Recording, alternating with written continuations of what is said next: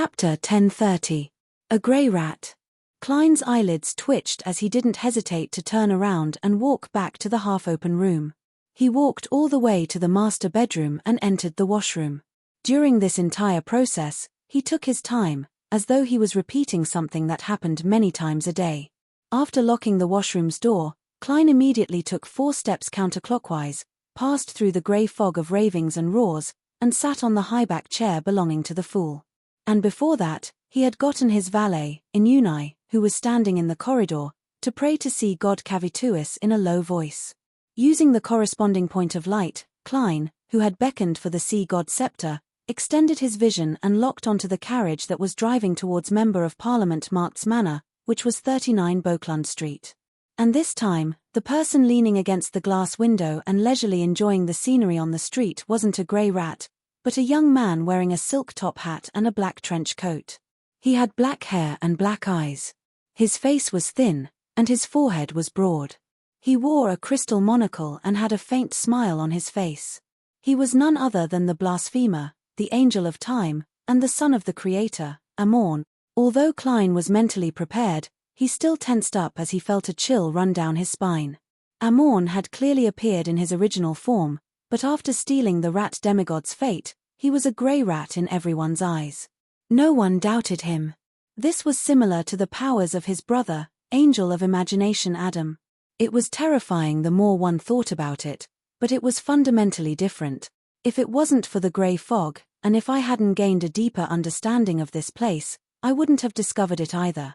Klein was half glad and half alarmed as he expanded his vision to search for Amorn's avatars. Compared to the grafting of fate, the traces of parasitism were relatively more obvious. However, Klein didn't discover anything this time. Be it the other passengers in the carriage, the horses pulling the carriage, or the surrounding trees and air, none of them were parasitized. This was different from what Leonard's grandfather said. Shouldn't the appearance of one Amorn be accompanied by many Amorns? He knows that he has already been discovered by the Church of Evernight's bizarro sorcerer and suspects that Boklund Street is under surveillance. Therefore, he only sent an avatar over to investigate the situation. Klein furrowed his brows as he guessed. He couldn't make up his mind on how to deal with this development. Of course, he remembered that Palez Zoroast had said that as long as he could finish off one of Amorn's avatars, he could wipe out all of Beekland's Amorn. And now, there was only one Amorn in Boklund Street. It was a good opportunity to take action. I'll listen to this professional's opinion first. Klein immediately conjured World German Sparrow's figure at the bottom of the long bronze table, making him pray respectfully and piously. Honorable Mr. Fool, please inform Leonard Mitchell that Amorn has appeared. He's at 39, Boklund Street, but there's only one. While German Sparrow prayed, Klein didn't stop monitoring the carriage. He saw Hazel, who was dressed in a light-colored dress, alight and enter her foyer. Amorn, who was wearing a monocle and a black trench coat, followed behind her calmly without any concealment. However, the servants didn't notice him at all. It was as though there was only air behind Miss Hazel, or some inconspicuous creature. Occasionally, a maid would glance at the ground and jump in fright. Just as she was about to scream, she opened her mouth and forgot what she wanted to do. After passing through the foyer and heading for the stairs, Amorn pinched the crystal monocle and stuffed his hands into his pockets. Transparent, ringed worms crawled out from his body and wandered in every direction before vanishing. This left Klein, who wielded the sea god scepter, feel his scalp tingle. He recalled Palez Zoroast's description of Amorn's parasitic powers. Pestilential infection. Hazel had been in a good mood recently because her teacher hadn't truly gone mad. Everything that had happened was just a test, and she had passed it. This allowed her to gain a lot of knowledge about the Beyonder world.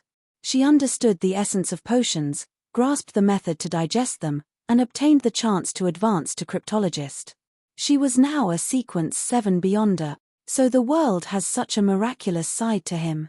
I wonder when I can become a demigod and truly transcend the level of an ordinary person. Hazel looked at the wall clock on the wall and rubbed her sunken stomach. She decided to get her mother to bring forward the afternoon tea since there weren't any guests. She used the excuse of going out for lunch to pick up her teacher and find a chance to act. In fact, She didn't eat anything. Thinking of this, she looked at the teacher who was lying on the leather cushion on the sofa. She saw that the grey rat was raising its front paw and pressing on its right eye socket. "Do you need any food?" Hazel asked respectfully. The rat lowered its front paw and replied unhurriedly, "There's no need." "All right, teacher." Hazel turned around, took a few steps forward, and pulled open the bedroom door. In the corridor, her personal maidservant was standing there, leisurely looking at the balcony at the end of the corridor as though she was admiring the afternoon sky. Hazel indiscernibly frowned and said, "Guard here. Don't let anyone enter to clean." The maidservant glanced at her and smiled. "Yes, miss." Only then did Hazel leave the bedroom and head to the activity room on the second floor. She found her mother, Ma Rihanna. This lady with the same dark green hair was receiving a pair of glasses embedded with gems from her maidservant. It was closer to an accessory than a vision aid. "Didn't you dislike it?" Hazel asked in puzzlement. The corners of Ma Rihanna's mouth curled up bit by bit. "I like it now." As she spoke, she opened the glasses and placed it on the bridge of her nose. Just as Hazel was about to comment on it, she suddenly heard footsteps approaching. She turned her head and discovered that her father, Member of Parliament marked, had returned home early. "Dad, didn't you say you were going to the Military Veterans Clubhouse?" Hazel asked in passing. "There's no one here today." Marked raised his right hand and pinched his eye sockets. Hazel nodded in a nonchalant manner. "Perfect timing. We haven't enjoyed afternoon tea together in a long time." "That's right." Marked and Ma Rihanna smiled in unison as the corners of their mouths suffused a faint smile. 7 Pinster Street. Leonard, who had just returned from St. Highland Square, threw himself onto the sofa and placed his feet on the coffee table. The fact that there hadn't been any notice up to now made him believe that the punishment operation had come to a successful end. He could now look forward to the spoils of war. "Old man, didn't you mention that the Sanguine Viscount has many mystical items? Can you tell me what they are?" Leonard asked with a suppressed voice out of curiosity. In his mind, Palez Zoroast snorted. "Items at that level aren't worth me wasting my strength to carefully observe." Leonard was just about to press further when his vision suddenly blurred. He saw an endless greyish-white fog and the blurry figure of German Sparrow. He heard the corresponding prayer. "Amorn has appeared. He's at 39 Beauclund Street, but there's only one. Amorn has appeared." "That fast?" Leonard, who had already relaxed, suddenly retracted his legs and sat up straight. His mind was many times more tense than during the punishment operation. He hurriedly relayed Klein's words to Palez Zoroast and asked, "What's the matter?" Following that, he asked, "Old man, what do we do now? Begin the operation?" "But there's only one Amorn avatar." Palez Zoroast fell silent for 2 seconds before saying, "Only one avatar came. Only one avatar of Amorn came, which means that he has other plans, but this is not important. There's a saying in the 4th epoch, an arrow that is shot cannot be retracted. Since it has begun, we can't back down. If this drags on, Amorn will attempt to influence the entire street. When that happens, he will definitely discover something abnormal about Dawn Dantes." Klein returned to the real world and walked out of the washroom. He had already made the corresponding preparations. He wore Creeping Hunger on his left hand and held a medal carved from a black gem in his right hand. Then, he controlled Enigmas, his marionette, to snap his fingers and use Flaming Jump to enter 39 Beauclund Street, Member of Parliament Mark's residence, with the appearance of German Sparrow. The spirit body threads instantly transmitted Klein's thoughts, but it was like a rock sinking into the sea. There was no reaction. He had instantly lost his connection with his marionette. As Klein's eyelids twitched, the door to the master bedroom creaked open. The person who opened the door was Enigmas. This mixed-blood Lonis and Balaam pushed open the door and walked in step by step, completely out of Klein's control. He took out a crystal-like monocle from his pocket, wiped its surface with his sleeve, and slowly placed it into his right eye socket. He then looked at Dawn Dantes as the corners of his mouth curled up. "Found you." The atmosphere in the bedroom suddenly froze. Pinching the monocle, Enigmas continued, "There are too many anomalies in Flora Jacobs' fate. There are too many anomalies in Flora Jacob's fate, and the most important one is from this street. I found it very interesting, so I spent some time to distinguish and find the source, which made you wait for so many days. I'm no stranger to that mirror, and I've never seen a person who can command it and make it curry favor with it. This is truly an interesting matter. Perhaps I should steal your fate and see what it's for. Right, you probably don't know its origins. It's not simple at all. P.S. Update first before making changes. Chapter 1031. Wearing a monocle and wearing the image of Winner in Unai, Amorn didn't seem like an infiltrator or an attacker, but a visitor. He spoke of the preparations he had made in advance, as well as the origins of Erodes, with a desire to show off. Before he could finish his sentence, he suddenly stopped. He saw Dawn Dantes turn into a grey rat with dirty fur. The rat raised its right front paw and pressed down on its eye socket. At the same time, in the garden of 160 Boklund Street, the thin and angular German sparrow with black hair and brown eyes appeared in the middle of a bunch of roses. Just now, while Amorn was talking about a very attractive topic, he had secretly split out a worm of time in an attempt to invade Klein's body and parasitize him. However, Klein had been on high alert the entire time. Through the changes in his spirit body threads, he had sensed this matter. At the critical moment, he had switched places with a marionette that he had quickly created. Silently, the mixed-blood Amorn appeared in front of Klein once again. Behind him, a 12-ringed transparent worm fell from the 3rd floor and returned to his body. And at that instant, the earthworms in the garden's soil, the vermin in the trees, and the rats in the shadows crawled out.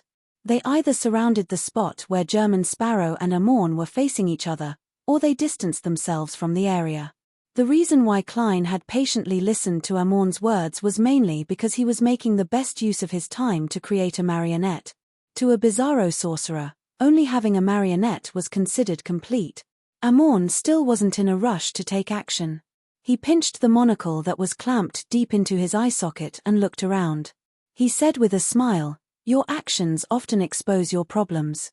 To a mentor in the field of deception, what you did was enough for me to grasp your weakness. In such a tense and dangerous situation, you actually only turned rats, vermin, birds, and earthworms into your marionettes. You didn't consider the butlers, maids, and servants in the house. What does this mean? It means that you have excellent moral standards and still view yourself as a human. You aren't willing to harm them. By grasping this point, even if this clone of mine is weaker than you, I can still toy with you until you collapse. You won't be able to die even if you want to. Ah, right. You can stop your attempts at secretly controlling my spirit body threads. This is because you are controlling the spirit body threads I stole. They belong to your butler, your maid, and your carriage driver. If this continues, I'm afraid you will blame yourself. Even spirit body threads can be stolen? No, it's more like a transference." Klein's expression froze as he stopped controlling Amorn's spirit body threads. He had been so patient, allowing Amorn to spout nonsense, because he had the thought of secretly making Amorn's avatar his marionette. To a bizarro sorcerer, this sort of battle that involved stalling for time and secretly exerting influence was what he was best at and most fond of. Unfortunately, he had encountered blasphemer Amorn, who was currently at the pinnacle of the marauder pathway. Even if it was only an avatar, it left him somewhat helpless. In fact, Klein suspected that Amorn was lying to him, but he couldn't tell, so he didn't dare to take the risk. At such times, he needed the cooperation of a spectator. "You said so much. It can't be purely to think of a way to parasitize me, right? You should know that before heavily injuring me, it's very difficult for you to parasitize a bizarro sorcerer who can see spirit body threads." The German sparrow Klein looked at Amorn and suddenly said calmly. Amorn immediately chuckled. "You finally realized it. You're stealing my fate." Klein switched places with his marionette once again, allowing his actual body to constantly appear in various corners of the garden. "No." Amorn shook his head and stuffed his hands into his pockets as he leisurely said with a smile, "This magic mirror, Erodes, is actually willing to listen to your instructions and deliberately curry favor with you. That means that you're definitely not as simple as I imagined. I'm not a beyonder of the tyrant pathway, so I definitely won't rashly steal your fate. Heh. I suddenly have a premonition that directly replacing you will result in something I don't wish to see happening. How do you know that a Rhodes is currying favor with me? Flora Jacobs' fate shouldn't have such matters. The German sparrow Klein appeared on the tree with a swoosh. His different marionettes continued changing locations. Amorn pulled out a hand and pinched his chin. Didn't I just say that? I spent some time to distinguish and search for the source. Yes, I went to the Church of Steam and Machinery and had a chat with a Rhodes. It wasn't too honest and would rather suffer my torture than divulge your true origins. Unfortunately, it was inside the Church of Steam and Machinery. Otherwise, I could directly parasitize it and know everything. It can even parasitize a living sealed artifact. If a Rhodes strictly abides by the rules, then its past answers indicate that it isn't aware of my actual situation. It only has certain guesses. Klein's eyes widened slightly. Just as he was about to say something, he heard Amorn laugh. You really aren't anxious at all. What are you waiting for? Don't you know that my pathway's corresponding sequence too is called Trojan Horse of Destiny? Even though I'm just an ordinary clone right now, there are still some abilities that I can use. For example, I can tamper with your fate, causing it to make certain mistakes for a certain period of time. For example, no matter how much you call for help, no one will notice. Haha, that is to say, even if you activate the emblem of darkness in your hand, you can only borrow the influence of concealment. You won't be able to transmit your thoughts for help over, no matter what your agreement was. Also, even if you shout for help or create an explosion, the passers-by and servants in the house won't be able to hear you. That's why I said so much just now. For an ordinary clone, this kind of operation requires enough time. Alright, it's your turn to answer my question. Klein didn't answer directly as he constantly switched positions with the marionettes. However, he always maintained a marionette in front of Amorn so that he could communicate with him. At this moment, he made the marionette ask, since you've already taken control of the domain of destiny, why aren't you attacking? You also seem to be waiting. Before the German sparrow, who had elongated into a thin paper figurine, finished his sentence, there was an intense gust of wind from afar. Leonard, who was wearing a black trench coat, was pulled by a silver-inlaid cane as he flew to Boklund Street at high speed. Klein, who had already flashed to Amorn's side, immediately said, "This is what I've been waiting for." As he spoke, he activated the emblem of darkness in his hand. And at the same time, he snapped his fingers with his left palm, igniting the tallest tree in the garden, causing the scarlet flames to soar into the sky. This was so obvious, like a gigantic torch. It was an anomaly that could be seen at a glance across the entire street. However, be it the maidservants who were wiping the windows on the first floor or the pedestrians strolling under the Inti's parasol tree, none of them noticed it. Even Leonard Mitchell, who was in midair, ignored this scene as he rapidly approached 39 Boklund Street. At this moment, Palez Zoroast's slightly aged voice sounded in this red glove's mind, "Turn around. Head to Unit 160. Although Leonard was puzzled, he didn't ask as he had rich experience in Beyonder matters. He immediately tugged at the word of the sea and changed directions. In the garden of 160 Boklund Street, Amorn looked up and pressed his right hand on the crystal monocle as he chuckled. "This is also what I've been waiting for." He didn't look at German Sparrow as the smile on his face gradually became more obvious. He continued in an irrepressible pleasant surprise. He actually discovered the anomaly of this region's fate. It's him, Palez. As he spoke, this blasphemer changed his actions and adjusted his monocle. At this moment, the entire street was blanketed in a strange darkness, as though it had been isolated from reality, becoming a secret. In the activity room of 39 Boklund Street, Hazel looked out the window and muttered in puzzlement, "Is it going to rain?" This wasn't an important matter. She then retracted her gaze and extended her hand towards the three-tiered tray that held the afternoon tea. Then, she saw her father, Marked, open his right hand in a strange manner. Beams of light condensed out of thin air, forming a crystal monocle in his palm. Marked then wore the monocle on his right eye. Hazel clearly sensed that something was amiss as she looked at the others in the room in panic. Her mother, Lady Rihanna, took off the ornament on the bridge of her nose and put on a monocle that came out of nowhere. The servants standing beside her also took out the same monocle and put it on their right eyes at the same time. Thud. Hazel instinctively stood up as she retreated, knocking her chair to the ground. This sound alarmed everyone in the room. Marked, Ma and Rihanna, and the servants turned their heads to look at Hazel. Bit by bit, the corners of their mouths suffused smiles. Ah! Hazel instantly broke down as she let out a shrill scream. This scream spread out of the house and penetrated the garden, attracting the attention of the passers-by on the streets. As for Amorn, he had already lowered his right hand that was holding the monocle. He looked at the figure in midair and laughed. Pales, it's already 1,350 years of the fifth epoch. The technique of relying on avatars to raise one's level is long outdated. Behind him, Klein didn't waste his breath. As he reached into his pocket as though he was pulling out a gun, he made creeping hunger turn transparent, condensing a transparent book in front of him. And with a gentle raise of Amorn's hand, the human-skinned glove vanished. However, along with the human-skinned glove, German Sparrow's figure had vanished. It wasn't a glove that landed in Amorn's palm, but a rat. A rat that had died due to its marionettes being cancelled. On the other side of Amorn, Klein, who wasn't wearing a top hat but a shirt and vest, appeared in a flash.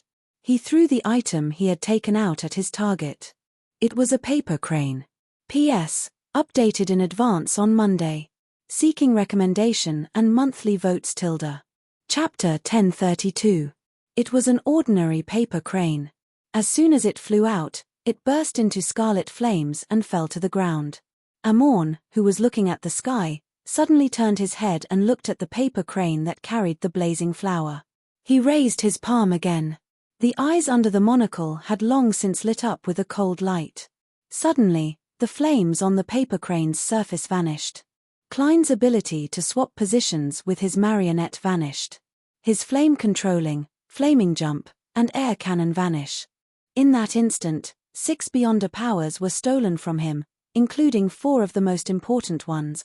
If Amorn could steal a few more times, Klein might just become an ordinary person. This was theft at the angel level. In the dim light of the fire, the paper crane slowly drifted away. In a black pram at Dr. Allen's house in Beekland. Wrapped in silver silk, Will Orseptin Series wiped his mouth and eyes as he mumbled, "That's not the end. Life is so hard." Before he finished speaking, he took out an item that looked like a cane head out of nowhere and was embedded with a transparent gem. A pure and clear light lit up, illuminating the calendar in the room. Today, Tuesday. Note 1, 160 Beauclund Street, Dawn Dantes' garden.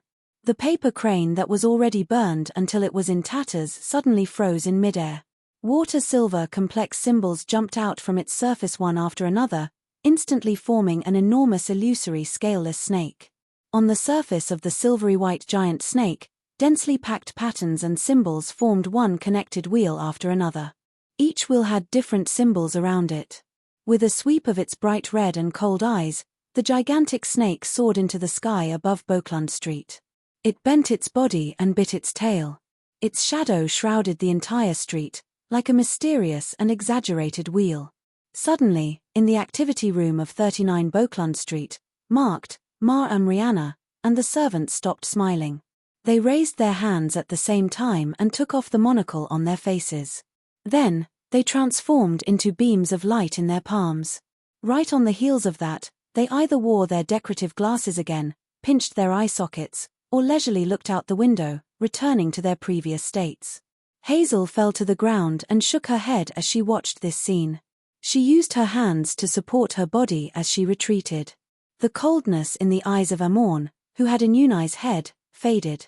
His crystal-like monocle was slightly slanted, and he no longer had the feeling of looking down on Klein. In addition, something was slowly being extracted from his body, forming a clear, thick, but transparent and mysterious worm of time above his head. And this worm of time quickly transformed into a figure with black hair, black eyes, a wide forehead, and a thin face amidst concealment.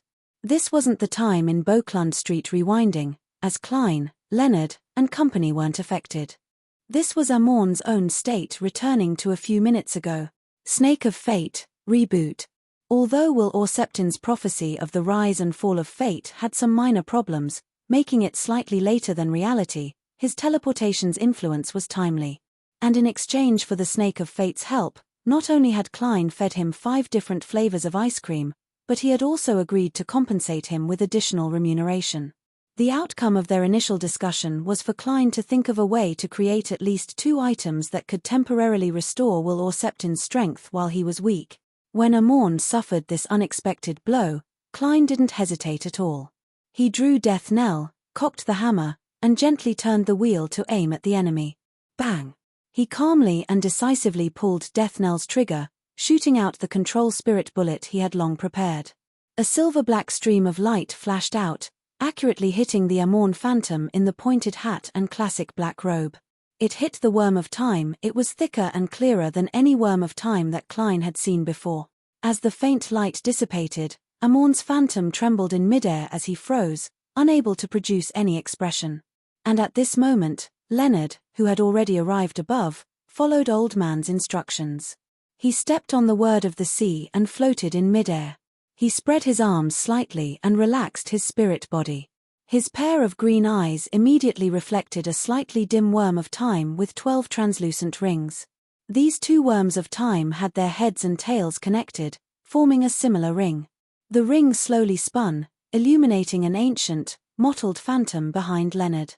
This phantom was like the surface of a wall clock carved from stone. It was divided into a total of 12 segments. Each segment was either grayish-white or bluish-black. They were interspersed with each other, and the boundaries were clear. The symbols they had were all different. Just a glance at it made Klein feel as though his life was rapidly draining away. Gong. It was as though the bell had traveled through history, echoing far and wide in the empty hidden world. Everything in front of Klein slowed down, including the Amorn phantom above Inuni's head. An indescribable invisible torrent surged as it swept the Amorn phantom towards the huge, illusory stone wall clock. In fact, it was a Worm of Time. The monocle-wearing Amorn's avatar suddenly reached down and aimed his palm at the German sparrow. Suddenly, Klein saw the skin on the back of his hand rapidly dry and wrinkle up bit by bit. Then, faint age spots began to grow on it. The speed at which the Amorn phantom was sucked in slowed down, but it was still unable to interrupt the process. Finally, it shrank back into the form of a ringed worm and threw itself behind Leonard, into the ancient, illusory stone wall clock. Gong. Another gong sounded as a mottled needle appeared on the grayish-white and bluish-black clock's surface. The needle jumped a few segments, causing the bell's echoes to become more hurried. Many resplendent beams of light flew out from 39 and 160 Beauclund Street, fusing into the ancient, illusory stone wall clock as though they were being drawn and attracted. Law of Beyonder Characteristic Convergence. It was the law of Beyonder Characteristic Convergence that made use of the connection between avatars and the fact that one's level was higher and the gravitational force was stronger. Gong. Many streams of light flew over from different parts of Beekland. When everything subsided, Klein's mind naturally reflected his current appearance. His hair was more white than black, and there were obvious wrinkles on his forehead, the corners of his eyes, and the corners of his mouth. The skin on his cheeks was a little droopy, hiding some age spots. At first glance, one could tell that he was a gentleman who could die at any time. At this moment, the bell rang again. On the illusory ancient stone wall clock, the mottled grey hands began to turn in the opposite direction. 1 bar, 2 bars, 3 bars. Klein saw his skin quickly regain its luster, and the spots faded and disappeared one after another. In just a few seconds, he returned to his original appearance, as if his life had never passed. The power of an angel is really close to that of a deity. I was just affected, and I almost died of old age. I wonder if I can still revive like this. Klein examined his condition, hurriedly raised his head, and said to Leonard Mitchell, who was in midair, "Don't worry. How do we save those who have been parasitized by Amorn?" At this time, the illusory ancient clock behind Leonard quickly faded, turning into rays of light that drilled into his body. Leonard tilted his head slightly as though he was listening to something. After a while, he said, "The worms of time's beyonder characteristics in their bodies have all been sucked out. Some of the remaining parts have been sucked out, and some remain, but it won't cause too much of an impact. Old man said it won't be too much. Perhaps it's just not too much for an angel. In short, you can let them pray to the deities they believe in to see if they can be completely purified. However, they won't be able to explain what happened, so the deities might not respond. If you're worried that there will be repercussions, you can consider guiding them to pray to, that person. Everything that separates will belong to you. Perhaps it was because he had personally experienced a battle at the angel level and seen the phantom of the snake of fate. Leonard's excitement and trembling couldn't be calmed down for a short period of time. The people on this street were basically believers of the goddess, so how could she let them pray to the fool? I don't wish to be thrown into that foggy town again. Yes, the goddess knows this matter very well. If I get them to pray to the goddess, there's a high chance of receiving a response. Then, I can request Her Highness Oriana to return the worms of time they spat out to me. I can give her some. As Klein's thoughts raced, he secretly heaved a sigh of relief. He casually asked another question. Will there be any side effects after a thorough purification? Although he had experience with Little Sun, this city of silver youth wasn't an ordinary person. Leonard listened for a while more before saying, just a little bit. Because it's a deep-level parasitism, even if an ordinary person recovers, there will still be some residual effects in certain aspects. For example, liking a monocle. All right, you go back first. I'll take care of the rest. Klein nodded, rejoicing that the few parties involved in this battle weren't the ones with obvious destructive power. Otherwise, not only would Boklund Street be left unscathed, even Northborough might not be spared. In Pritz Harbour, a young man with black hair and eyes, a thin face, and a monocle rode a bicycle leisurely back to his house. With an obvious smile, he opened the letterbox and took out the newspapers and letters inside. After entering the house, the young man pinched the monocle on his right eye. As he walked, he tore open the letters and read the contents until he found an unsigned letter. If we have lost all contact with all of us in Beekland, that means that Northborough's Boklund Street might very well be hiding Palais Zoroast. Don't ask why we're taking the risk. Life always needs some excitement, fun, and anticipation. Note 1. For the smooth flow of the plot, we jumped into the tarot, and Will's prophecy deviated due to Amorn's ability to exploit a loophole in fate. PS1. It seems to be a 5-star work. Thank you, everyone. Everything. PS2. 2 chapters have been delivered today. Seeking monthly recommendation votes on Monday. Chapter 1033. 160 Boklund Street. After watching Leonard fly out of the hidden world with the word of the sea in one hand, Klein focused his attention on his surroundings. The first thing he examined was Winner in Unai. He originally believed that he couldn't use his marionette after being parasitized by Amorn, but to his surprise, he realized that he could control his spirit body threads again. Klein was first taken aback before he understood why. While Snake of Fate Will or Septin's reboot caused Amorn's condition to regress, it also caused the parasitized object to experience the same change. Hence, Winner in Unai became a marionette once again, as expected of the strongest power of a sequence, one of the monster pathway. Klein heaved a sigh of relief as his figure quickly turned transparent and faded away. He teleported back to his master bedroom, leaving a bunch of marionettes to guard against any accidents. Right on the heels of that, Klein entered the bathroom and went above the grey fog. He once again used Inunai's prayer light and held the sea god scepter to check the situation of the entire street. Without a doubt, he focused on his manor and Unit 39. He discovered that Butler Walter, Housekeeper Tunaja, Member of Parliament Marked, Mar Amriana, and many servants had traces of parasitism, making them look rather stiff. As for Hazel, she was on the brink of a complete breakdown. With her hands on the ground, she retreated to a corner and clung tightly to the wall. She curled into a ball and trembled. Marked and company noticed that something was wrong with her as they surrounded her in concern to find out the reason. However, every time they tried to approach her, Hazel would scream loudly and resist violently. It frightened them so much that they could only stay a few meters away. They panicked and were at a loss as to what to do. During this process, They would occasionally nudge their glasses or pinch their eye sockets, making Hazel even more horrified. It seemed like it wouldn't be long before she lost control. Above the grey fog, when Klein saw this scene, he felt a baffling sense of horror as he imagined a scene. Father Amorn, Mother Amorn, Maid Amorn, and Servant Amorn were circling around Hazel. They wanted to comfort her but couldn't find a way. They had the same face, the same monocle and different clothes. Even if Hazel holds on and doesn't lose control, she'll likely go insane after the incident. At the very least, she'll be in a half-crazy state. I have to make an emergency intervention. As Klein's thoughts raced, he put down the sea god scepter and returned to the real world. Boklund Street and the surrounding area remained shrouded in darkness. It had a sense of tranquility, and profundity. This was a world that had become a secret.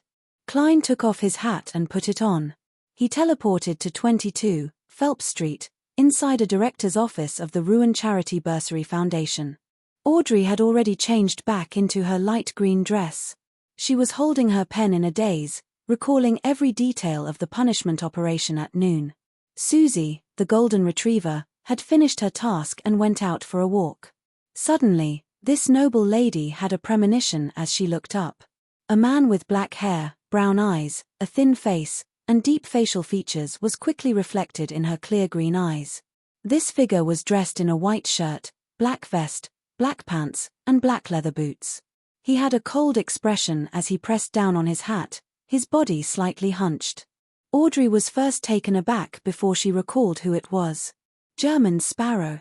Although she had never met him directly before, she had already read about the arrest warrant with an abnormally realistic portrait in a few newspapers. According to Miss Justice's reaction, Klein realized that he hadn't transformed back into Dawn Dantes. However, he didn't mind it too much.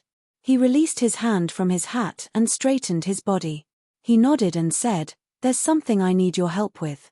His disguise had also been stolen by Amorn, but it had been returned after the other party rebooted. However, he hadn't had the time to transform back into Dawn Dantes. Mr. World, who's already a demigod, needs my help. There's something wrong with his mind again, and he needs treatment. No, it doesn't seem like it. Audrey pursed her lips as she put down her pen in curiosity and anticipation. She stood up and replied seriously, "No problem." Klein didn't waste his breath as he immediately walked over and grabbed Miss Justice's arm. Then, their figures faded inch by inch as they vanished from the spot. Moments later, they appeared outside the activity room of 39 Boklund Street. "This is teleportation?" Audrey's green eyes darted around slightly. She originally wanted to ask, but she sensed the heavy atmosphere. When she heard the scream, her face immediately turned solemn.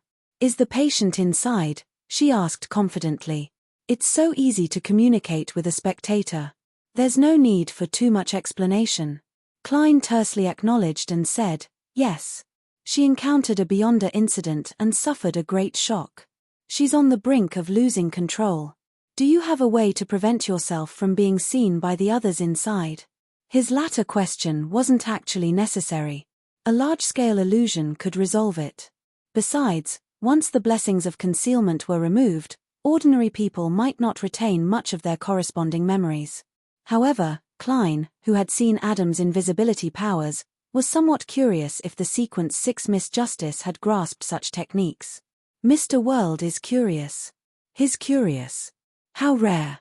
He doesn't seem to be wearing such a thick mask. He's changed into a thin one. He's really a good patient who follows medical advice.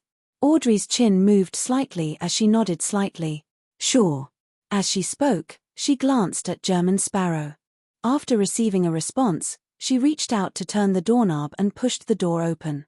Marked and Maram Rihanna completely ignored the beautiful girl as they anxiously discussed the matter of getting a doctor. As for Hazel, she remained curled up in a corner as her body trembled violently like an abandoned cub. Miss Hazel. As a veteran spectator, Audrey wasn't in a situation where she couldn't remember a person. She observed Hazel's state and frowned slightly. She turned her head and looked at German Sparrow. "Oh, Mr. Sparrow, can you briefly explain what happened to her? Only by understanding it well can we quickly resolve the problem." Klein was already prepared as he simply and quickly said, "She's a beyonder from the Marauder pathway.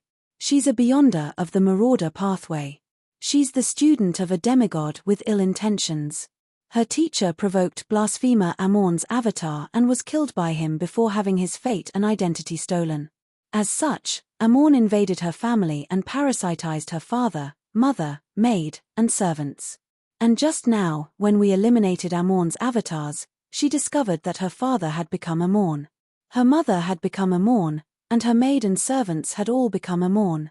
Yes, she doesn't know that it's Amorn, but she knows that it's a strange existence. If you have anything you wish to understand in depth that doesn't involve any psychological problems, you can ask at the next gathering. Blasphemer Amorn? Mr. World and company have once again eliminated Amorn's avatars. No, avatars? Audrey was slightly alarmed as she instinctively cast her gaze at Marked and company. She couldn't imagine that they had once been parasitized by Amorn and turned into him. Father was parasitized, mother was parasitized, maid was parasitized, servant was parasitized. As Audrey ruminated over Mr. World's words, she became more afraid the more she thought about it. The more she thought about it, the colder her body became. She couldn't help but imagine the scene of her encountering something similar. This left her a little suffocated as she subconsciously used placate on herself. Is the Beyonder world always this cruel and terrifying, or is it occasional? After calming down, Audrey muttered softly. She didn't wait for the World German Sparrow's answer, because having seen many things at the Tarot Club, she knew the answer very well. Always. Looking at Hazel again, Audrey walked over with a look of pity. She squatted down and first used placate. Hazel looked up in a daze and saw a flawless face and a pair of emerald-like eyes. At that moment, she felt as though she had returned to the ball that night, witnessing this lady descend like an angel. She instantly calmed down a lot as ripples stirred in her clear green eyes. They were tranquil, peaceful, and deep. Don't be afraid. Don't be afraid. It's already in the past. Audrey used hypnosis to directly communicate with Hazel's body of heart and mind. She heard the hysterical screams and felt a fear that was higher than mountains and deeper than the sea. Based on Hazel's state and encounter, she quickly came up with a treatment plan. She directly hypnotized Hazel, making her forget what had happened that day. She forgot that she had a teacher and only vaguely remembered her identity as a Beyonder and the general knowledge. Hazel became calmer as she slowly fell asleep. When you wake up, those terrifying experiences will no longer exist. And I was never here. Audrey used her gentle voice to complete the final step of hypnosis. Following that, she slowly got up and stared at Hazel for a few seconds. She pursed her lips and said in a low voice without turning her head, I asked her to temporarily forget the corresponding memory, but the memory did not disappear. It was just hidden. In the corresponding gatherings in the future, I will continue to treat her and guide her to gradually remember and accept the memory. Only in such a way can the problem of her mind be resolved. Otherwise, perhaps a familiar action or a familiar word will wake her up and collapse again. At that time, it is possible that she will directly lose control. Miss Justice is becoming more and more professional. Klein sighed and cautiously said, then you have to hypnotize everyone who has been parasitized. Then you have to hypnotize all the people who have been parasitized so that they don't have hobbies that don't originally belong to them, like wearing a monocle. Also, get them to pray to the Evernite goddess in 15 minutes and request for a complete purification. Audrey nodded in an abnormally serious manner. No problem. Klein stood by the side and watched as the noble lady hinted at all the people who had been parasitized in the house with the greatest pity. P.S. Recommending a book, Seeking Survival at the End of the Ming Dynasty. The protagonist is Li Lieheng, also known as Li Zhonga. The point of view is mainly from the perspective of a peasant army. It tells the story of a transmigrator usurping the fruits of the revolution. The truth is clear, false. The bandits guard the country, and the pirates die. Chapter 1034. A few minutes later, the German Sparrow Klein and Miss Justice Audrey walked out of 39 Beauclund Street and headed for the other parasites' residences. After walking in silence for a few steps, Klein suddenly looked ahead and said, such a situation isn't rare among wild Beyonders. Without suitable guidance, it often means that one is constantly walking on the edge of a cliff and might fall at any moment. Audrey grunted in acknowledgement. After a few seconds, she said, "I know, I'm no longer as." She deliberated for a moment and curled up the corners of her mouth slightly. As if she was laughing at herself, she found a suitable adjective. Naive. Phew. She exhaled without hiding it and looked ahead. Back in June last year, if I knew that the mysterious world was so cruel and terrifying, I might not have made the request to become a beyonder. Klein tilted his head slightly and looked at the noble lady's face. Then I'll give you a chance to completely get rid of the mysterious world. Will you accept it? Audrey was taken aback. She slowly pursed her lips and said, "I won't." After giving such an answer, she seemed to relax a little. She smiled and said to herself, "Don't worry. Knowing how cruel and terrifying the mysterious world is, I would have given up on becoming a beyonder before last June, but I won't do so this year. Perhaps this is the price of growth." "I understand what you mean." Klein continued walking at an unhurried pace. He changed the topic and said, "After those parasites are completely purified, a portion of them will spit out worms of time. These can be used to create fate siphon charms. They're at the demigod level and can change the fates of enemies and allies for a short period of time. When the time comes, I'll give you one as the consultation fee for today." Just as Audrey was about to refuse, she suddenly fell silent. Then she nodded slightly and said, "All right." Just as she finished speaking, she suddenly paused and glanced sideways at the German sparrow. She smiled with a slightly complicated expression. "I understand why you asked that question just now." Klein chuckled and did not give a direct answer. Audrey retracted her gaze. Her mood seemed to have lightened up a lot. "I just participated in the punishment operation at noon, and now I'm here to deal with the aftermath of Amorn's matter in the afternoon. Today is really tarot day." Her words had a double meaning, and she sighed with emotion. From her point of view, noon would be the tarot's moon, star, justice, judgment, and magicians working together in different ways. In the afternoon, the tarot's world and justice would participate in the elimination of Amorn's avatars from different perspectives. This day was indeed memorable. It could be considered a tarot day in a sense.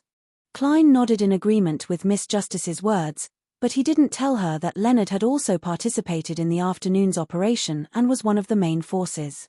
Amorn's avatar should be very difficult to deal with, right? Audrey finally found the opportunity to ask this question. She stared at German Sparrow, her green eyes filled with undisguised curiosity. Klein smiled. "If I were to rely on myself, the German Sparrow you saw might essentially be Amorn." "Stealing fate and identity?" Audrey asked in enlightenment. Klein tersely acknowledged. "I'll tell you the details later.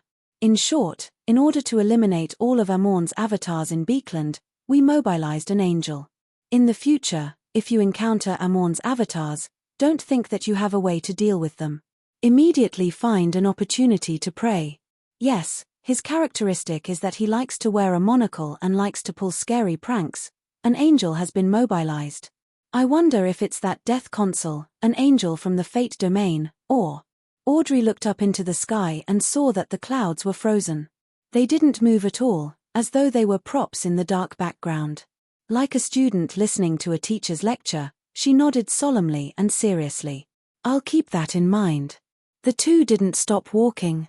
At times, they would be silent, and at other times, they would casually chat until they entered 160 Beauclund Street.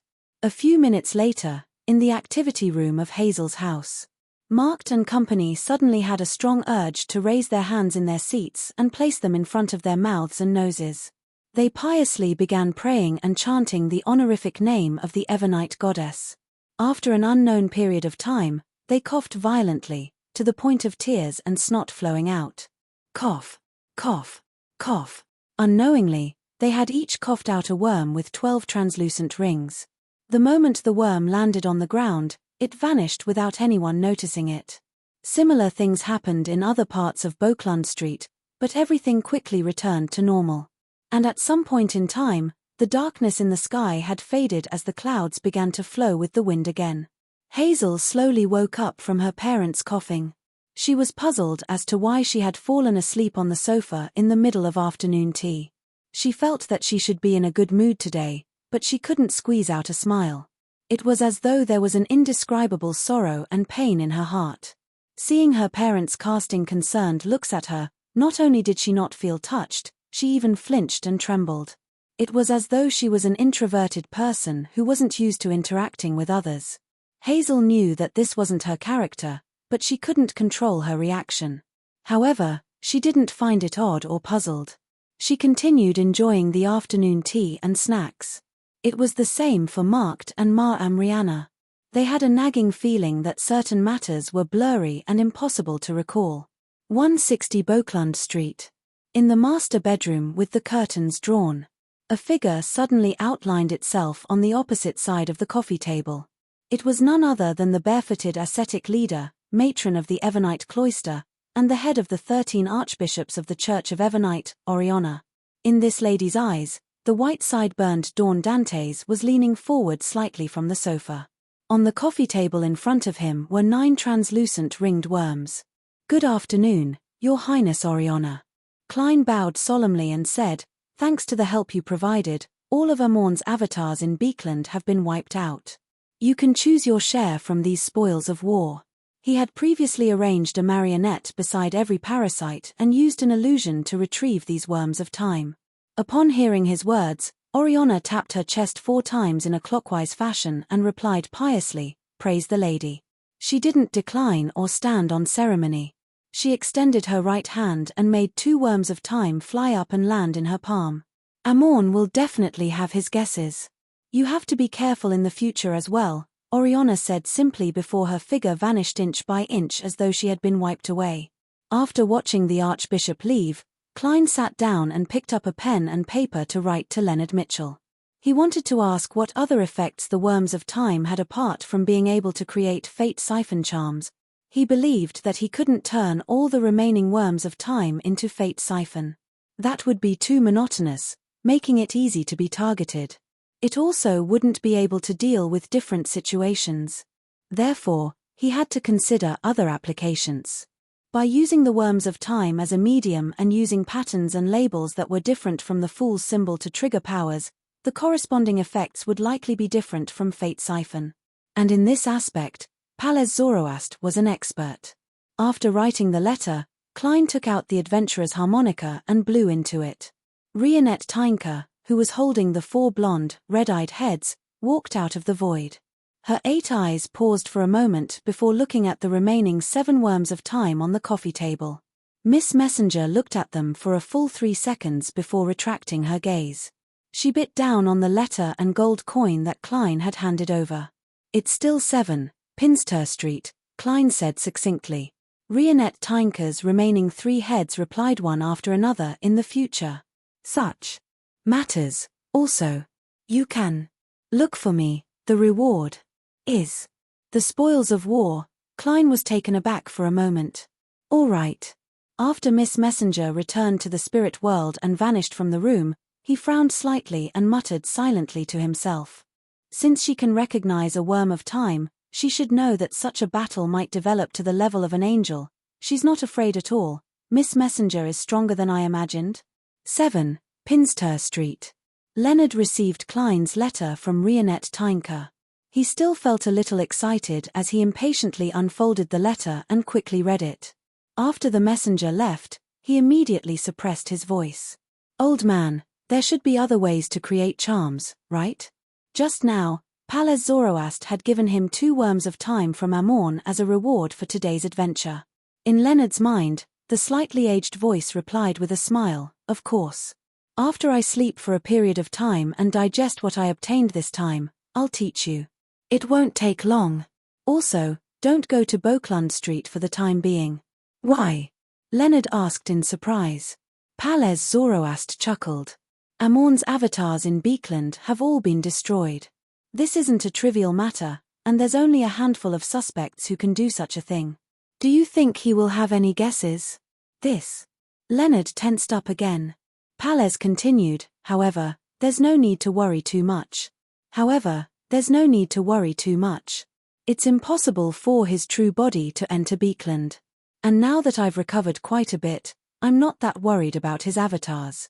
In addition, I found a piece of information that Flora Jacob mentioned from the memories of a few of his avatars. Somewhere in Beekland, there's a hidden treasure of the Jacob family. At the end of the year, we'll seek out the other descendants of the Jacob family to cooperate with us at that gathering.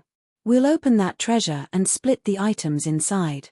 When that happens, even if Amorn gathers a large number of avatars and raises them to the level of a sequence 1, he won't be able to truly defeat me. Heh. For the sake of balance, we can also let Dawn Dantes participate in this matter. Chapter 1035.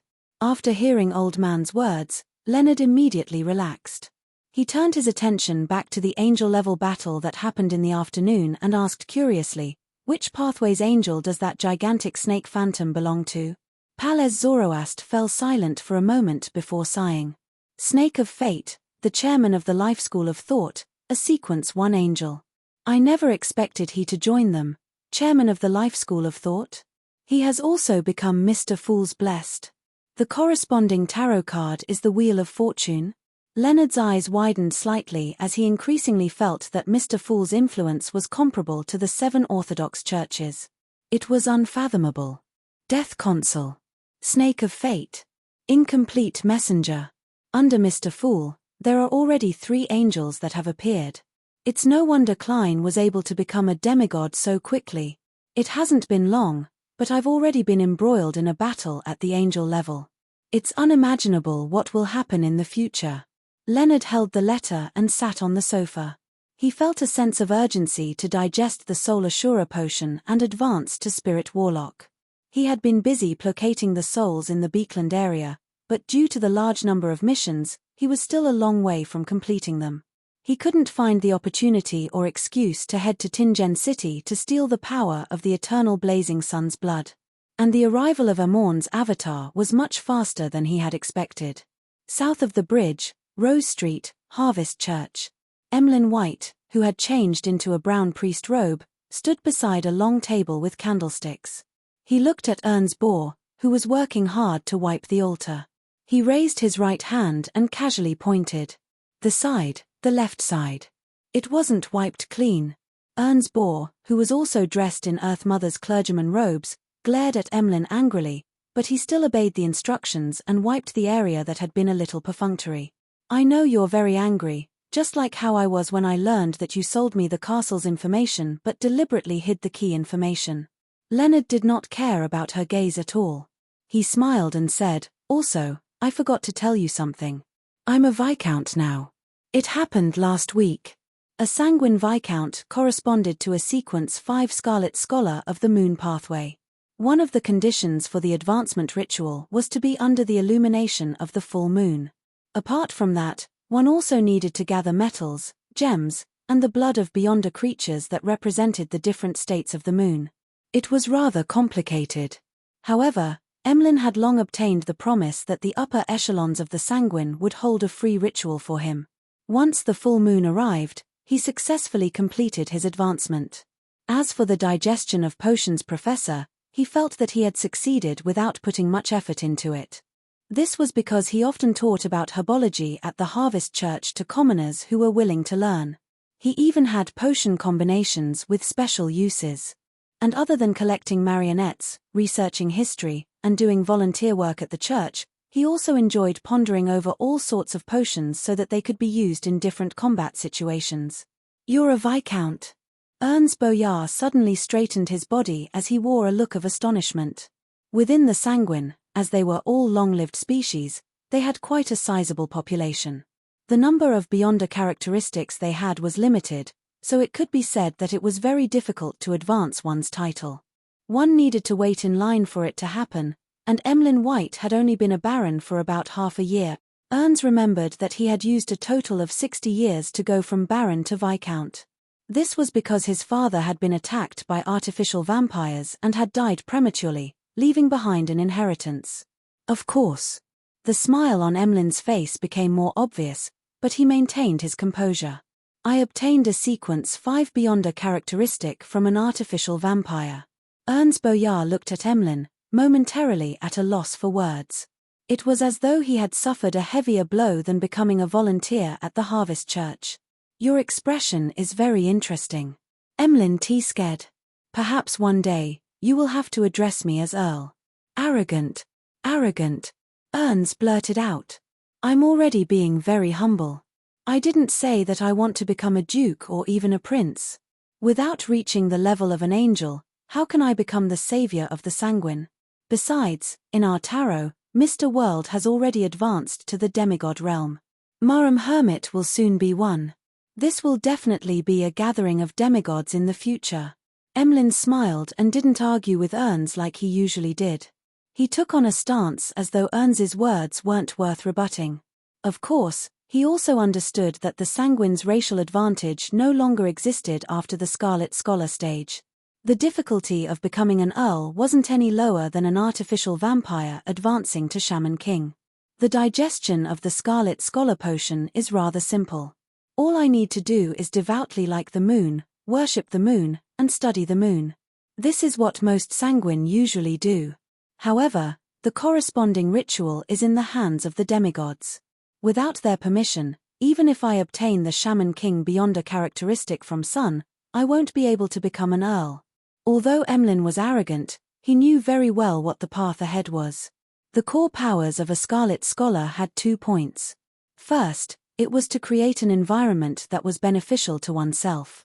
When the enemy wasn't good at spirituality or things related to the spirit world, one could create the effect of a full moon. On the other hand, one could hide the moon in that region. Second, one could obtain the ability to teleport and appear within a certain range of the moonlight.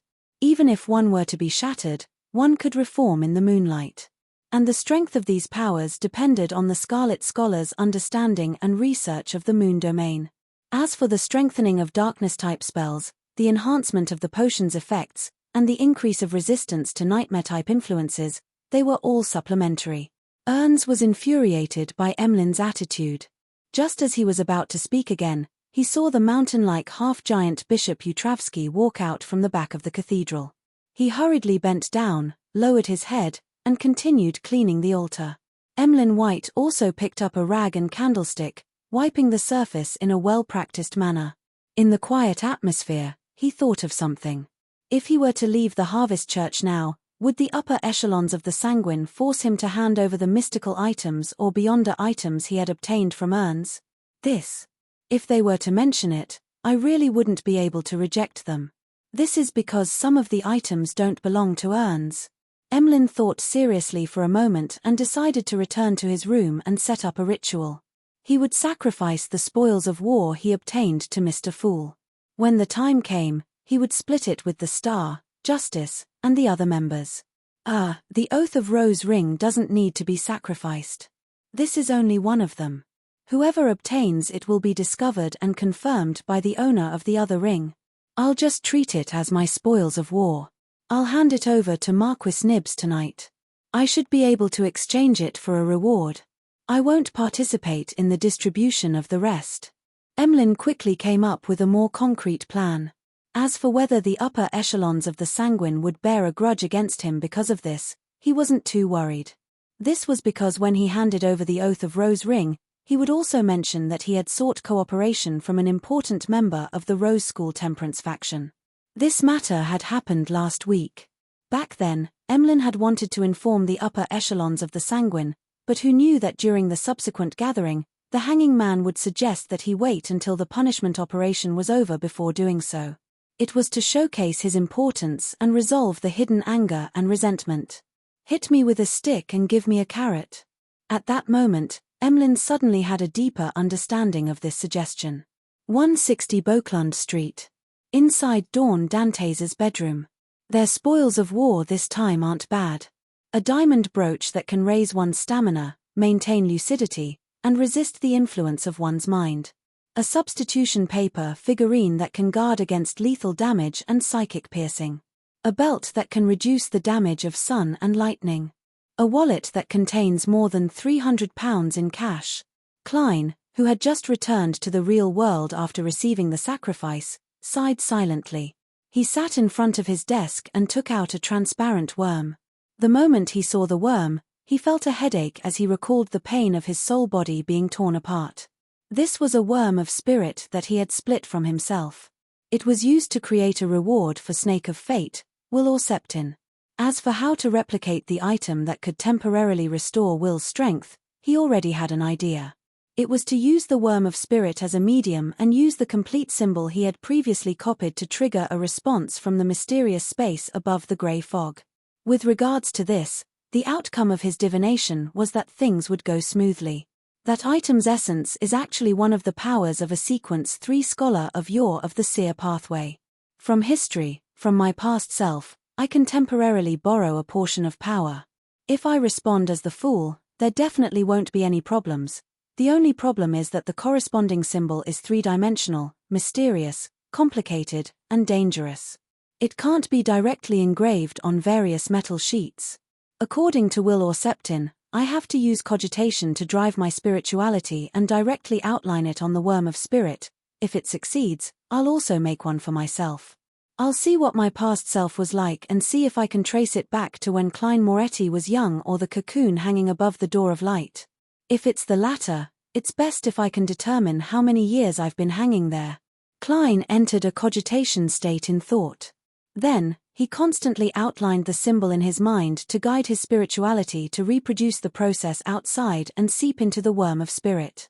This was a complicated and difficult task. If he wasn't careful, he would fail. Invisible symbols landed on the worm of spirit. Suddenly, Klein's body trembled slightly as the worm of spirit ignited and turned to ashes. Looking at his empty palm, Klein felt a headache.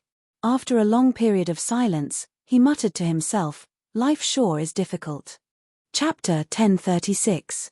Rubbing his forehead, Klein was just about to attempt to split another worm of spirit when he suddenly saw Rionette Tynker, who was wearing a dark and complicated dress, walk out of the void and stand beside the desk.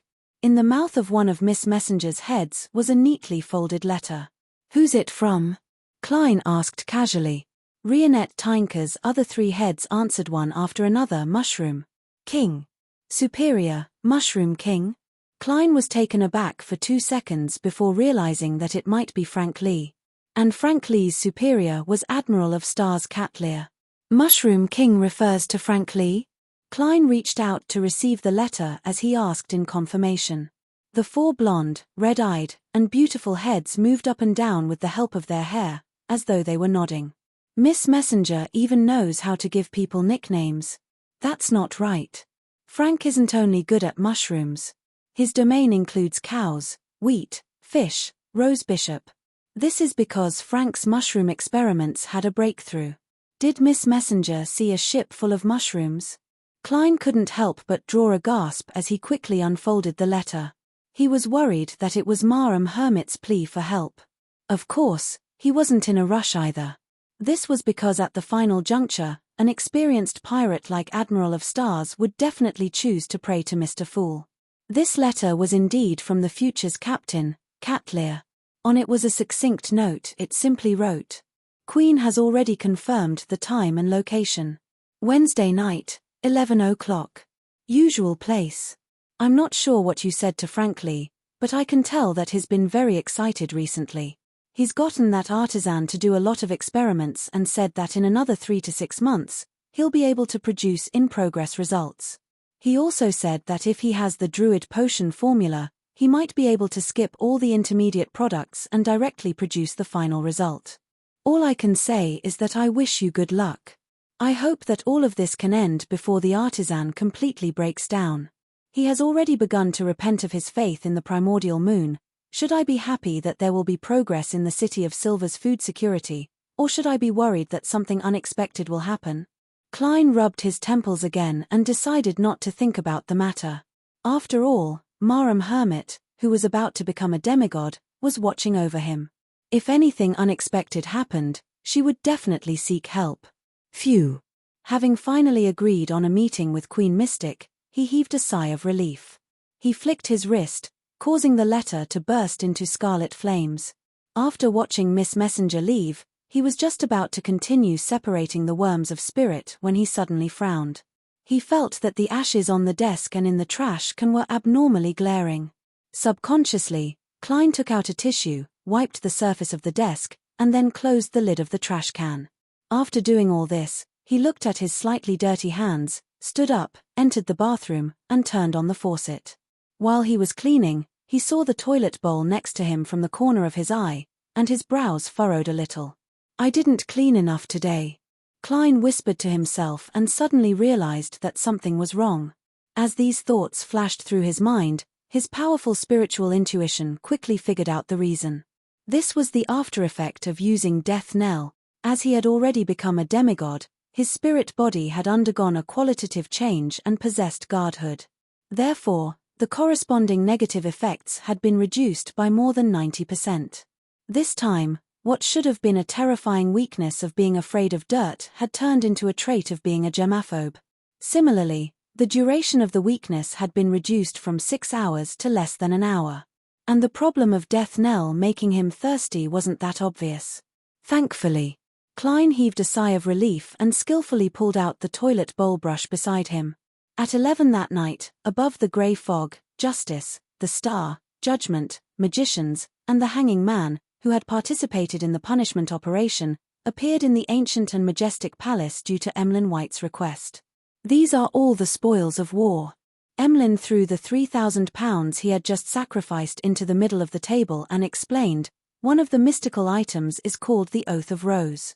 It's a pair of rings that allows the wearer to share their senses and thoughts within an ordinary city, no matter how far away they are.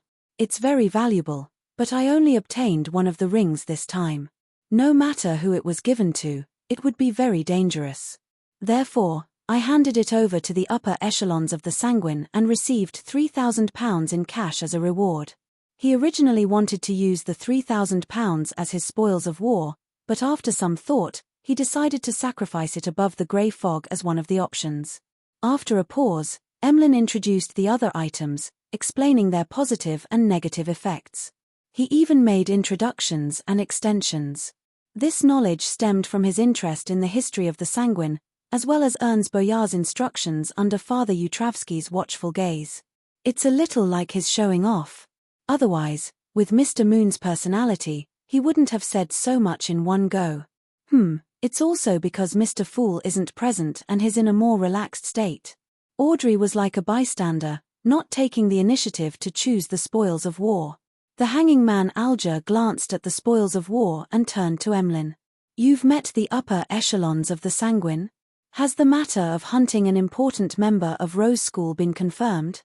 I've also made contact with that Temperance faction member, but he wishes for this operation to be carried out after September." Emlyn didn't hide anything, fully believing that Mr. the Hanging Man would provide useful insights. Indeed, the Hanging Man Alger nodded. "It has to be after September. This means that they're waiting for something that will greatly affect them."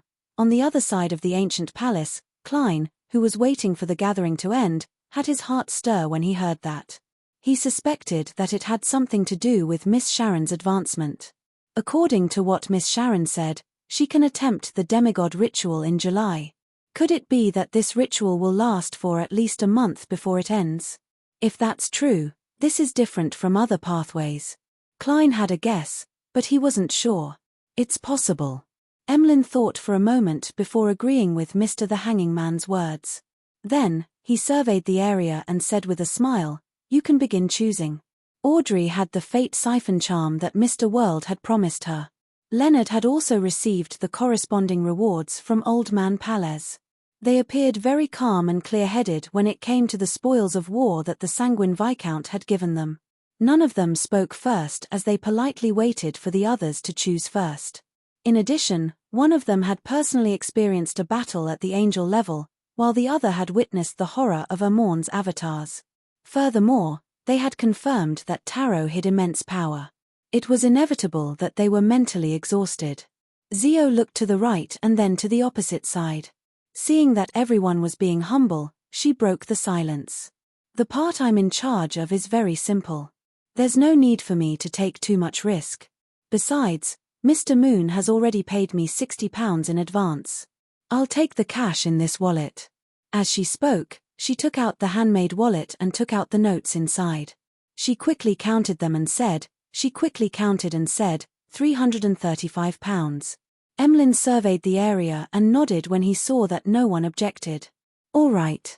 As for the handmade wallet, Zio threw it back to the middle of the table and returned it to Mr. Moon for him to deal with. With Zio taking the lead, Magician's Force said, I only lent Leymano's travels. I'm only borrowing Leymano's travels. I'm not taking any risks. I'll take the moon paper figurine. Compared to mystical items, such single-use Beyonder items had relatively lower value. However, to a magician's, even if she had the right to choose a mystical item, she wouldn't do so. This was because if she really needed the powers of the mystical items, she could spend money to hire a corresponding member to record. As for a single-use item like the moon paper figurine that could withstand a fatal blow and a psychic piercing, there was no way to record. To a coward, this was definitely the first choice. After saying that, she waited for a while. Seeing that no one objected, she placed the moon paper figurine in front of her. Emlyn then cast his gaze at Miss Justice. Leonard also extended his hand and smiled. Ladies first. Audrey didn't decline as she scanned the items on the table and pointed at the diamond brooch. She said with a faint smile, I'll choose that. She had heard Mr. Moon mention it before and knew that it was called the alcohol nemesis. It allowed the wearer to maintain their energy and clarity of mind, effectively resisting the influence of one's mind. Thankfully, to be safe, I had first used bribe charm. Furthermore, Ernst had just woken up from his dream and was in a semi-conscious state. Otherwise, I might not have been able to hypnotize him. This item is also useful to me. At the very least, I have an additional layer of protection when facing members of the higher ranks of psychological alchemy. I can usually not wear it, so I don't have to worry about the negative effects. Audrey retracted her gaze from the diamond brooch in satisfaction. After she finished choosing, Emlyn didn't give the star Leonard a chance to speak as he directly said, that's right. He directly said, this moon ribbon is yours. From his point of view, the moon ribbon was worth more than £5,000. It was definitely better than £3,000 in cash. Actually, I do want £3,000 in cash. I'm going to buy the Word of the Sea cane next. Klein's discount price is £10,000. After spending this, I'll only have £650 in savings. Leonard ultimately didn't reject it as he nodded. All right. After Emlyn distributed the spoils of war, he picked up the remaining £3,000 in cash, split a stack, and pushed it to the side. Mr. the Hanging Man, this is your reward. £1,000. It should be called a consultant's fee.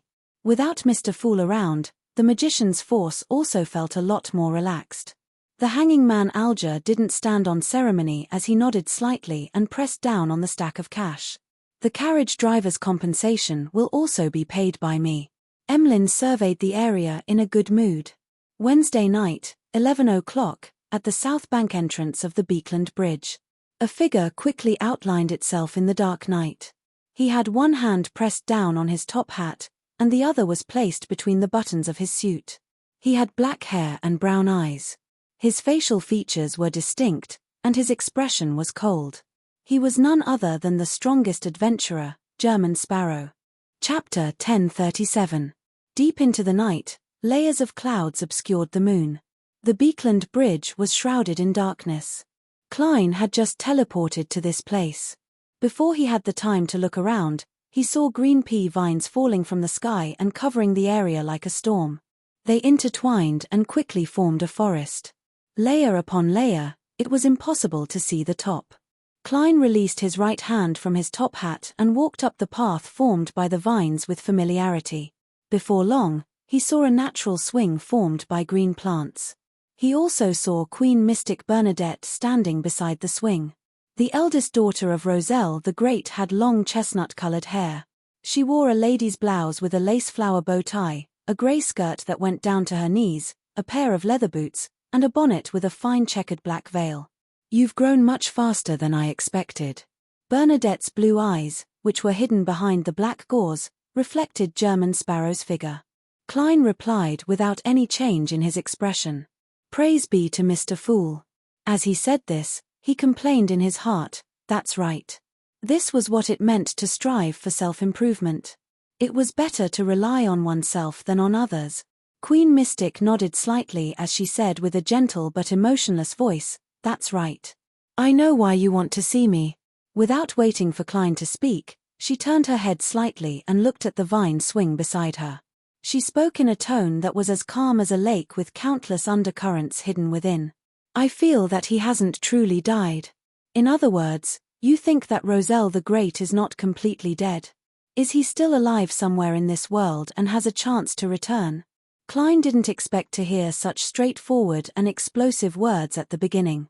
Although he controlled his expression well, he didn't know how to respond. At the same time, he noticed that Bernadette had used the word he instead of he to describe Roselle the Great. Be it the ancient Faisac they were conversing in, or the Daily Ruin or Inti's language, they were two completely different words. This means that in Queen Mystic's heart, Roselle the Great isn't an angel but a father. Klein calmed his emotions and deliberated. "Why do I have such a feeling?" Bernadette retracted her gaze from the vine swing and said in a gentle voice, "Don't worry. In the final stages of his life, although he was very crazy and radical, there was not a single thing that he did not plan. I believe that he must have made some preparations for himself. You should know that in his later years, he attempted to cross paths and attain the vacant Black Emperor divine throne. And this required the construction of 9 secret pyramid-like mausoleums. After he died in the White Maple Palace, the Church of the Eternal Blazing Sun and the Church of Steam teamed up to find 8 such mausoleums and destroyed them one by one. However, the 9th mausoleum was never found. No one knew where it was hidden. If he had already become the Black Emperor, he would definitely be able to awaken from this mausoleum. If he failed, I believe that there might be a chance of resurrection. The more Bernadette spoke, the softer she became. Towards the end, her voice was ethereal and indiscernible. "You aren't that confident either. It's more of a sense of anticipation and hope." Klein sighed when he heard that. Suddenly, he recalled what the King of the Five Seas, Nast, had said. Roselle the Great liked to stand in front of a particular row of floor-to-ceiling windows and look west. And from Roselle's diary, Klein knew that in the fog sea west of Intis, he had discovered the entrance to the abyss and found a primitive island. He believed that it was filled with oddities and worth exploring. Could it be that Roselle the Great built his final secret mausoleum in the abyss or on that primitive island? Klein thought for a moment before curling the corners of his lips. "You seem to know a lot about the Black Emperor pathway." He suspected that Roselle the Great had left a Black Emperor card as a bookmark and used Bernadette's ancient Faisac name as the activation incantation, partly because he wanted to inform his daughter of the corresponding ritual. In the end, Bernadette seemed to have obtained this information through other means. Queen Mystic's lips, which weren't covered by her veil, curled up slightly. "I've been investigating this matter for more than 100 years. And in order to figure out the details, I've been instilled with the knowledge of the hidden sage.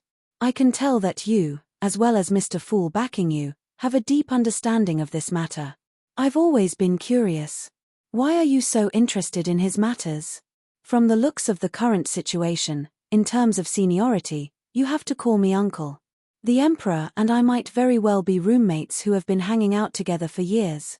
Klein lampooned to ease his gloomy emotions as he replied in an unperturbed tone, "That's right. You can raise this question to Mr. Fool." He didn't plan on telling Bernadette that the 9th secret mausoleum might very well be somewhere in the fog sea. It might very well be on that primitive island or the abyss. It was better and more appropriate for the Fool to answer. Queen Mystic wasn't surprised by German Sparrow's response. She cast her gaze to the west, to a distant spot. Although he couldn't see Bernadette's eyes, Klein could vaguely sense that the lady was looking at the place where she lived when she was young. She was looking at the home of her mind and soul, the hometown that she could no longer return to. At this moment, in the green vines and the deep black, many subtle emotions and dreams hidden in the bottom of the heart were slowly fermenting. In just a few seconds, Queen Mystic retracted her gaze and gently said, "I'm not sure. When my business in Beekland is done, I will pass a few pages of the diary to Catlear and have her ask this question on my behalf." "Why not ask him next week?" Klein didn't hide his doubts. Bernadette calmly replied, "I feel that the answer will affect my mood, and a bad mood will lead to my failure. Bad mood will lead to failure? What kind of matter was so strict? Fighting with a demigod in the spirit domain? Perhaps, after she untangled part of the knot in her heart, she had the confidence to break through to the angel level. Klein nodded thoughtfully and didn't ask further. This had already involved the other party's secrets. Unless it was absolutely necessary, it was best not to ask. Queen Mystic then said, "Don't worry. When he was writing those pages, I was sitting opposite him. I wanted him to teach me how to interpret and describe those symbols, but he didn't agree. He just ruffled my hair. At that time, I was already an adult. I could tell that when he wrote that diary page, he was somewhat worried, troubled, and fearful. In the end, he even said to me that if I could really become an important figure in the mysterious world as predicted by Zaratul, I had to remember to be careful of the spectator." Be careful of the spectator.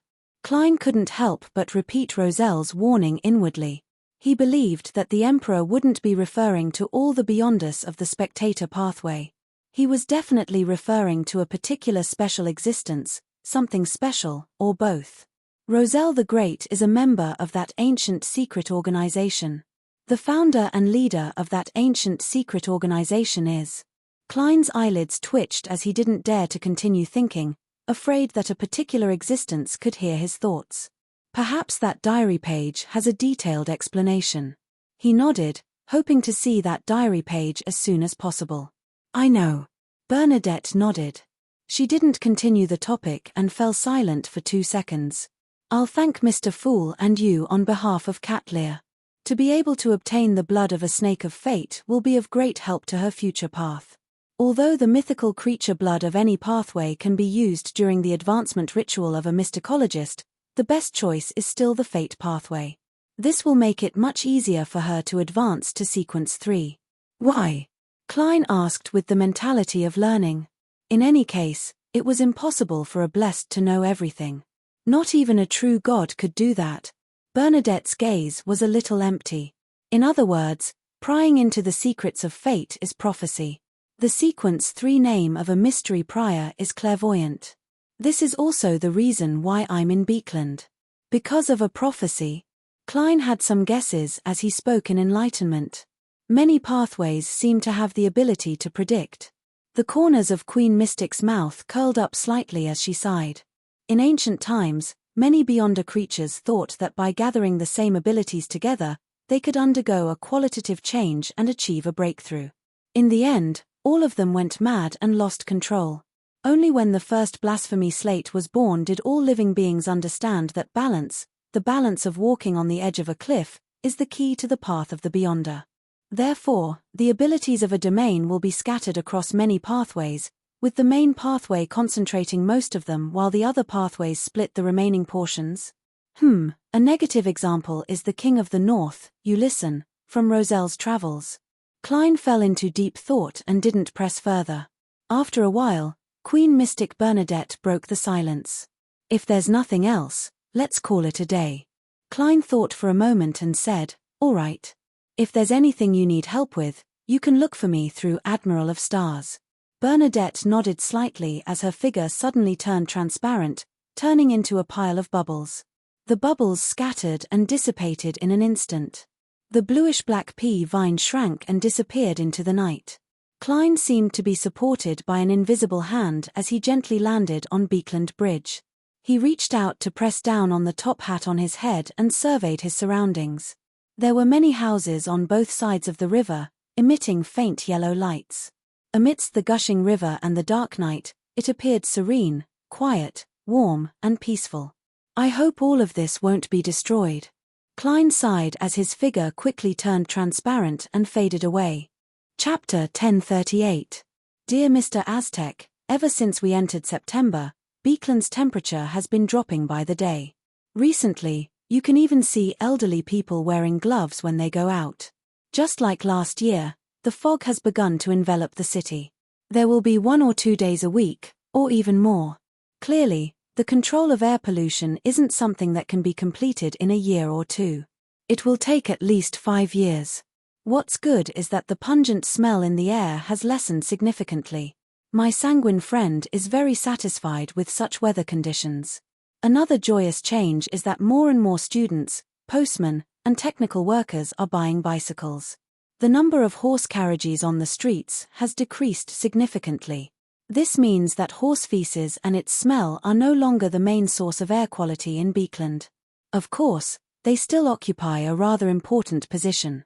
As you know, those gentlemen and ladies who think of themselves as important won't casually lower their standards. However, according to my observations, their children are gradually becoming interested in bicycles. During this period of time, I've been living a normal life. I go to St. Samuel Cathedral and the Ruan Charity Bursary Foundation a few times a week. I participate in their activities and continue donating cash. Occasionally, I'll watch horse racing, watch theatre performances, enjoy symphonies, play cards, and play golf at the club. On the weekends, I'll hold banquets, balls, and salons. I forgot to tell you that I've already bought a manor. It originally belonged to the Duke of Negan's family, and it's called Mega. It has its own high-quality vineyard and brewery, as well as a large forest and farmland. It can be used for farming and hunting. Its main house is a square with a long edge missing. It has a total of 4 floors and a large number of rooms. I walked around it for a while without leaving the foyer, but I walked more than 10,000 steps. At the same time, it has a large number of sculptures, oil paintings, decorations, and exquisite cutlery. It's as grand as a palace. Perhaps my description is a little exaggerated. After all, I've never seen a real palace. This is also the first manor I own. I still remember that back in Tingen, I lived in a 2-room rented apartment with my brother and sister. Every day, I had to smell the smell of coal to sleep. This was introduced by Brigadier General Conas Kilger. It cost me a total of £20,000. You don't have to worry about my financial situation. I earned a huge sum of money in the southern continent and sold some mystical items. I currently have £17,000 in cash, £15,000 in gold bars, as well as many gold coins, solely, and pence. I'm rather satisfied with Mega Manor. I've sent my former valet, Richardson, to be the manor's steward. It's now autumn, and I'm about to invite guests to spend a pleasant weekend there. I hope that Richardson will be prepared. Beekland's mysterious world has not changed for the time being. May it continue like this. The magic mirror that I mentioned previously has already recovered, but it seems to have left behind some post-traumatic stress disorder that targets Amorn. As long as I mention the relevant things in the question, it will automatically change the color of the text and give me the wrong answer. It will also ask me for praise again and again. It also has a different view of leaving the Church of the God of Steam. It seems to have decided to stay for a period of time, believing that it's safer. It even wants to reveal its harmfulness and become a Grade 1 sealed artifact. I have to say that its train of thought always surprises me. Thanks to some of its answers, I found a way to create pure darkness. It's to use an Evernite domain charm that has a dream to create it. This is the response of the Evernite goddess, so it can be classified as pure. In addition, after repeated experiments, I've finally grasped the cogitation engraving of godhood symbols and created the item I want. Upon writing this, Klein, who was sitting on the sofa with his thigh as a desk, couldn't help but stop writing. He raised his hand to rub his temples. Failure after failure meant the loss of one worm of spirit after another. And every time he separated a worm of spirit, it was a lacerating injury to his spirit body. He needed a relatively long period of time to recover. Therefore, in order to prevent any accidents, he didn't push himself to his limits. After separating 3 to 4 worms of spirit, he would choose to rest for a few days before attempting to inscribe them. He would try and stop from time to time. Only now did he completely grasp the method and produce a finished product. Glancing at the rectangular diamond beside him, he saw layers of complicated symbols that extended into the void from the constantly refracted light. His head felt a little dizzy, as though he was witnessing a piece of history. I'll just call it the yesterday once more charm. Klein retracted his gaze and continued writing.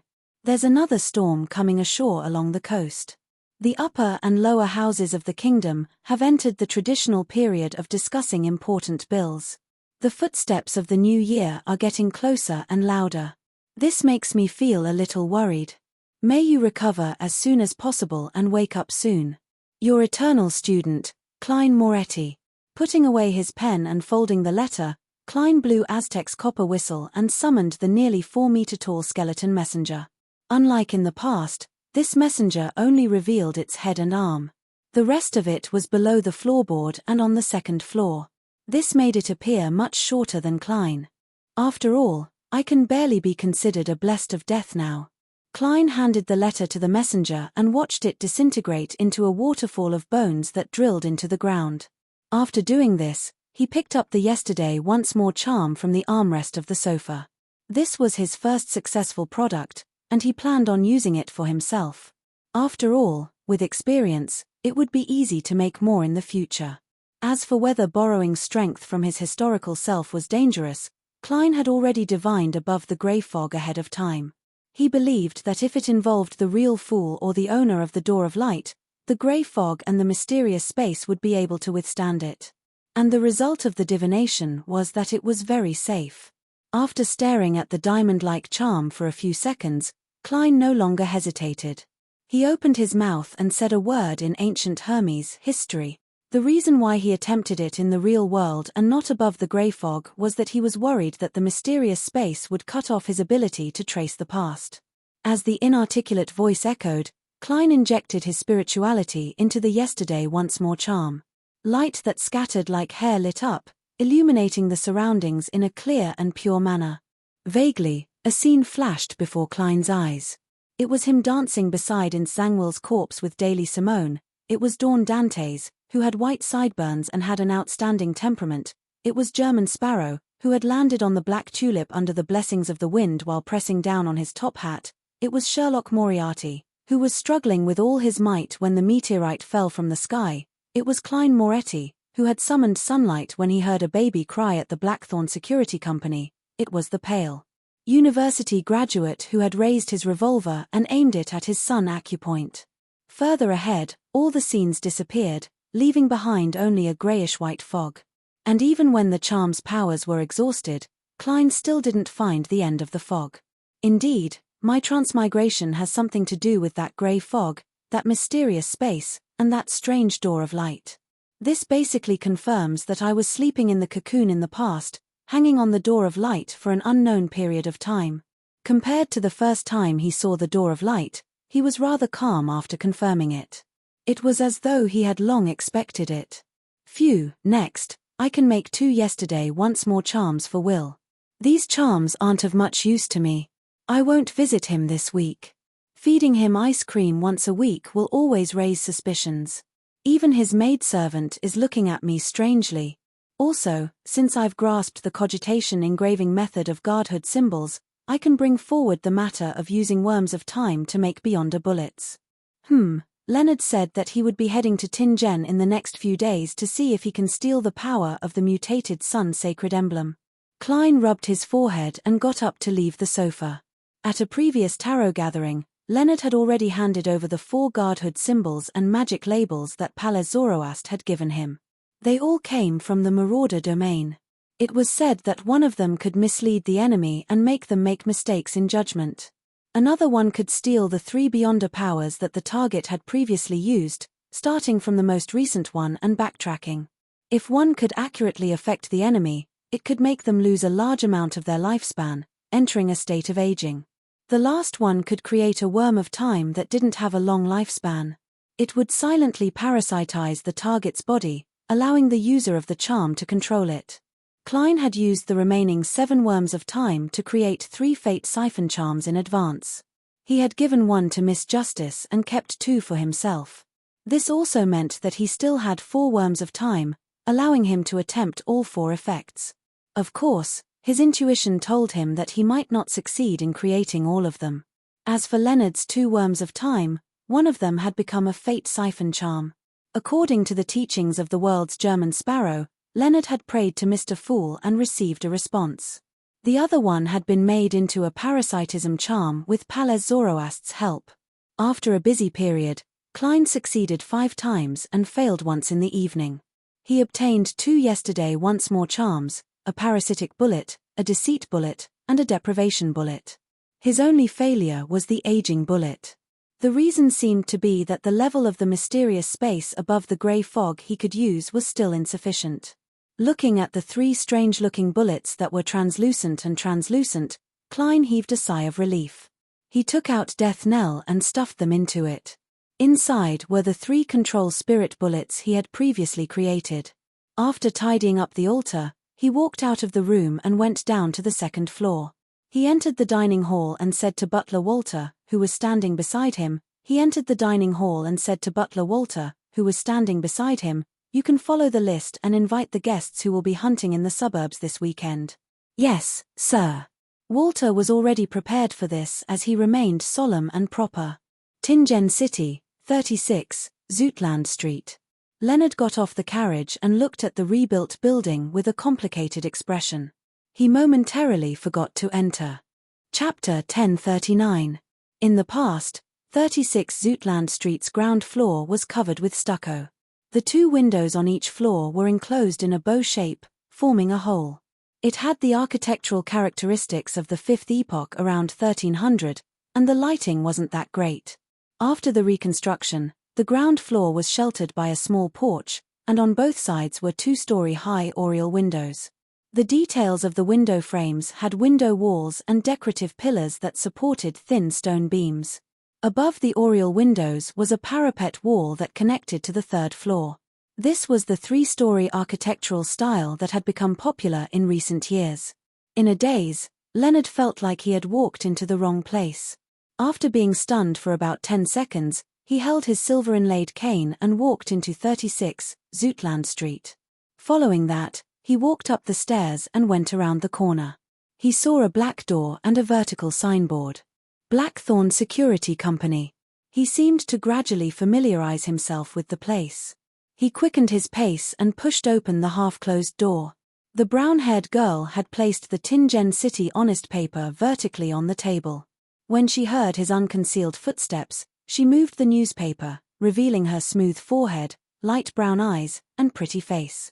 "Good afternoon, Roshan," Leonard greeted hesitantly. Rosen first revealed a pleasantly surprised expression before her face sank.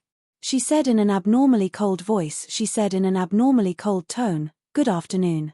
Congratulations on avenging Captain Klein and the others." Leonard gaped, not knowing how to respond. He couldn't even raise his hand to press down on his top hat because he didn't like wearing hats. He squeezed out a smile and nodded slightly. Then, he silently walked forward, past Roshan, and prepared to enter the door that separated the inside from the outside. Just as he was about to enter the office, he suddenly heard Roshan whisper from behind him. "Live well." Leonard slowed down his footsteps and nodded heavily.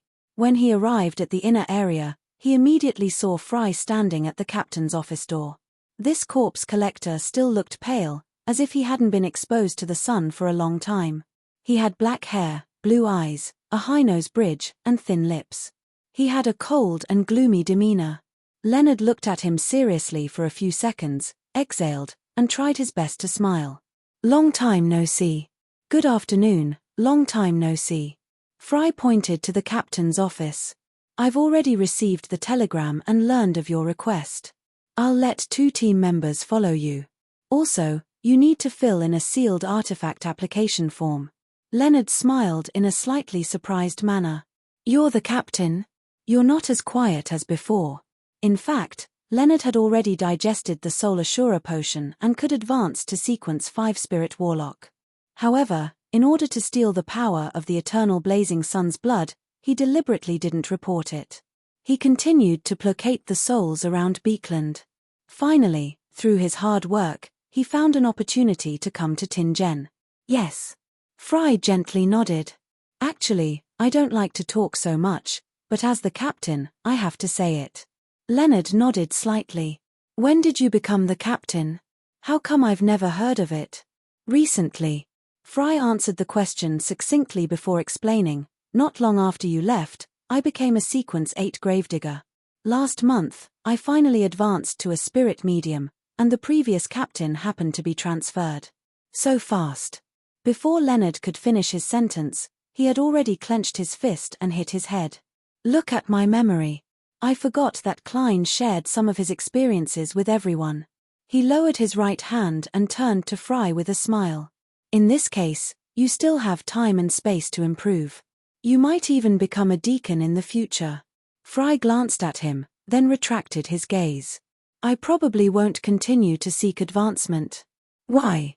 Leonard walked a few steps to Fry's side and asked in surprise. Fry raised his head to look at the ceiling and said in a calm and deep voice, I want to stay here. Always protecting this place.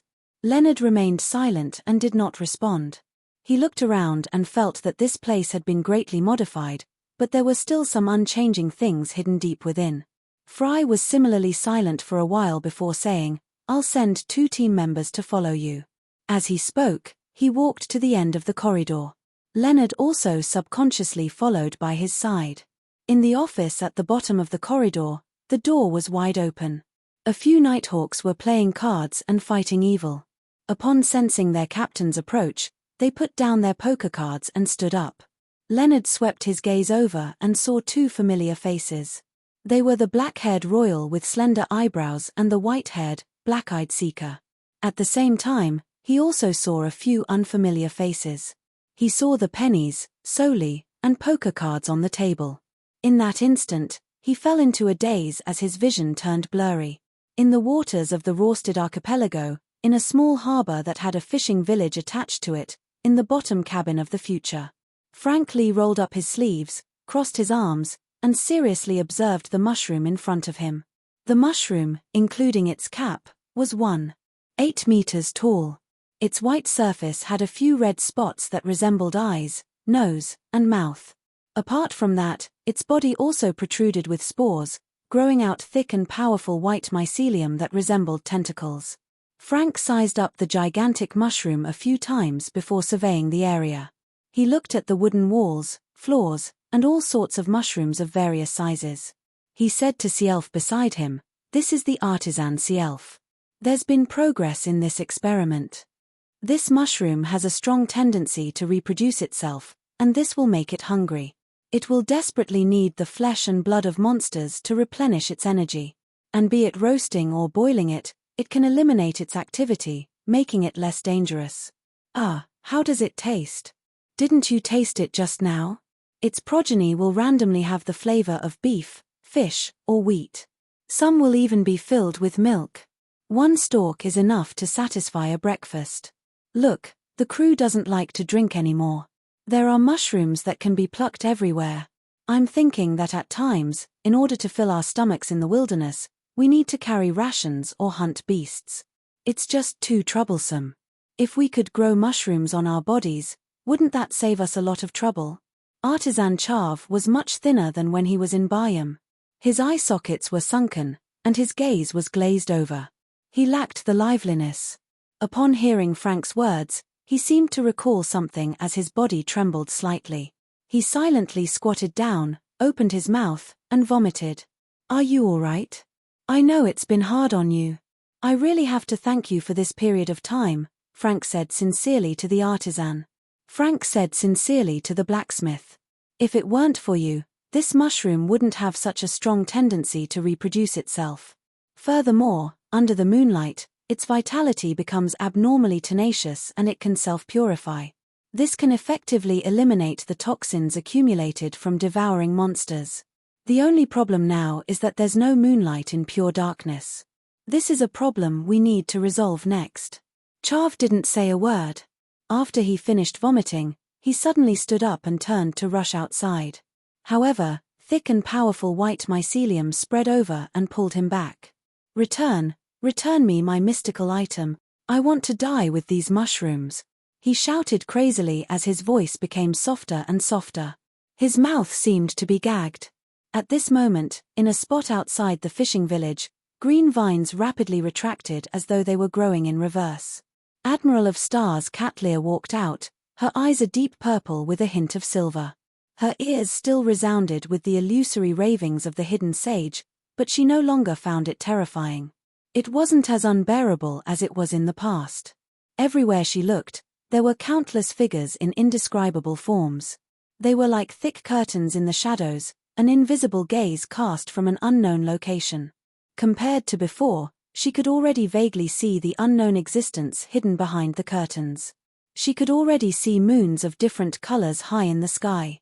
They were either blood red, silver, dark brown, or ghostly blue. They were like eyes watching the land. Cat Lear's mind buzzed as she hurriedly retracted her gaze, not daring to look again. She had already relied on analyzing the blood of the snake of fate to complete the ritual and obtain godhood. She had become a sequence 4 of the mystery prior pathway, Mysticologist. However, she remembered that the Queen had once warned her among all the sequence 4s of the 22 pathways, a mysticologist was the job that was most prone to encountering danger. This was because they often saw things they shouldn't see, heard voices they shouldn't hear, and touched upon secrets they shouldn't touch upon. Therefore, if a mysticologist wanted to live long, they had to know how to restrain their curiosity and control their corresponding actions. Removing the heavy glasses from her clothes, Cat Lear placed them on the bridge of her nose. However, the things she saw that didn't belong to the real world didn't vanish. She curled the corners of her mouth in a self-deprecating and satisfied manner, knowing that this item was no longer able to seal her eye of mystery prying. She closed her eyes before opening them. Her eyes were already black, no longer having the mysterious deep purple and silver. Phew! Cat Lear heaved a sigh of relief as she slowly walked towards the future, as though she had only disembarked from the ship for a stroll. She didn't plan on spreading the news of her becoming a demigod, nor did she wish to quickly become the 5th king of the sea. To her, this was one of her trump cards in the dangerous world. She wouldn't easily use it. South of the bridge, Rose Street. Just as Emlyn's carriage drove into the street, he saw a blurry figure in a white shirt and black vest with slightly disheveled hair appear on the seat opposite him. It was a young man who resembled a wraith. "Long time no see, Mr. Marek," Emlyn said with a smile without panicking. Marek nodded slightly. "I'm here to tell you that we're already prepared.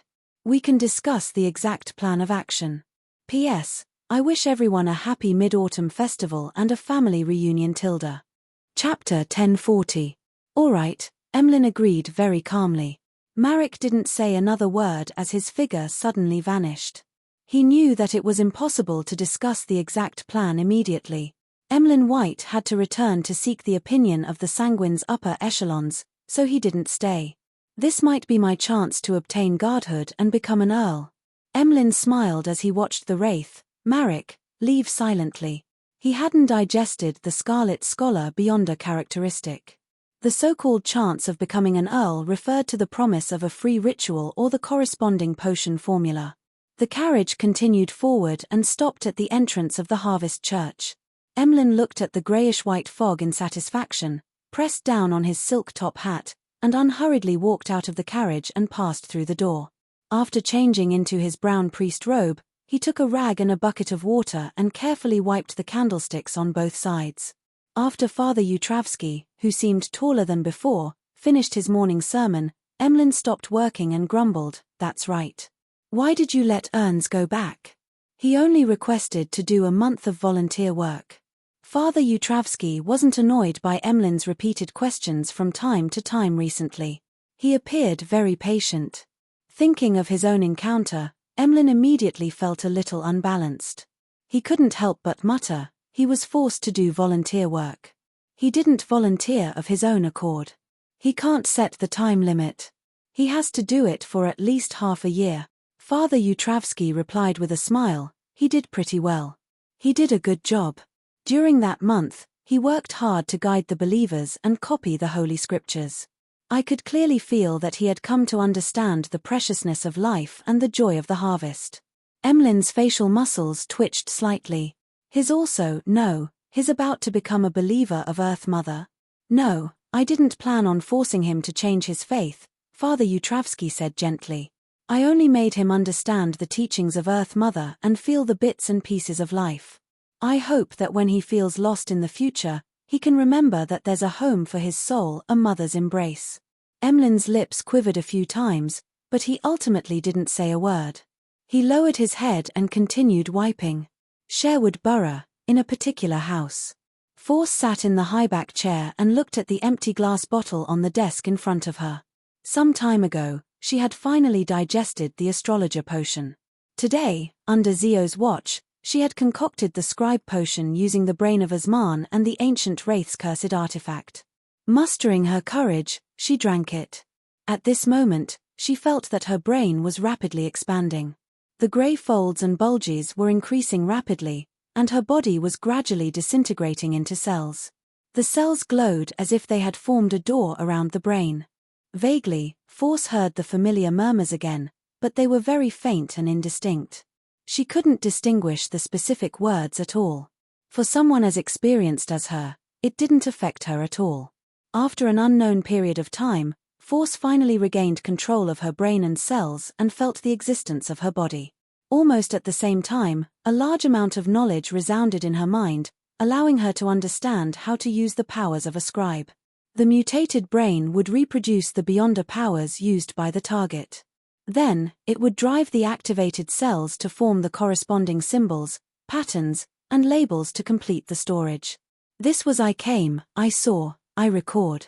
Using the psyche as a pen and the spirit body as paper, at present, I can only record one Beyonder power with Godhood's influence. The higher the sequence, the higher the chances of me failing. Even at sequence 4, I might not succeed once in a dozen tries. I can record 8 Beyonder powers from sequence 6 and 5, and the effects are half of the original. I can record 20 Beyonder powers from sequence 7 to sequence 9, and the effects are close to the original. When the potion is digested further, there will be further improvements in all aspects. Force combined the knowledge and her own feelings as she silently muttered to herself. This seemed to overlap with Leymano's travels, but Force felt that no one would complain about having too many Beyonder powers. Besides, the two also complemented each other. After all, she could rent Leymano's travels to the Tarot members in exchange for Beyonder powers, but it was impossible for her to rent herself out. Only at sequence 6 can an apprentice have sufficient combat strength. Force reigned in her thoughts as she turned her head to the side and said wistfully to Zio. She then took a pen and paper from the other side of the table and began writing. Dear teacher, I'm very happy to inform you that I've finally become a scribe. I'm just one step away from my dream of traveling. Just as Force wrote a few words, she saw Zio stand up from the corner of her eye and walk towards the door. She hurriedly called out to her. Hey, aren't we going to find a good restaurant to celebrate? Zio replied solemnly, the condition of your spirituality overflowing is rather serious. You will need a few days to control it through meditation. You can't smoke, you can't drink, and you can't indulge your emotions too much. After exhorting her, she added, I still have a commission to do. I'm about to save up enough contribution points to exchange for the judge formula. All right. Force threw up her hands. After leaving the house, Zio unchained herself, got on a bicycle specially designed for youths, and rode towards Hillston Borough. According to the information she had previously received, Viscount Stratford had ordered lunch at a luxurious restaurant there. After arriving at the restaurant, Zio locked her bicycle to a street lamp pole and found a hidden corner to observe the people passing by. After an unknown period of time, a carriage drove over amidst the thin fog. On it was a coat of arms formed by a flower and 2 rings. Zio's attention was instantly focused as she watched the carriage stop at the restaurant's entrance. She saw Viscount Stratford, who was in his 40s and wearing a white wig, alight first. He extended his hand like a gentleman to the passenger behind him. It was a lady in a dark red cloak. Zio couldn't see the lady's face clearly, but she noticed that her jawline was soft and her skin was fair. On the Blue Avenger in the northern Sonia Sea. Alger Wilson's feet were off the ground as he floated behind the window of the captain's cabin. He stared at the deck and the distant waves outside. Having digested a portion of the ocean songster potion, he had reported to the Church of the Storm 2 weeks ago that he had used the contribution points he had accumulated to exchange for a wind-blessed potion and successfully consumed it. This also meant that in the official records, his sequence had risen to sequence 6.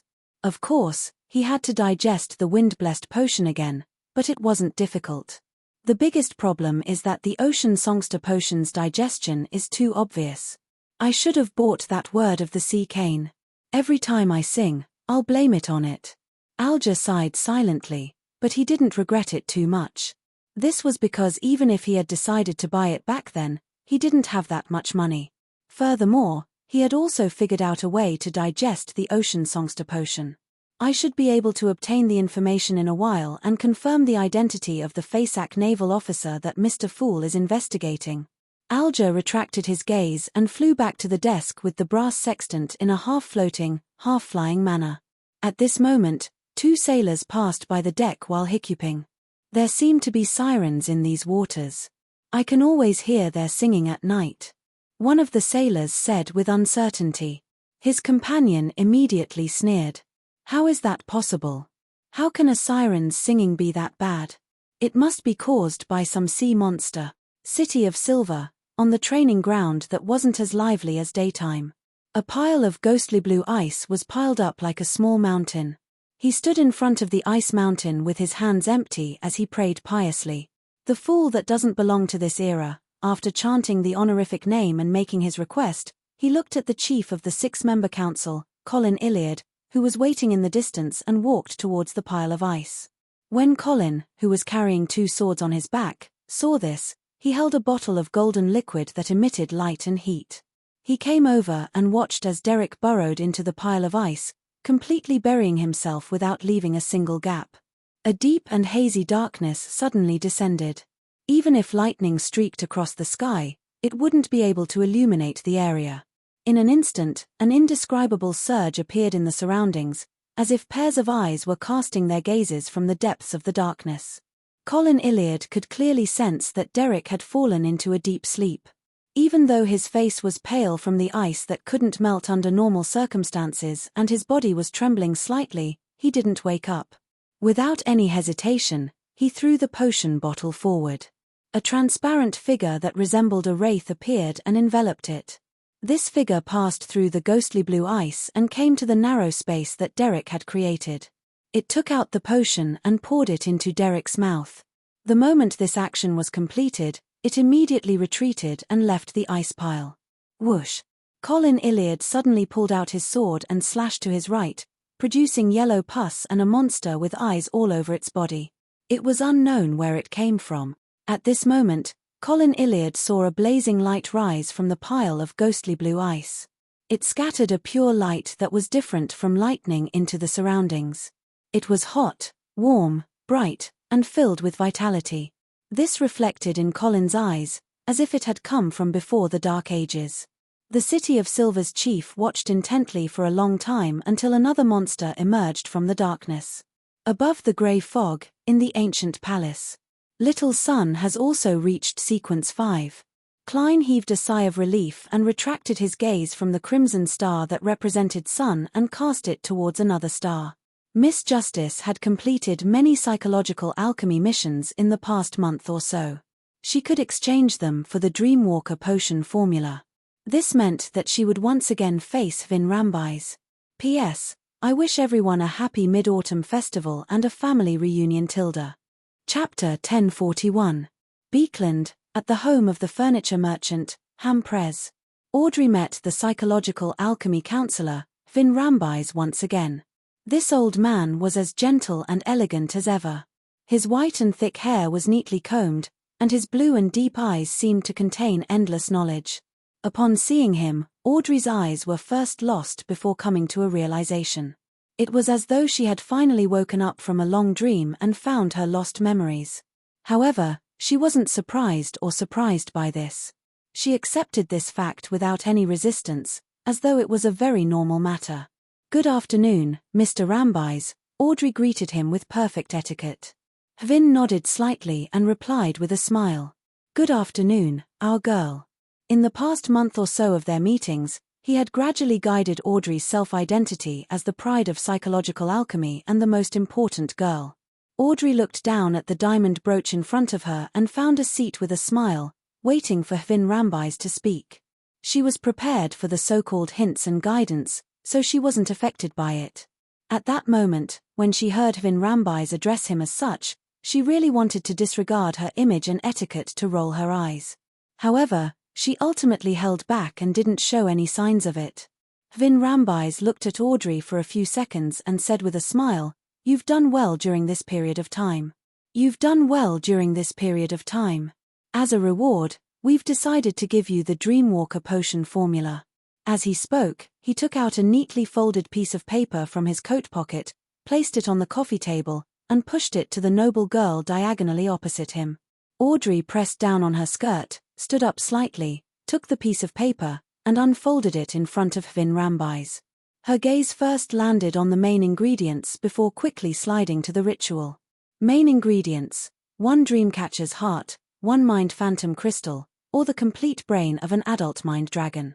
Ritual: find a human-headed bird demon in the spirit world and sign a contract with it. Then, take one of its tail feathers and consume the potion while feeling either joy or anger. As if sensing Audrey's puzzlement, Vin Rambay's explained with a smile, "Don't worry. The human-headed bird demon has the ability of nightmares and can wake people up from their dreams. Therefore, the essence of the entire ritual is to pull you out through an external force when you are immersed in your dreams and unwilling to wake up. Otherwise, you might fall asleep forever or lose control and become a monster on the spot." Audrey nodded thoughtfully. Taking the magic potion in the midst of intense emotions is also to prevent one from sleeping soundly and entering a deep dream. Yes, you have grasped the key. If you don't know much about the spirit world and can't find the human-headed bird demon, we can provide some help. If the essence of the ritual is to wake me up from my dream, there's no need for a human-headed bird demon. Mr. Fool's Angel's blessings can keep me lucid in my dream, allowing me to wake up whenever I want. Audrey's green eyes darted around slightly as she revealed a look of anticipation. I can try it myself first. All right. Vin didn't mind the girl's desire to take the risk. He paused and said, "There's something else I need you to do. There's something else for you to do this time. If you do well, we'll provide all the ingredients for the Dreamwalker potion." "What is it?" Audrey asked without any resistance, as usual. Vin Rambay's expression turned slightly solemn. "Figure out the attitudes of your father, Earl Hall, the current Duke of Negan, Admiral Amirius, and the other nobles towards a relatively large war." War. Audrey repeated this word that she often heard but also sounded unfamiliar. She felt as though ripples had suddenly appeared on the calm surface of a lake. War.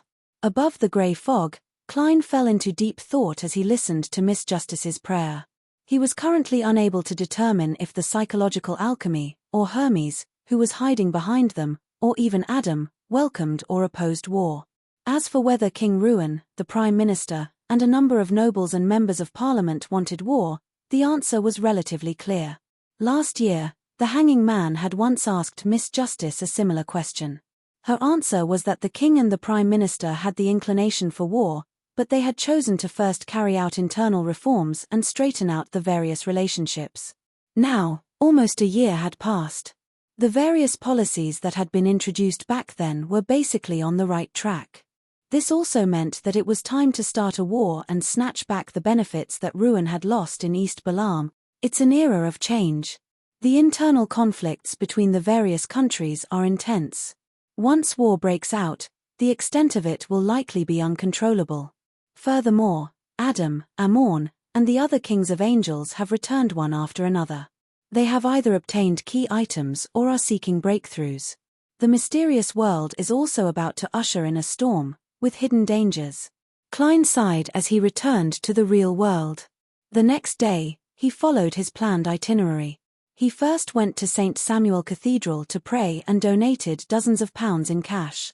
Then, he went to 22, Phelps Street, planning on participating in the matters of the Ruin Charity Bursary Foundation. The moment he entered, Klein saw Miss Audrey Hall and a few members of the foundation's staff walk down the stairs to the door. This noble lady was dressed very simply today. Her hair was simply tied up, and she didn't wear any accessories. Her dress was light green, and there were only ruffles on her sleeves. There were no lace or tassels. "Good morning, Miss Audrey." Klein took off his hat in a familiar manner and bowed. He then nodded at the staff and greeted them, "Good morning." After waiting for Audrey to respond, Klein casually asked, "Where are they going?" He knew that Miss Justice's main job at the foundation was to solicit donations from the gentlemen and ladies of high society.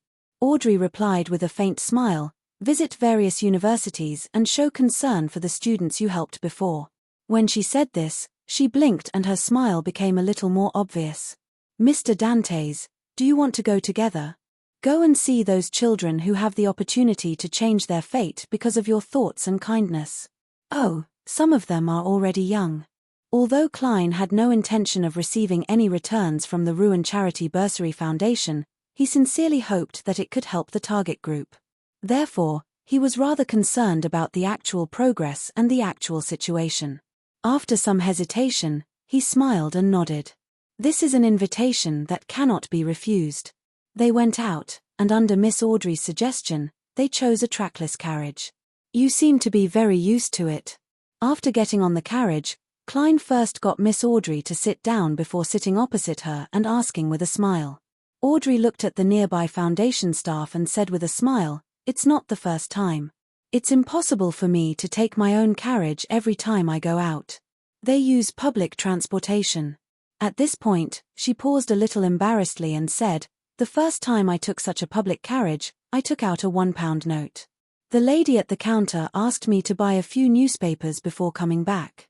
Oh, it's cleaner here than I imagined. The smell in the air isn't too unbearable either." Klein nodded slightly. This is because the truly poor seldom take such public transportation. They would rather walk. And under normal circumstances, they don't need to go, nor can they go too far. Although Audrey could guess the reason, she still asked in front of others, "Mr. Dantes, you seem very familiar with such things?" Klein smiled. "Although I haven't experienced it directly, I've seen too much." Audrey didn't continue the topic as she changed the topic to confirm the learning and living conditions of the recipients. As they chatted, they arrived at the first stop of their visit, Beekland University of Technology.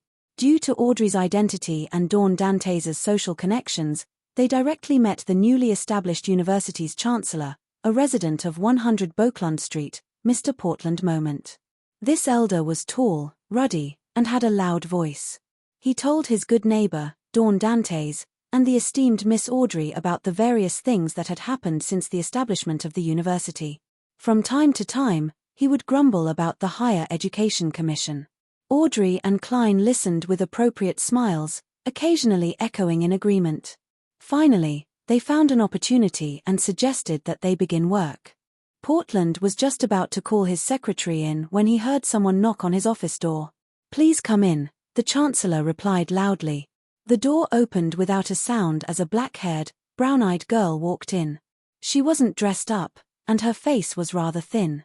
Her facial features were rather regular, and she looked to be about 17 or 18 years old. Klein's gaze suddenly turned a little deeper before he retracted it. The girl didn't expect there to be a guest in the chancellor's office.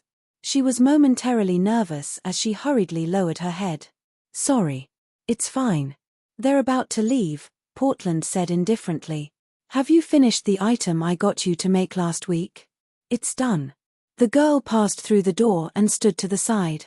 Portland Moment then smiled at Dawn Dantes and Audrey. "Her name is Melissa Moretti. She's very talented in machinery. I chanced upon her, so I got her to help in my laboratory after class. Of course, she can only do miscellaneous chores for now." "Not bad." The corners of Klein's mouth curled up as he praised her with a smile. Audrey glanced at him and smiled. There are always arrogant fellows who say that women don't have talent in the field of machinery, and this lady has proven them wrong. Portland shook his head with a smile. "There's no need to care about those remarks. All right, I'll get my secretary to bring you to understand the situation of the recipients." Audrey and Klein didn't stay any longer and left the office. After leaving, Audrey glanced at Dawn Dantes again, but she didn't say a word. Chapter 1042. 160 Beauclund Street, Dwayne Dantes' residence. Klein stood in front of the floor-to-ceiling window, watching the pattering rain fall with the wind, hitting the ground and the glass, interweaving into a net. Ever since autumn, Beekland began to rain again. This brought about a lingering cold and humidity. Klein didn't move for a long time. He silently looked into the distance under the blurry rain, his eyes unfocused. Only when his spiritual perception was triggered did he rein in his thoughts that were like a drizzle. He turned his head to the side. Rionette Tynker, who was carrying the 4 blonde, red-eyed heads, walked out of the void with a letter in her mouth. "Who's it from this time?" Klein habitually asked Miss Messenger. The last letter he received was from Sharon.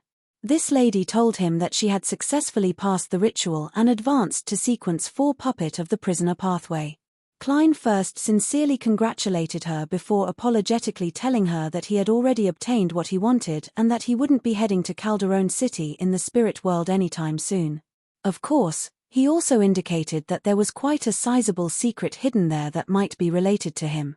There was a high chance that he would still head there after a period of time.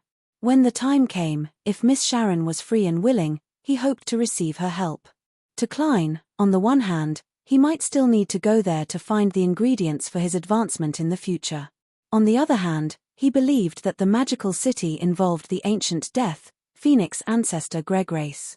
Perhaps it hid a way to treat Mr. Aztec's spirit body deficiency. Even if this death consul didn't have a chance of advancing, he hoped that he wouldn't suffer the torture of amnesia again and again. Of course, Klein also had a backup plan for this. It was to wait until he advanced to sequence 3 Scholar of Yore and prepare more yesterday once more charms for Mr. Aztec. Or, he could directly apply the corresponding Beyonder powers to help him recover from his amnesia quickly. At this moment, Klein had already received the letter. Rionette and Tynka's 4 heads replied one after another. That. Undying. Fool. Undying. Idiot. Patrick Bryan from the Charismatic Order's Artificial Death faction. Klein easily understood who Miss Messenger was referring to. This was because Patrick was the one who had written to him the most frequently in the past 2 months. Basically, he would report and ask for instructions on any important matters. After this happened a few times, Rionette Tinacle gave him a nickname. Miss Messenger didn't show any interest in this aspect in the past. I wonder when it started. Most of the people who often write to me have nicknames, except for Miss Sharon.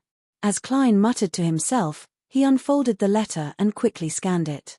In the letter, Patrick Bryan said that the orders from the southern continent were no longer for him to make various attempts to awaken death.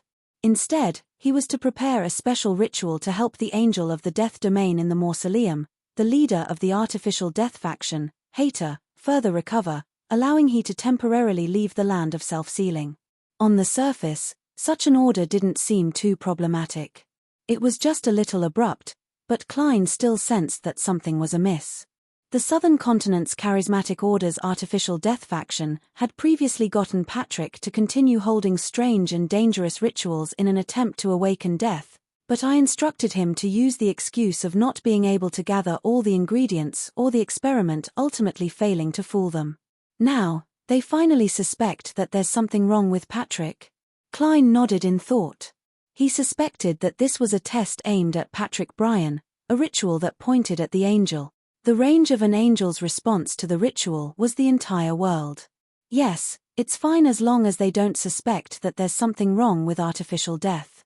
After all, they inherited a huge inheritance from the ancient Balaam Empire. Who knows if there's a way to affect the goddess's control of the death pathway's uniqueness, preventing both sides from benefiting. Klein analyzed for a moment before heaving a sigh of relief. As for the death domain's angel's probe, he didn't find it too problematic. This was because the Fool could also use powers that were close to this level to interfere with it in the form of Angel's Embrace.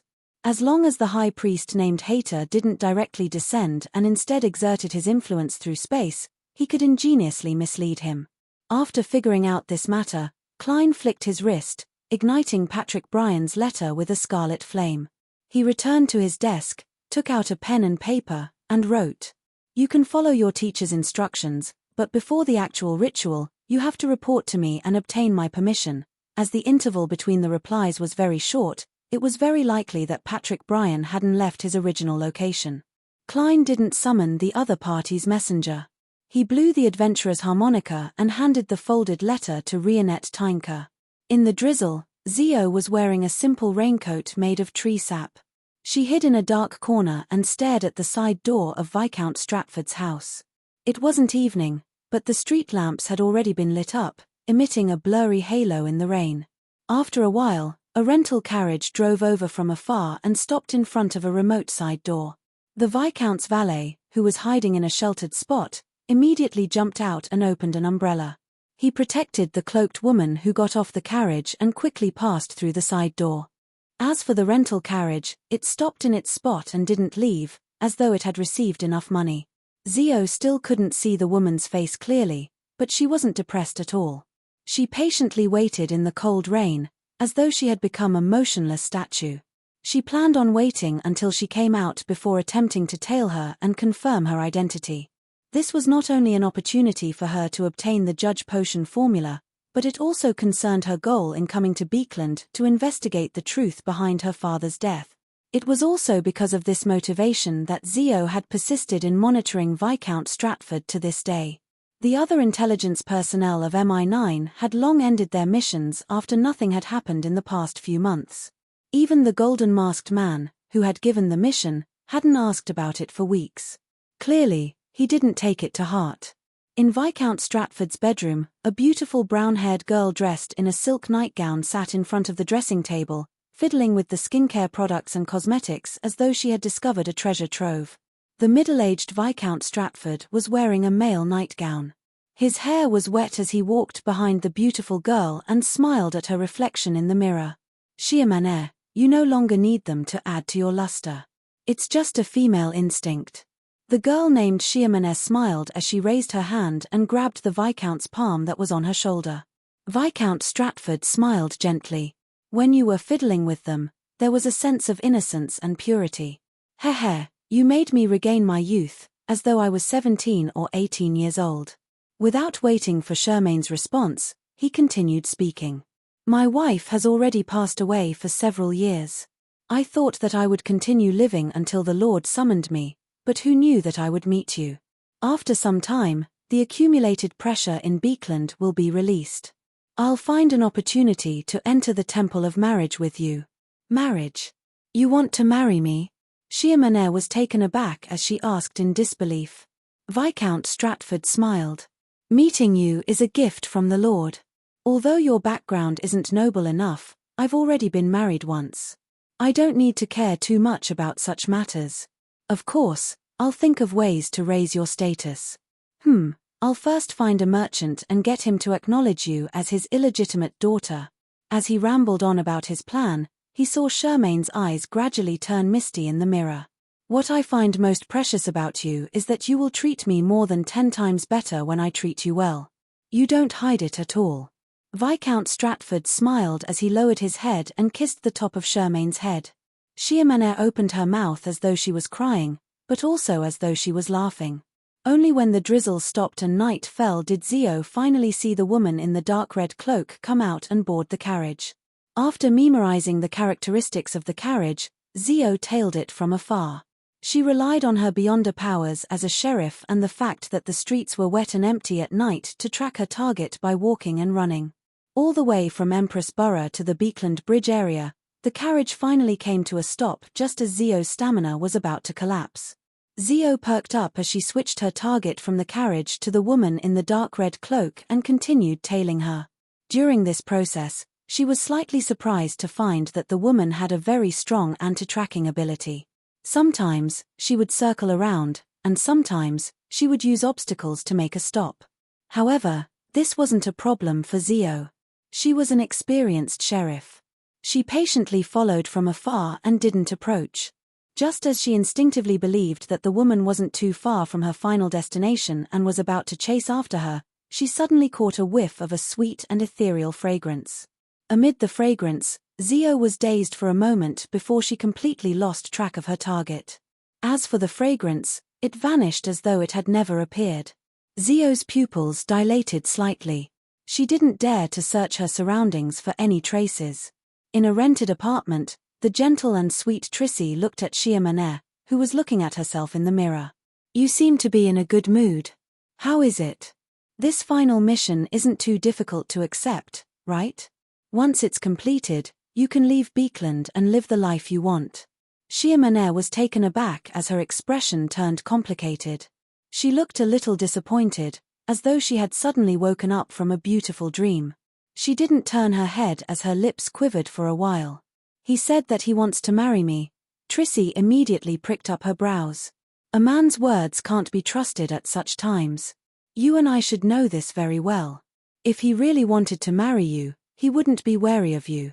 He would want to have a child with you. Heh, is that what he did? Upon hearing her question, Charmaine's expression dimmed bit by bit. Trissy stood up and smiled. I won't stop you from pursuing your love.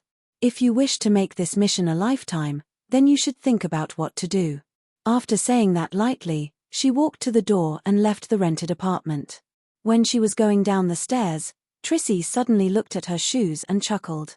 She seemed to be mocking herself. Love, P.S. Thank you, CZB, for your Silver Alliance master tip. Lord of the Mysteries, Lord of the Mysteries.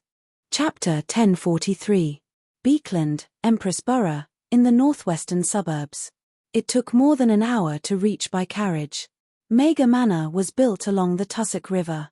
The surrounding scenery was beautiful, and the interior was lush with flowers and trees.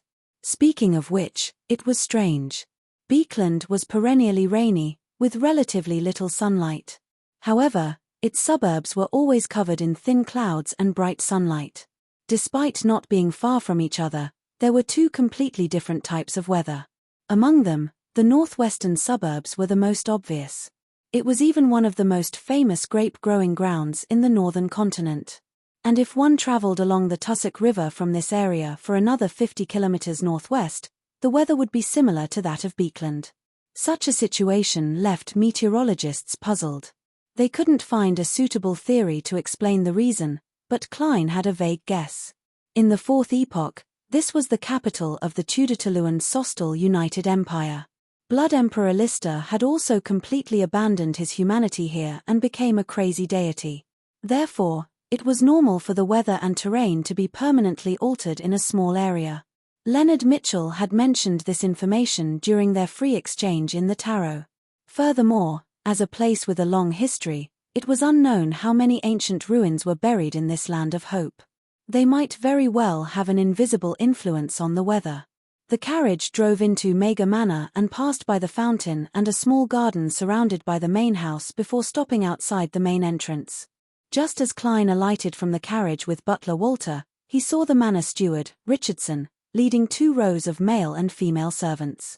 They were standing by the door, waiting for their employer. Compared to 160 Beauclund Street, there were more servants here, but they were all second-class servants and below. Looking at Richardson, who was dressed neatly and looked brand new, Klein smiled and nodded. Well done. Without waiting for Richardson's response, he took off his hat and handed it to his valet, Inuni, along with his cane. He directly asked, "Is the living room for ladies to chat and play cards ready?" "It's ready. There are poker, tarot, and some board games. Common musical instruments like pianos and violins have also been moved in," Richardson answered smoothly. Klein passed through the door and nodded slightly. "What about the gentlemen's smoking room?" "Same as the ladies'. It's on the 2nd floor of the main building, separated by 5 rooms." Richardson didn't need the manor's servants to remind him. He didn't even think before giving the answer. In order to ensure that nothing went wrong with his employer's first hunting expedition, he asked about every trivial matter. Although he was exhausted, he was extremely excited. Klein then asked about the dinner and the guest rooms and confirmed that everything was in order. Before long, the first batch of guests arrived after Mega Manor changed its name to Dante's. It was Marked and his family. "This place is much bigger than my Elk Manor." Marked smiled as he took off his coat and handed it to his servant as he praised. "I've always heard that the wine brewed by Mega is excellent, but I've never had the chance to taste it. I can finally satisfy my curiosity today. I hope I won't disappoint you." Klein smiled modestly. As a famous vineyard in the northern continent, the quality of champagne, red wine, and white wine in the northwestern suburbs of Beekland were all of high quality. However, most of the manors here belonged to nobles, and the self-brewed alcoholic beverages were basically not sold to the public. Therefore, almost no one in the market had heard of it. Only people from the upper class or those close to this circle knew about the situation. Mega was one of the most representative estates in this area. The wine they brewed was widely praised in the circle, and the red wine of special years was even sold for hundreds of pounds per bottle by collectors. However, In order for Klein to purchase such a manor for £20,000, he had to agree to certain conditions. The Duke of Negan would send people to take away all the special vintage wines. Mark knew this very well, and he didn't have any hopes of tasting the collectible wine. He smiled when he heard that. When he heard that, he said with a smile, "You can open a few more bottles and pour me a tiny cup. Let me judge which vintage is the most outstanding." As a member of high society, he had indeed never drunk Mega Manor's alcohol. The reason was simple. He was a new party member of Parliament, and the Duke of Negan was the main financier of the Conservative Party. No problem. Klein immediately agreed as he swept his gaze across Hazel's face. Compared to July or August, this girl was clearly a lot more cheerful. She no longer cowered when meeting strangers. She even refused to participate in banquets and balls. This made people who knew her well believe that she was ill. And this was all thanks to Justice Audrey. When she met Dawn Dantes at the Ruin Charity Bursary Foundation, she had mentioned twice that she had recently met Miss Hazel Marked. Such a conversation didn't seem problematic at first glance. This was because Hazel was someone Audrey and Dantes were familiar with. She was someone from their social circles, so it was very normal to seek topics of conversation from a friend. However, Klein understood Miss Justice's hint. He understood that she was referring to the fact that he had met Hazel twice at a ball and a banquet, and that he had undergone 2 follow-up treatments. After settling in the Marked family's rooms, Klein welcomed the second batch of guests for the weekend hunt. Major General Conas Kilger had told him ahead of time that he would be bringing a friend. This friend was someone Klein knew, but he didn't know Dawn Dantes. He was a steam-powered car magnate, Framis Cage. He was also the main investor of the bicycle project. With the help of a lawyer he suspected to be a lawyer, he had bought an additional 10% of the shares from Sherlock Moriarty at a low price. Since it's related to a lawyer, it's understandable that he's a friend of the Earl of the Fallen. Klein smiled as he went forward and hugged Conas and Framis Cage. "Welcome." He then took a step back and said to Framis, who was a quarter Faceac. He was tall and fat, and his eyes were very blue. "I heard that your steam-powered car is very famous. Why didn't you drive it here?" Before Framis could answer, the tough-looking Conas Kilger said with a smile, "No, you don't understand him. He won't let go of any opportunity to showcase his steam-powered car. However, that car is too heavy. On the way here, it sank into the soil and couldn't be pulled out. Thankfully, I don't believe in his tricks. I rode the carriage myself and followed behind. Otherwise, he would have to walk the rest of the way on foot. The main problem is that our roads are too poor. They need to be renovated and rebuilt, just like how a steam-powered train needs to lay down its track." Framis retorted and shrugged at Klein. "I was planning on getting some investments from you. Haha, let's talk about it in the future. In the past, you were the one who invested in us, but now, you're asking me for investments." Only then did Klein realize something. He was considered a rather famous tycoon in the upper echelons of the kingdom. He had donated shares worth more than £10,000, bought an expensive manor, and established ties with the military. It was obvious that he was rich. But in fact, my total assets are only £50,000 to £60,000. It might only be a tenth of Miss Justice's wealth. I wonder when I'll become a tycoon with £1 million. Amidst his self-deprecation, Klein thought for a moment and said, "It's fine. I'm very interested in the combination of machinery and steam. I can take a look at your steam-powered car when I'm free." "It's great." Framis immediately laughed. "If I didn't know that you had donated a large amount of wealth to the Church of Evernight, I would have thought that you were a believer of steam. After all, I've once drawn a triangular sacred emblem on my chest." Klein didn't continue the topic, afraid that Conas would discover his intentions. He pointed at the staircase. "Why don't we try the cigar collection in the smoking room? Only after I bought this manor did I know that there's a room built to store cigars. It's constant in temperature and humidity. However, as you know, I can smoke, but I don't like it." "That's right. Is there a chief?" A smile suffused Conas Kilger's face. "Of course." Klein gave an affirmative answer.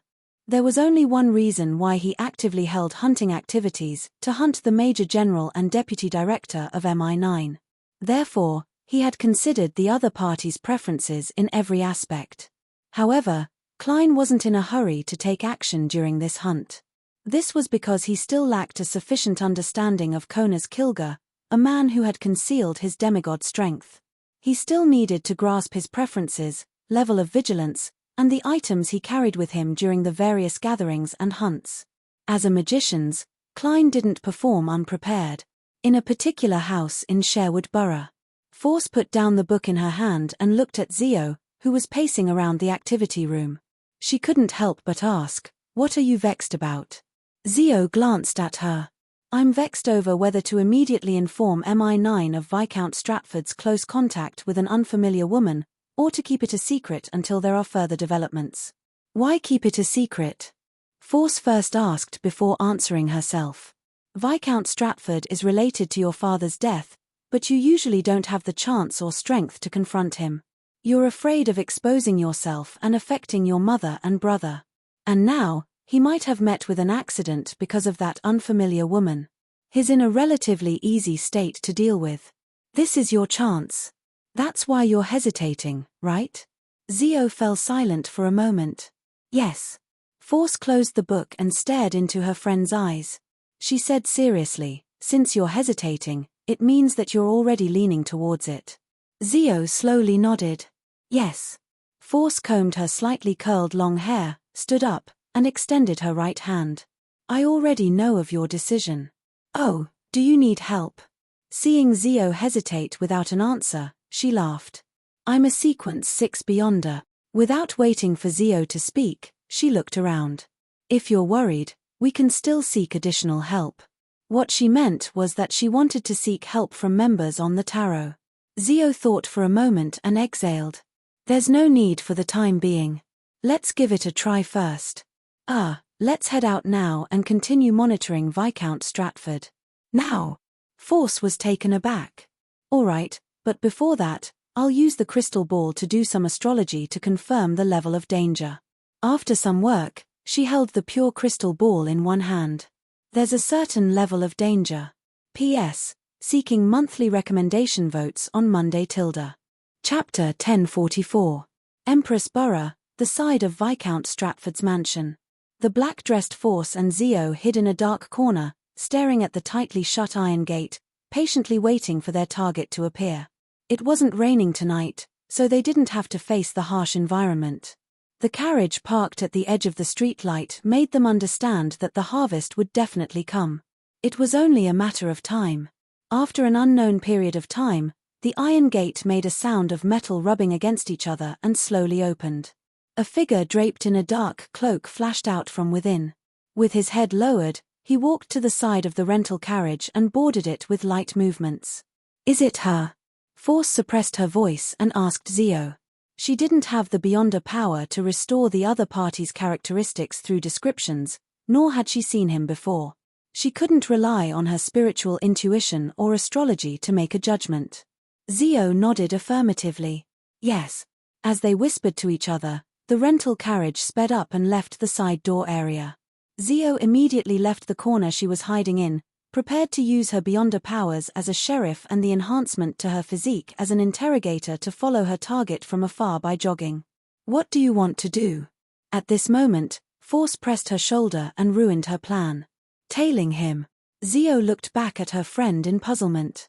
Force looked at the rental carriage that had yet to completely pull away from them and asked thoughtfully, "What's going on? Why are you following me? Also, didn't you say that the target would be protected by a rather powerful Beyonder after entering the Beekland Bridge area?" "Yeah."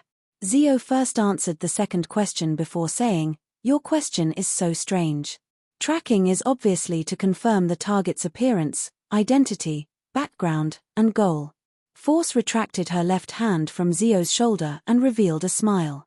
"Since the target has a rather powerful Beyonder protecting her, it will be very difficult for us to complete the tracking in the Beekland Bridge area. We won't be able to find her residence and figure out her real identity. Do you want to directly clash with that protector? Although you have my help, have you ascertained the opponent's strength? How confident were they?" Would it be dangerous? Also, as soon as a battle breaks out, the target will certainly be alarmed. It's the same as stopping the carriage in advance and questioning it face to face. It will sabotage your most fundamental purpose and raise Viscount Stratford's wariness. He won't be caught in a dilemma, and you will have a chance to attack. There's a chance of failure if you do it. If you don't do it, you'll definitely fail. Zio emphasized that she knew the predicament she was in. All she wanted was to give it another try and find opportunities along the way. At this time, the rental carriage had already turned at the end of the road and entered the main street. Force looked at its gradually disappearing figure and shook her head with a smile. No, what we need to do is to change our way of thinking. We should try to figure out the target's appearance first. When the sun rises, we can use her appearance to go to the Beekland Bridge area to do a routine investigation and gather intelligence from other sources. Your choice of words is very professional, Zio said in thought. Of course, I'm someone who has written detective novels. Force responded without any modesty. But, how do we figure out the target's appearance without alarming her? Zio raised the most critical question. Prepared, Force took out Leymano's travels and said with a smile, very simple. Very simple. Use the psychological invisibility that Miss Justice recorded. Although Audrey didn't have the chance to use Leymano's travels, she had rented it 2 or 3 times out of curiosity. She studied the Beyonder Powers effects and characteristics, and she had recorded some of her Beyonder powers in it. One of them was the rather practical psychological invisibility. As for her true identity, Zio and Force were increasingly certain, but they didn't ask her in person, nor did they do any further investigations. This was the most basic form of respect for a tarot member. Upon hearing her friend's answer, Zio's train of thought became clear as she instantly had a few ideas. Force continued speaking to herself, that's right. By using this page of Beyonder Powers, you will be in the sensory blind spots of the surrounding creatures. Even if you were to appear in front of them, they wouldn't be able to see you. This way, you can directly board the carriage and walk in front of the target. You can openly look at her face and remember all her characteristics.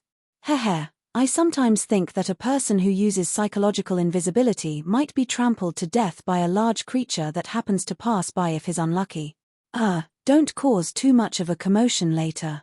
Don't speak to the surrounding creatures either. That will attract attention, and psychological invisibility will automatically be dispelled. Okay. Zio nodded and raised another problem. How do I prevent the target from discovering that the carriage door has suddenly opened while it's in motion? Without waiting for Force's answer, she immediately pressed, Did you record the Beyonder Power, door opening? Did you record the door opening Beyonder Power? What do you think? Force smiled as she handed Leymano's travels to her friend.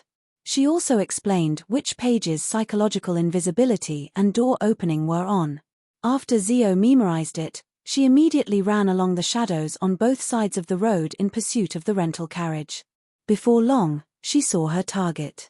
With a gentle shake of her right hand, the bronze-green notebook revealed a yellowish-brown goatskin page.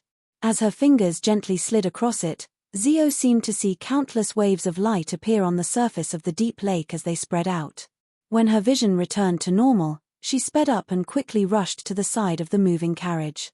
In order to confirm it, Zio didn't take action immediately. With a few large strides, she overtook the horse. She then turned around as though she was crossing the road, but the carriage driver didn't notice her. He didn't shout a warning, nor did he rein in the horse. After confirming that psychological invisibility was effective, Zio sped up and dodged the horse's charge before coming to the side of the carriage. After some observation, she flipped through Leymano's travels, revealing a piece of white paper covered with strange patterns and symbols. Then, she extended her right hand and pressed it against the wall. Her figure instantly turned transparent as she appeared inside the carriage. The woman in the black cloak was sitting diagonally opposite her, looking at Zio's glass window as though she was thinking about something.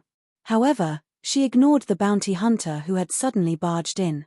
At such a close distance, even though her cloak was pulled very low, Zio could still make out her face. Furthermore, she wasn't as careful as when she was walking outside. Her every move appeared rather casual, causing the cloak to shrink down to her eyes. Instantly, her appearance was reflected in Zio's eyes, overlapping with a face that retained male characteristics. This was the beyonder power of a sheriff. Zio's eyes widened as she couldn't help but shout, "Sherman?" She could foresee that the woman who frequented Viscount Stratford's residence was rather beautiful, but she never expected that she was her friend, Sherman, a young man. A man whose looks couldn't even be considered androgynous had now become so beautiful with such feminine charm. At that moment, Zio couldn't help but size up Sherman. She was unable to connect her figure to the young man she knew. If it wasn't for her sheriff beyonder powers confirming that she was Sherman from her facial features, Zio would have definitely believed that she had recognized the wrong person. And even so, she still suspected that she wasn't Sherman, but Sherman's sister who shared the same father and mother. Upon hearing the surprised question, Sherman noticed that there was an additional person in the carriage at some point in time. It was a familiar person. Bounty hunter Zio de Richa. Having changed her name to Sherman, she was first horrified before she instinctively said the words that Trissy often mentioned, "The present you can't be touched by someone you know from the past." Do you wish for your husband, the person you love, to know what you were like in the past? Only by completely severing all ties with the past can you obtain a new lease of life and be safe.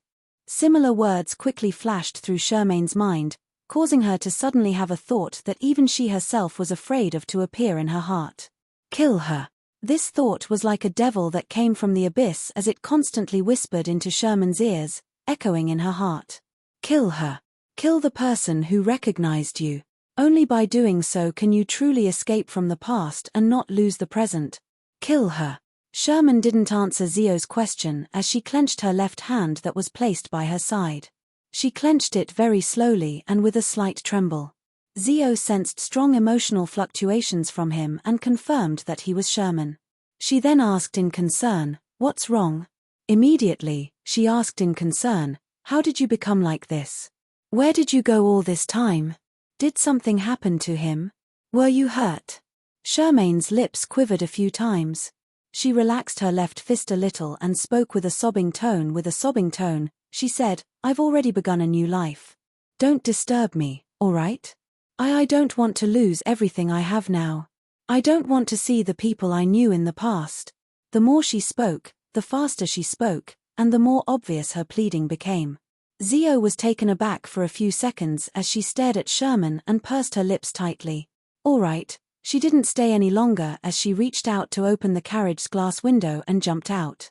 Sherman watched the entire process in silence before finally letting out a long sigh. She slumped in her seat as though she had lost all her strength. It wasn't easy for her to control the devil in her heart. At this moment, she saw a figure rapidly outline on the other side of her, appearing out of thin air. The figure was wearing a dark, old-fashioned dress, but it didn't ruin her sweet and gentle looks and bearing. Just sitting there without saying a word made it impossible to shift one's eyes away. "Demoness Trissy, why didn't you kill her?" Trissy asked with a smile that didn't show any signs of gloom. It was as though she was chatting about what she had drunk the night before. She was one of the few people who didn't discriminate against me in the past. She even helped me. Sherman replied in shock before asking with a frown, "Why are you here?" Trissy smiled. "I'm protecting you." Without waiting for Sherman's response, she said, "You seemed to be in a good mood when you came out." Sherman recalled what had happened and revealed a hint of embarrassment. Maybe, I have a chance to be a mother." As she spoke, she touched her belly with her right hand as the corners of her mouth couldn't help but twitch. "I feel like he's kicking me. Sherman was suddenly taken aback as she blurted out in shock, "How can it be so fast?" She wasn't even sure if she could conceive a child today. Upon seeing her reaction, Triss's smile became even more charming. P.S. Seeking monthly recommendation votes on Monday. Chapter 1045. How was it? Did you get a good look? Just as Force left the street where Viscount Stratford's residence was, she saw Zio walk back with a gloomy expression. She looked a little lost. Zio nodded hesitantly. "I did." After saying that, she seemed to finally snap to her senses and said in shock, "I know her." "I know her, no, him." Force was confused. Zio habitually observed her surroundings before saying, "His Sherman. The Sherman I told you about. He actually became a woman." Force was taken aback when she heard that. She subconsciously asked, "Could it be that you got the wrong person? She's actually Sherman's sister?" Zio shook her head firmly. "No, she admitted it herself. She even told me not to disturb her. She wants to completely bid farewell to her past." But how did he become a woman? Force's eyes darted around as she suddenly recalled something. In thought, she said, "It's not impossible. There's a beyonder pathway that can turn a man into a woman at a certain stage." She remembered that Miss Justice had mentioned something similar in one of their free exchanges. "Ah, really?" Zio's eyes widened as she asked in disbelief. Yes. Force had already recalled the exact details and gave a rather certain answer. This. Zio found it hard to accept, but she couldn't find a retort. All she could do was press, "Which pathway is it?" Force replied, "Demonis." "Ah, it's the assassin pathway." Demonis. Sherman actually became a demonis. Zio muttered to herself. Demonis. Sherman actually became a demonis. Zio muttered to herself. Demonis. Sherman actually became a demonis. Zio muttered to herself. Will she be used by someone? No, I have to warn her. Just as she said that, Zio turned around and ran with large strides in an attempt to catch up to the rental carriage. However, she didn't find her target even after chasing for a few streets. Sherman and the carriage seemed to have vanished into thin air. Zio gradually slowed down and finally stopped. She looked at the empty street in front of her with a complicated expression. Behind her, Force passed through a few walls and finally caught up. Gone. Zio muttered. Force similarly cast her gaze forward and replied thoughtfully, "That's right. I've been discovered." Without waiting for Zio to say a word, she turned around and sighed. "Let's go back and find another opportunity." Zio didn't take a step forward as she continued standing there. After a few seconds, under Force's puzzled gaze, she said, "Since they've discovered the problem, will they take action in advance?" "It's possible. If they don't want their plan to fail, they might try to make one last attempt tonight before we can prepare." Force immediately agreed with Zio's judgment. "Let's return to Viscount Stratford's place and crouch in a more secluded spot to continue monitoring." Zio immediately nodded and replied without any hesitation, "That's right." "All right." In the dock area, inside a warehouse filled with goods, Shiamane sat on the dirty wooden box with her hands behind her back. Thin but tough spider silk coiled around her body. It was as if she had been encased in a transparent cocoon, and she couldn't even make a sound. "This isn't a bad thing for you." Trissy stood in front of Shiamane, holding a pitch-black flame in her hand. "At the very least, you can determine if he really loves you or if he's lying to you." Shiamane was furious and horrified. She tried her best to plead with a whimper, but Trissy wasn't moved at all. She flipped her palm that held the pitch-black flame and pressed it against Shermane's stomach. The flame seemed to have a mind of its own. It first dispersed like flowing water before penetrating the skin and flesh as though it didn't have a physical form in an attempt to burrow inside. Triss's smooth, raven-black hair fluttered in a manner that defied the laws of nature. It was pulled by invisible hands as it extended in every direction, causing the surrounding air to be tainted with a baffling smell. The strands of hair vaguely became thicker as they dispersed, each strand distinct. Deep beams of light surged out from beneath them, carrying curses and words as they rapidly flowed forward, fusing with the pitch-black flame and entering Shermane's stomach before quickly vanishing. Shermane's face twitched uncontrollably, but she didn't feel any pain. It was as though it was a purely instinctive reaction. She quickly calmed down and saw Triss's body, who was dressed in a dark black dress, fade away bit by bit, gradually turning transparent until it vanished. Shermane's pupils dilated as she struggled once again, but she was unable to escape her restraints. She exhausted herself again and again, only to begin again and again. It was as though a flood was rising in a silent warehouse, 1 centimeter at a time. After an unknown period of time, the warehouse's door opened with a bang, slamming into the walls on both sides. A figure staggered in. It was none other than the middle-aged Viscount Stratford. He didn't wear a white wig like he usually did when he went out. It revealed his rather high hairline and rather messy black hair. The latter was stuck together, as though it had been soaked by the storm and dried by the sun. But for the past few hours, the clouds had thinned and the crimson moon hung in the sky. It hadn't rained at all. On Viscount Stratford's face, droplets of sweat slid down his stiff neck lines. Beneath his skin, there seemed to be countless black threads flowing. His body was slightly hunched, and his facial muscles were contorted. His eyes were filled with pain and worry. After surveying the area and discovering Chiamener, he was first delighted before turning anxious. He charged over, finding it difficult to maintain his balance. And when Chiamener saw him enter the warehouse, her face suddenly turned lively, as though it was covered in a layer of light. She then revealed a look of worry and horror as she frantically tried to shake her head. However, her neck was firmly held in place by the spider silk, preventing her from doing so. She turned even more anxious, to the point that tears seeped out of her eyes. One drop after another, they were crystalline and fragile. Just as Viscount Stratford was about to reach her, there was a loud bang between the two of them. It was as though there was an invisible wall that separated Viscount Stratford and Chiamener. It was impossible to cross. If you wish to remove the curse and take her away, answer my questions without hiding anything. At that moment, a figure quickly outlined itself in a corner of the warehouse. Her facial features were charming, and when combined, they were abnormally sweet. It was as though she was the lover every man dreamed of when they were young. She was none other than Demonis Trissy. Without waiting for Viscount Stratford's response, she raised her right hand, causing a pitch-black flame to shoot out. The exposed skin on Viscount Stratford's face, hands, and neck instantly became transparent, and blood vessels protruded one after another. And in every blood vessel, black flames burned silently as they flowed silently. The pain in Viscount Stratford's eyes reached its peak at that moment, but it instantly vanished. His expression turned extremely cold as his eyes had a hint of mockery. It was as though the one being cursed wasn't him, but Trissy, who was a great distance away.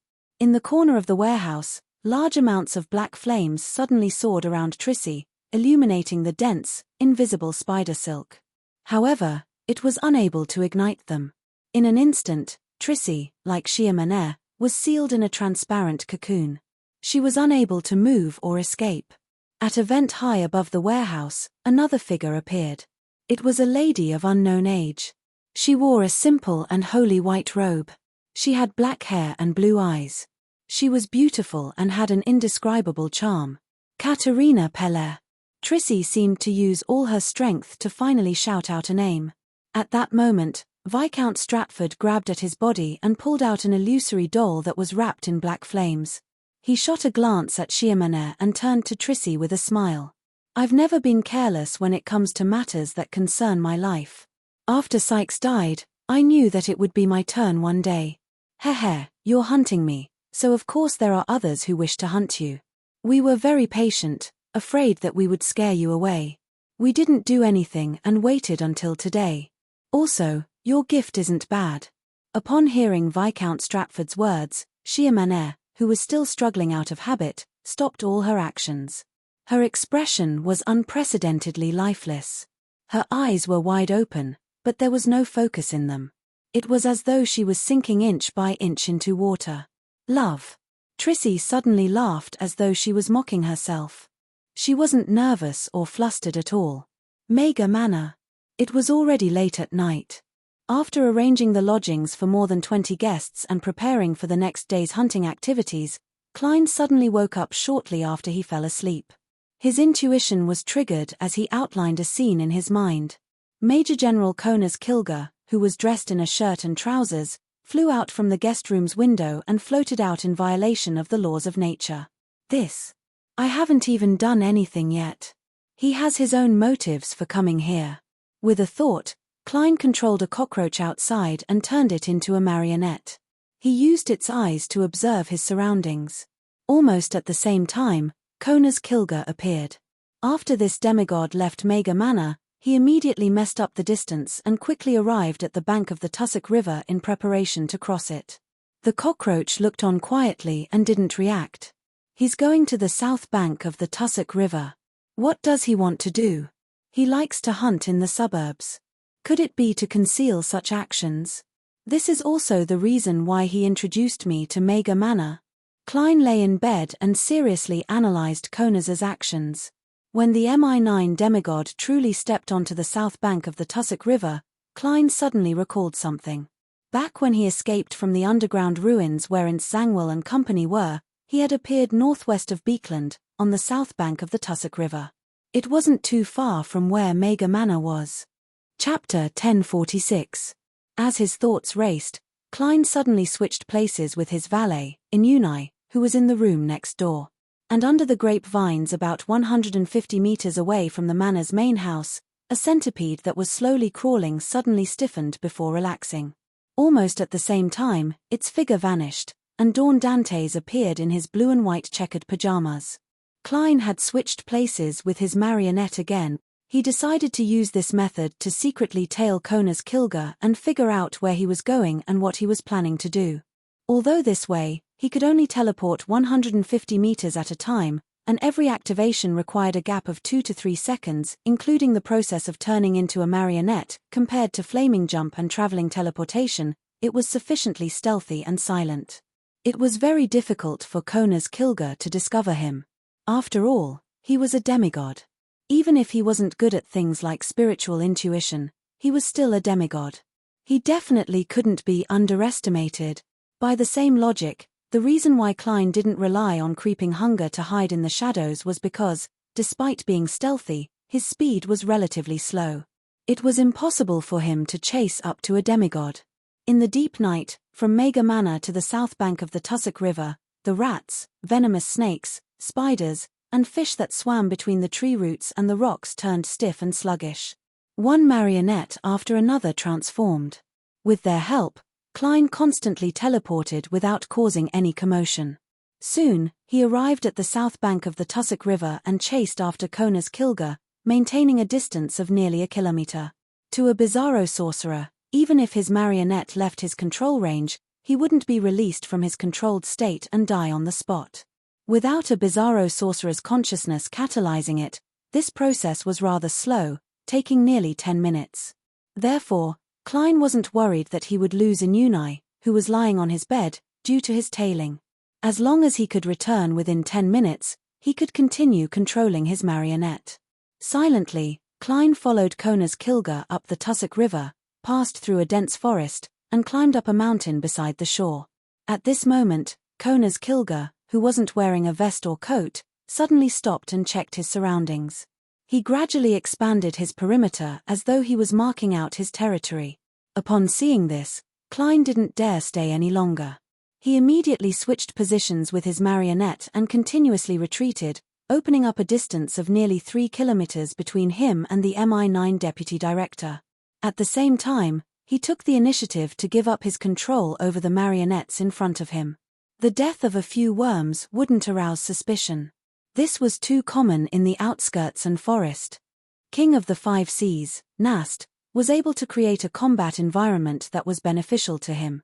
Could Konas Kilger, who was also a demigod of the Black Emperor pathway, have the ability to mark out an area, tamper with, add to, or use certain rules to make a stalker expose their whereabouts the moment they enter, preventing them from hiding? Very likely.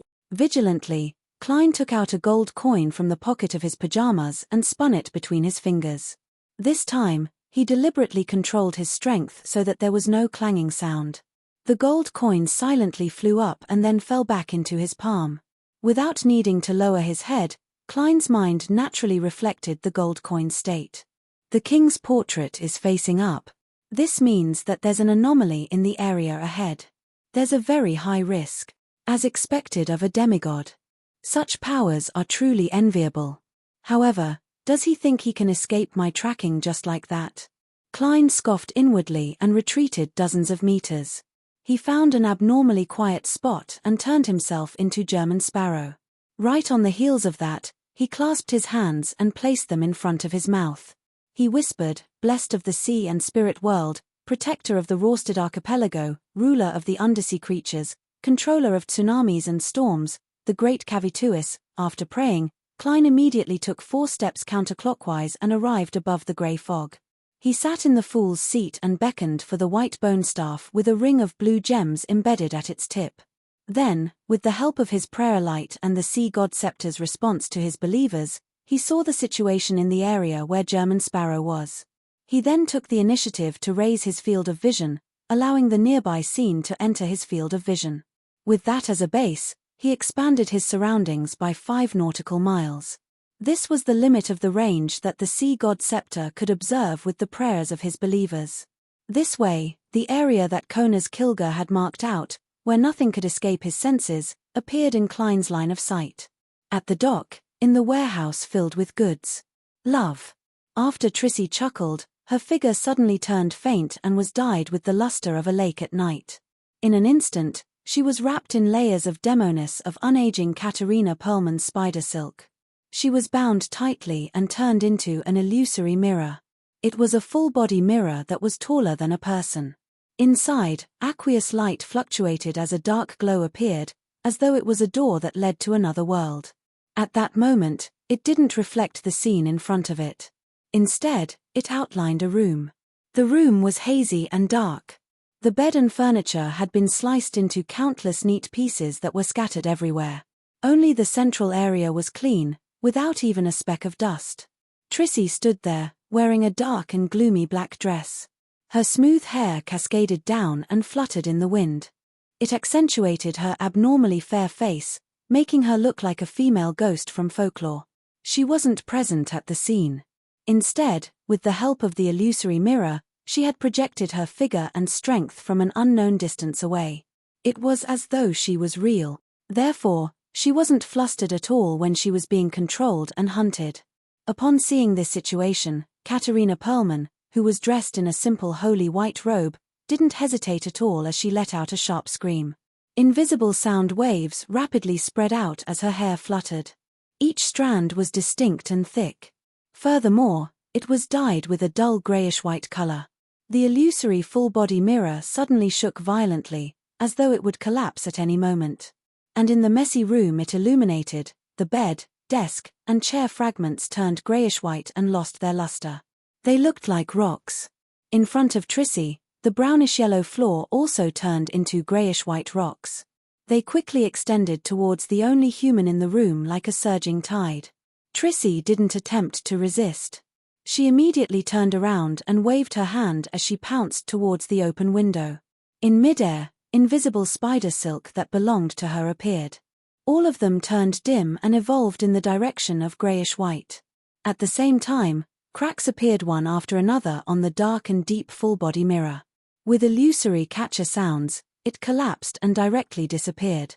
However, before the full-body mirror completely disappeared, the grayish-white color in the completely petrified room strangely flowed backward, condensing into a figure.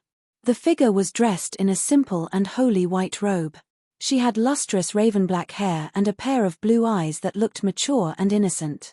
She was none other than the demoness of unaging, Katerina, who had just been in the warehouse.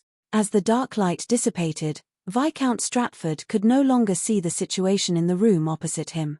He retracted his gaze and cast it at Shiamaner. The look in his eyes turned slightly complicated before returning to normal. Trissy Shaw is patient. In order to deal with me, she actually spent several months nurturing a new demoness. Viscount Stratford shook his head and chuckled. What does she want you to obtain from me? At that moment, with the connection with Trissy severed, the spider silk around Shiamaner had already relaxed. It was no longer able to bind her or restrict her movements. This beautiful girl wore a blank expression as she replied with empty eyes, "She wants me to know who you're truly loyal to." Without waiting for Viscount Stratford to speak, her eyes suffused an indescribable glint. She hesitantly asked, "She wants me to know who you're truly loyal to. How many of the promises you've made to me, how many of them are true?" Viscount Stratford was taken aback for a moment before he chuckled. "You're probably the most foolish and naive which I've ever seen." Charmaine's expression froze on her face. The light in her eyes, which she had regained after much difficulty, dimmed bit by bit. Outside the warehouse, in another direction, Zio and Force were hiding in the shadows, observing the silent target area. They had followed Viscount Stratford here. Their patience paid off. They found that the captain of the Royal Guards had left the mansion in the dead of night and was rushing to the dock area near the Beekland Bridge. With Zio's sheriff powers, they chased after him from a great distance and confirmed that Viscount Stratford had entered the warehouse in front of them. In addition, they also noticed that Viscount Stratford wasn't in a good state. He seemed to be injured. Actually, we had the chance to make a move on the way. Force looked at the warehouse door and muttered. Zio didn't even turn her head. But you yourself said that you had a nagging feeling that things weren't that simple. You wanted to wait a little longer. This might be an astrologer's intuition, or it might be a sign of stalling. Force said in a self-deprecating manner. They didn't say anything else as they returned to silence and continued waiting patiently. At this moment, a pitch-black flame suddenly ignited on the ground in front of them. This strange flame rapidly split apart as it stuck to the ground and flowed in all directions, outlining a line of ruined text. The opportunity you've been yearning for is here. Zio and Force's pupils dilated at the same time as they exchanged looks, unsure of how to react or what to say. After a few seconds, Force finally couldn't help but ask, "What do we do?" Chapter 1047. Upon hearing Force's question, Zio hesitated for a moment. "We've been discovered." They had said something similar before, but now that they repeated it, they expressed a completely different meaning. Previously, they were pointing out that Sherman's identity had been discovered by Sherman's secret protector or monitor. Now, the main point was that their choices and corresponding actions were all within the expectations or arrangements of the person behind the scenes. There was no secret to speak of. This meant that the opportunity Zio longed for might really appear, but it was impossible to guess what was hidden behind it. If we follow the intentions of the person who left the message, the final outcome will be completely dependent on her goodwill. And that's something we can't control, Zio added from a rational point of view. The reason why she used she to represent the person behind the scenes was that she recalled the sweet fragrance she smelled when she left Sherman behind. Force listened quietly and nodded in agreement. Yes, we've been too passive in this whole situation. The best choice is to leave this place. As soon as she finished speaking, she glanced at the warehouse and opened her mouth, but she didn't say anything. She thought of Sherman's possible situation and suspected that he was in deep danger, but in the end, she deliberately ignored it and did not mention it. To her, Sherman was only a person who existed in Zio's description. He was no different from a character in a novel. If she had the ability and the opportunity to save him, she would be willing to do so. However, she definitely wouldn't consider the risk of making her friend rash and putting her life in danger. Zio nodded. "All right, we'll leave now. However, the person who left the message definitely won't be happy to see us do this. There will definitely be some obstructions. How about this? We'll escape in different directions so that he can only choose one side. Whoever successfully leaves this area will immediately cause a commotion and attract the official beyond us. Why don't you just create a commotion here?" Force asked subconsciously. "This will definitely be stopped or destroyed." Zio gave her reason.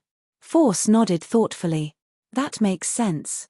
All right, let's not delay any longer. Let's begin." Zio didn't say another word as she held a triangular blade that was so transparent that it was nearly invisible. With her back bent, she jumped out of her hiding spot and ran out of the dock along the shadowy area. Through Maram Hermit of the Tarot, she had spent £500 to commission an artisan to create a mystical item using the dust and remnant spirituality of an ancient wraith. It was called Wintry Blade. Anyone who was hit by this weapon, even if it was just a touch, would fall into a frozen rigidity. Even their thoughts were out of control, as if they were possessed by a vengeful spirit. At the same time, once the battle continued, even if the enemy of the Wintry Blade did not have direct contact with this triangular stinger, their thoughts would gradually slow down and their movements would become stiff. On the other hand, the negative effect of the chilling blade was relatively less terrifying. There was only one negative effect, which was to make the user's body lose its temperature bit by bit and turn into an undead. Once the time limit was exceeded, the process would be irreversible. Therefore, Zio had been enjoying running or riding her bicycle more and more recently, so as to generate heat to fight against the loss of temperature. But even so, All she did was increase the time it took for the chilling blade to leave her body from 3 hours to 4 hours. After running for a distance, Zio looked back and realized that force had already passed through the wall and vanished from her previous hiding spot. After staring for 2 seconds, Zio bit her lip, turned around abruptly, and changed directions. She was heading straight for the warehouse. Soon, she arrived at the side of her destination, but she wasn't in a rush to head for the entrance.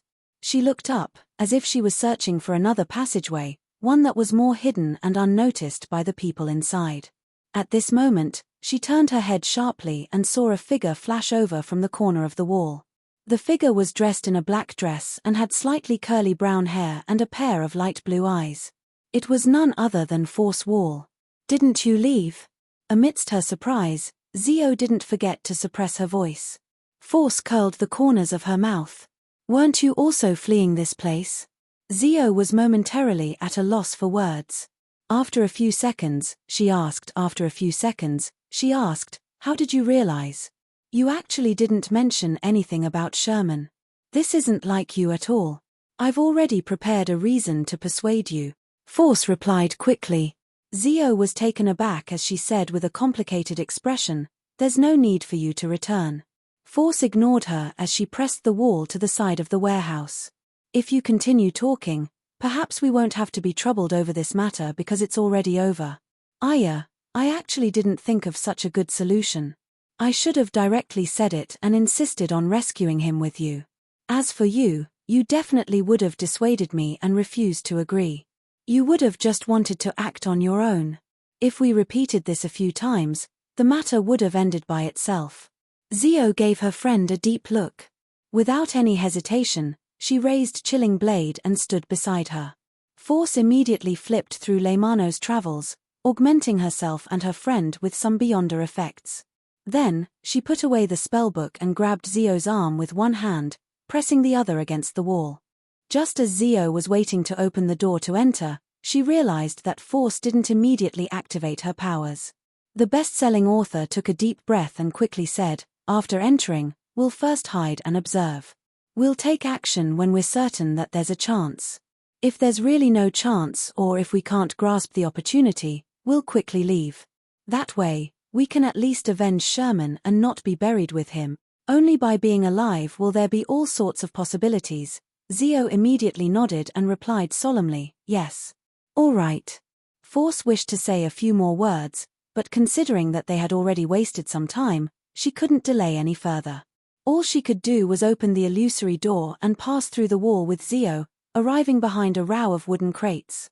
She, who was no longer inexperienced with such actions, instinctively crouched down and pulled out Leymano's travels, flipping to one of the pages. Similarly, Zio didn't rush deep into the warehouse. She bent her back and placed her eyes between the wooden crates to observe the situation in the empty area. The female Sherman sat lifelessly on a wooden box. Her brown hair seemed to be blown by the wind as it swayed gently. Standing in front of her was Viscount Stratford. The captain of the Royal Guards tightened his collar and surveyed the area, seemingly looking at something. "Unfortunately, you're only a demoness. Don't worry. I'll let you die without any pain. I'll let you be completely purified." As he spoke, he took out an item from his inner pocket. Zio used the enhanced vision of the interrogator potion to clearly see the item. It was a cross that was stained with bronze. There were a few spikes protruding from it as though they had once pierced through someone. Its style and characteristics were something none of the countries in the Fifth Epoch's northern continent had. It presented an ancient charm. "Very good. You know that resistance is useless." As Viscount Stratford spoke, he pressed one of the fingers that held the bronze cross onto one of the spikes. His bright red blood immediately flowed out and was absorbed by the spike, seeping into the item. The mottled bronze on the cross's surface began to disintegrate as it rapidly peeled off, revealing the corporeal object condensed from light beneath. In just a second or two, the item in Viscount Stratford's hand had turned into a radiant cross. It emitted a pure and flawless light, illuminating the surrounding area abnormally bright.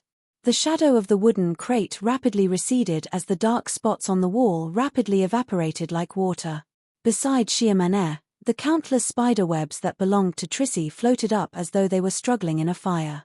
In a few moments, they melted away. The light grew brighter, but it wasn't blinding at all. Black flames and crystalline ice spewed out of Charmaine's body. They turned faint under the illumination and turned transparent until they vanished. In the vicinity of the radiant cross, there were no evil existences, nor was there any remnant of darkness. Upon seeing Sherman's expression begin to warp, Zio couldn't help but turn her head to glance at Force. She could clearly sense how terrifying the radiant cross was. She began to waver in her decision to save her. Force also noticed what was happening. She pointed at Leymano's travels, raised her left index finger, and whispered into Zio's ear, "Don't worry, Leymano's travels." She whispered into Zio's ear, "There's only one chance. I'll do my best to help you create it. If it doesn't succeed, or if you can't grasp it, we'll give up." Zio didn't hesitate as she nodded solemnly. Force immediately straightened her body and flipped Leymano's travels to a charred page. This page was filled with all sorts of complicated, distorted, and indescribable symbols and labels. It gave one the feeling of howling winds. Demigod power of the sailor pathway, Hurricane. After observing her surroundings again and confirming that there were no other enemies, Force's gaze pierced through the gaps in the wooden crate and locked onto Viscount Stratford. She nimbly slid her finger across the charred page. With a loud boom, a visible hurricane stirred up from beneath Viscount Stratford's feet as it surged into the sky. Having suddenly suffered such a terrifying attack, the captain of the Royal Guards was unable to maintain his balance. He was lifted up by the hurricane and slammed into the warehouse's roof. Boom! The warehouse's roof was torn apart by the hurricane as a portion of it collapsed downwards. The remaining portion spun in the wind as it rose higher and higher. Viscount Stratford nearly fainted from the impact. He could no longer hold on to the radiant cross as he allowed it to fly out of his palm.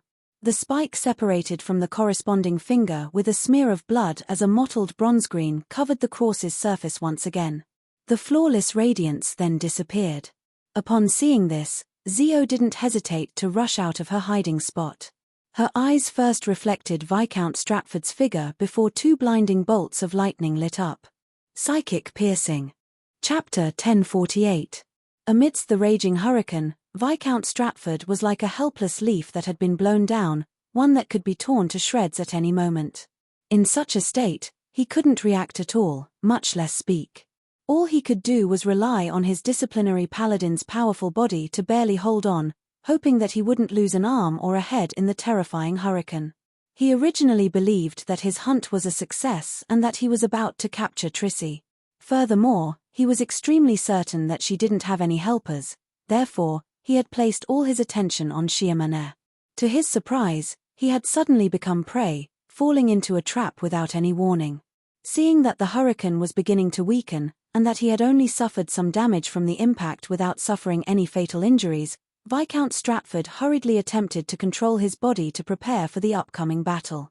At this moment, he felt a stabbing pain in his head as though a sharp dagger had stabbed into it and stirred it a few times. This feeling was both familiar and unfamiliar to Viscount Stratford. This was because although he had never experienced it directly, he had attempted it on many targets and observed their reactions. This was a beyonder power he had once been most adept at using. Psychic piercing. Bang! Having suffered an attack, Viscount Stratford, who had failed to adjust his body's condition, slammed heavily to the ground. The bronze cross fell several meters away with a clang. Tap, tap, tap, tap, tap. With wintry blade in hand, Zio strode forward and charged at Viscount Stratford, who was struggling to stand up in a daze. As for Force, she had already skillfully flipped through Leymano's travels before Zio rushed out. She unfurled it to a page that resembled a goatskin parchment. As her fingers moved, the shadows that had appeared around Viscount Stratford came alive once again. They condensed into black chains that coiled around the target, binding him tightly. Viscount Stratford, who had just recovered and regained his senses, didn't even have the time to choose a punishing target and forbid certain things when he lost his freedom once again. Even his mouth was bound with a shadow chain. Abyss shackles. The abyss shackles that originated from the sanguine or mid-sequence beyond us of the moon pathway, After using it once, Force was rather fond of this beyonder power. She found it very practical, so she later spent gold pounds to get Mr. Moon, who had already become a Viscount, to make the corresponding records. Bang! At this moment, Viscount Stratford suddenly erupted with strength that exceeded his previous strength, shattering the shadow chains. He chose the binding around him as the target of punishment. But at this moment, Zio had already rushed in front of him like a high-speed steam locomotive. With a whoosh, she threw out the transparent triangular dagger. With a puff, the wintry blade stabbed into the target's abdomen. Viscount Stratford's body stiffened once more as his eyes glazed over, as though he had turned into an ice sculpture. Zio released her hand, allowing the wintry blade to stab into the captain's stomach. It was as though she wanted the wraith on the weapon to continue possessing the target and forcefully control him. Then, she swung her arm, clenched her fist, and smashed it below Viscount Stratford's ear. Under the double blow, Viscount Stratford fainted without even a grunt, his stiff body collapsing once more. After completing this strike, Zio left her back to Force. She walked past the swaying Viscount Stratford, who had the wintry blade in his stomach, and ran towards Sherman, who was still sitting on the wooden crate. Force flipped through Leymano's travels once again, using another beyonder power to add another layer of binding to Viscount Stratford. Then, she walked out of the row of wooden crates she was hiding in and approached the ancient bronze cross. The scene she had just seen made her suspect that it was an item at the demigod level. According to the official Beyonders, it was a Grade 1 sealed artifact.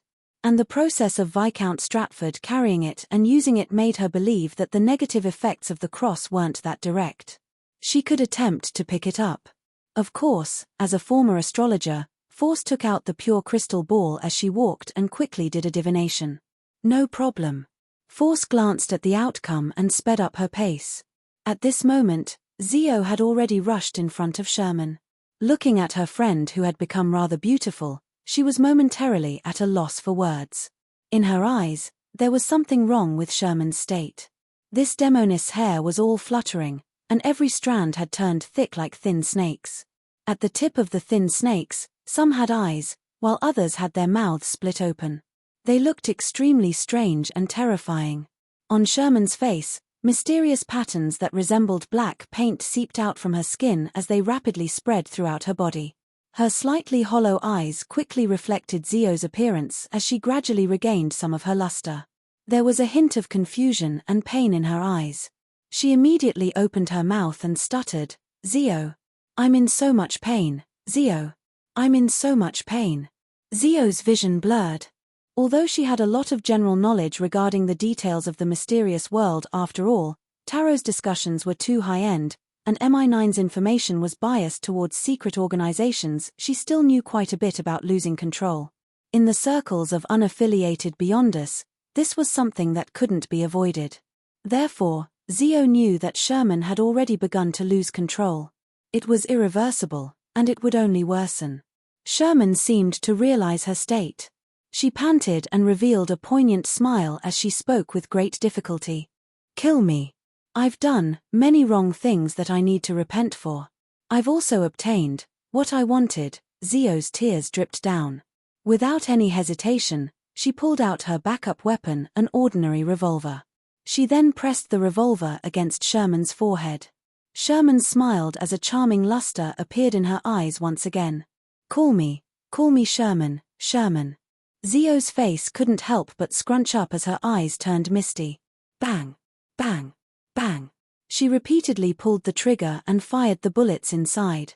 Flowers bloomed one after another, red and beautiful. Upon seeing this scene, Force subconsciously pursed her lips. 2 seconds later, she let out a long sigh, bent down, and extended her hand towards the bronze cross. The moment her fingers touched the item, it was as though she had touched a flame. It was hot and scorching, burning her soul. Force instinctively retracted her hand, alarmed and puzzled. She remembered that Viscount Stratford had never acted in such a manner before. As her thoughts raced, Force glanced at Viscount Stratford and kicked the bronze cross towards the nearby Zio. "Give it a try. Also, we have to leave immediately. The commotion just now will definitely attract the official Beyonders. Also, Who knows what the person who left the message will do? Zio's eyes were red as she didn't say a word. She bent down and picked up the bronze cross.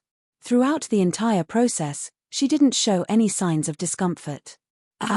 Force didn't ask any questions as she walked to the stiff Viscount Stratford's side and warily looked around.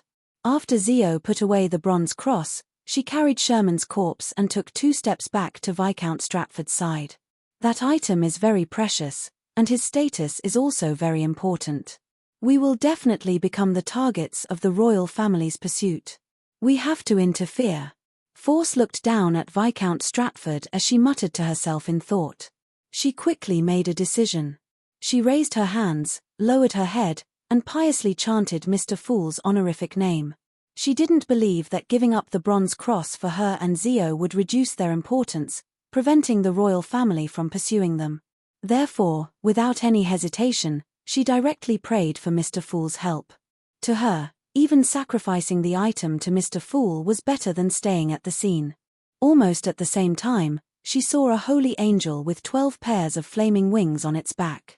This angel released a phantom and descended from the sky, using its flaming wings to wrap around her and Zio. After this scene vanished, Force was just about to say something when her body suddenly trembled. She sensed a terrifying and evil feeling flowing out of the void. Her eyes focused as she squatted down without any hesitation. She reached out her hands and grabbed Zio and Viscount Stratford's calves. At the same time, on the bracelet she wore on her wrist, the last dark green stone with burn marks emitted a light blue and illusory glow. In an instant, Force, Zio, Viscount Stratford, and Sherman's figures turned transparent as they vanished from their spots. In the blink of an eye, they had left the dock area and appeared in the outskirts of St. George Borough. During this process, Force had also used her Beyonder powers as a scribe to successfully copy a journey. After observing her surroundings and confirming that there was no one around and that it was a mountain forest, Force released her grip on Zio and Viscount Stratford's calves and straightened her body. With Mr. Fool's angel's blessings, there shouldn't be any danger. The person who left the message definitely won't be able to lock onto us. Force heaved a sigh of relief and said with some lingering fear, the one that descended in the end was at least a saint. Thankfully, we escaped quickly. Zio gently put down Sherman's corpse and said in thought. If the person who left the message is Sherman's supervisor, then she might have already investigated where we live. We can't return there again. Yes, let's change locations. Following that, Force cast her gaze at the unconscious and stiff Viscount Stratford. You can question them now. Make haste. As she spoke, she handed Leymano's travels to Zio and exhorted, there's mine reading on it. Use it with candlelight. Also, start with the simple and unimportant questions to lower your resistance. Zio received the spellbook with a solemn expression when her wrist suddenly trembled. She couldn't hold on to Leymano's travels any longer. Bronze green. The notebook fell to the ground as Zio frowned. It's like a flame. Force had similar experiences, so after some thought, she said, try throwing that cross away. Zio followed her suggestion and successfully picked up Leymano's travels.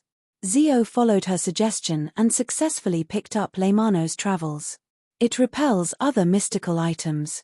Upon seeing this scene, Force nodded slightly. Zio didn't harp on the problem as she quickly prepared a lit candle. Then, she pulled out Wintry Blade, making Viscount Stratford no longer turn stiff and sluggish as though he had been possessed by a wraith. When the captain of the Royal Guards slowly woke up, she triggered the corresponding page of the notebook. Viscount Stratford instantly turned dazed as all that was left in his eyes was the dim yellow candle flame. Why did Sherman approach you? Zio asked the question she had thought of. Viscount Stratford answered blankly. She wants to investigate who I'm loyal to. Zio was taken aback as she instinctively asked, who are you really loyal to? Viscount Stratford said slowly. Of course it's His Majesty. Lord of the Mysteries, Lord of the Mysteries. Chapter 1049. His Majesty. Upon hearing Viscount Stratford's answer, Zio was momentarily at a loss as she was filled with questions. She found it hard to understand why Shiamanair would deliberately approach the captain of the Royal Guards just to find out who he was loyal to. It did not seem to be something too important or valuable. As for Viscount Stratford's answer, it was very orthodox, and there was nothing wrong with it. Shiamanair sacrificed her life just to get an answer like that. Zio originally wanted to ask about Charmaine's motive for investigating that trivial matter, but she instantly realized that it would be too quick to touch on the core information, making Viscount Stratford, who had yet to enter his state, resist. Hence, she temporarily held back her impulse. She pondered for a moment, then asked, "Do you know Mason Dill?" "Yes," Viscount Stratford replied in a daze. Zio de Richa continued to raise a simpler and less important question. "Who is he?" "He's the former chief of the Royal Guards." Viscount Stratford only answered the question and didn't elaborate further. At this moment, Force didn't listen to the mind-reading that was still at a superficial stage. She took out the pure crystal ball and placed it in Zio's pocket. After transferring the items, she bent down again and carefully tried to pick up the bronze cross. This time, as her fingers trembled slightly, the feeling of burning her soul did not come through her touch, allowing her to easily pick up the item with a few spikes. Indeed, this cross will repel all mystical items other than itself. It won't tolerate their existence. I still have the remnant spirituality of the moon paper figurine and the ancient wraiths, but it doesn't have any reaction. This means that it doesn't reject items that don't contain Beyonder characteristics. It doesn't reject spirituality and power. If that's the case, will it also reject the Beyonder characteristic in my body? But it won't be that obvious. This is another negative effect of it that needs a certain amount of time to appear. Force had a rough idea of the bronze cross and cautiously put it into the secret bag containing the various ritual materials. After doing this, Force looked down at the silver bracelet on her wrist and confirmed that it was empty. There were no more decorations hanging on it. She had used up all 5 of her stones that could teleport people. However, Force wasn't as terrified as she used to be. Although she was already certain that the full moon's ravings would become clearer and more terrifying with each depletion of the stone, she also knew that with Mr. Fool's help, this wouldn't be a problem. In the past year, if it wasn't for the fact that she had to stay above the grey fog for a short period of time during every full moon or blood moon, she would have forgotten that she was still suffering the torture of the full moon's ravings. I hope that one day, this curse will completely disappear. Force couldn't help but sigh as she retracted her gaze from the silver bracelet that was gradually dimming. She then sincerely thanked Mr. Fool in her heart. No matter what his true purpose is, he has at least saved me time and time again, not just with the full moon ravings. This cross doesn't seem to be of a low level. I wonder if Mr. Fool will be interested in it and if he's willing to accept my sacrifice. Previously, I didn't have any good items or information, so I was unable to repay that kindness. Now, I finally see a possibility. This is a shared spoil of war. I only have half. I wonder if Mr. Fool is willing to accept a sacrifice that only gives him half. No, Zio was also saved by Mr. Fool before. I might even be able to please Mr. Fool because of this. If he is satisfied, he might bestow a few Beyonder powers for me to record in Leymano's travels. No, Leymano's travels definitely can't record the powers of a deity. It won't be able to bear Mr. Fool's powers. Yes, the powers of an angel under him can do it too. No. I can't be too greedy. Even if I can get Mr. World to copy a few powers, I'll be very satisfied. Force's thoughts wandered as she had a dreamy look of anticipation. This was the instinct of a best-selling author. As for why she didn't look forward to anything else but the records of Beyonder powers, it was because she had a deep understanding of the importance and terror of demigod-level Beyonder powers today. If Leymano's travels hadn't copied Tornado, she and Zio wouldn't have been able to capture Viscount Stratford tonight. They might not even have been able to escape successfully. Even without the bronze cross, Viscount Stratford was a rather powerful Beyonder. If he hadn't been injured by Tornado from the beginning, causing him to feel dizzy from the fall, their sneak attack wouldn't have had the desired effect. There was a high chance that they would have suffered a counterattack.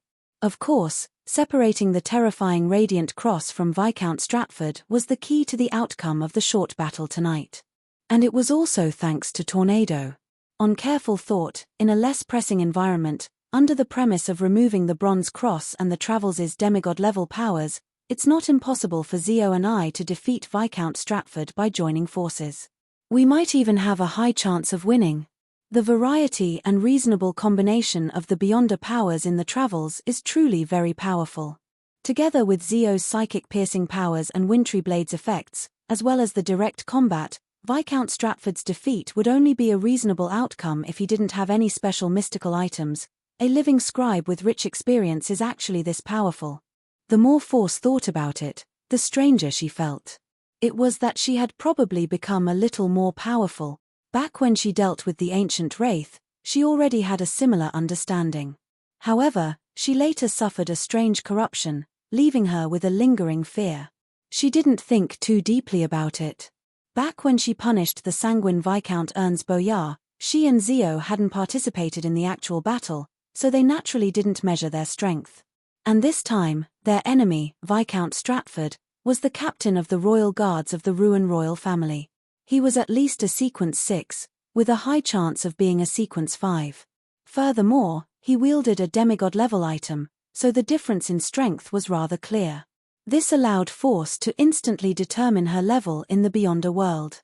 Although the reason for their victory was mostly due to their sneak attack, the possibility of a successful sneak attack was also a manifestation of their strength. I'm already a scribe. After matching my powers with Leymano's Travels, I'm almost equivalent to a rather powerful sequence 5. The only problem is that I'm still lacking in experience. As Force reflected, she cast her gaze at Zio and Viscount Stratford and continued listening to their questions and answers.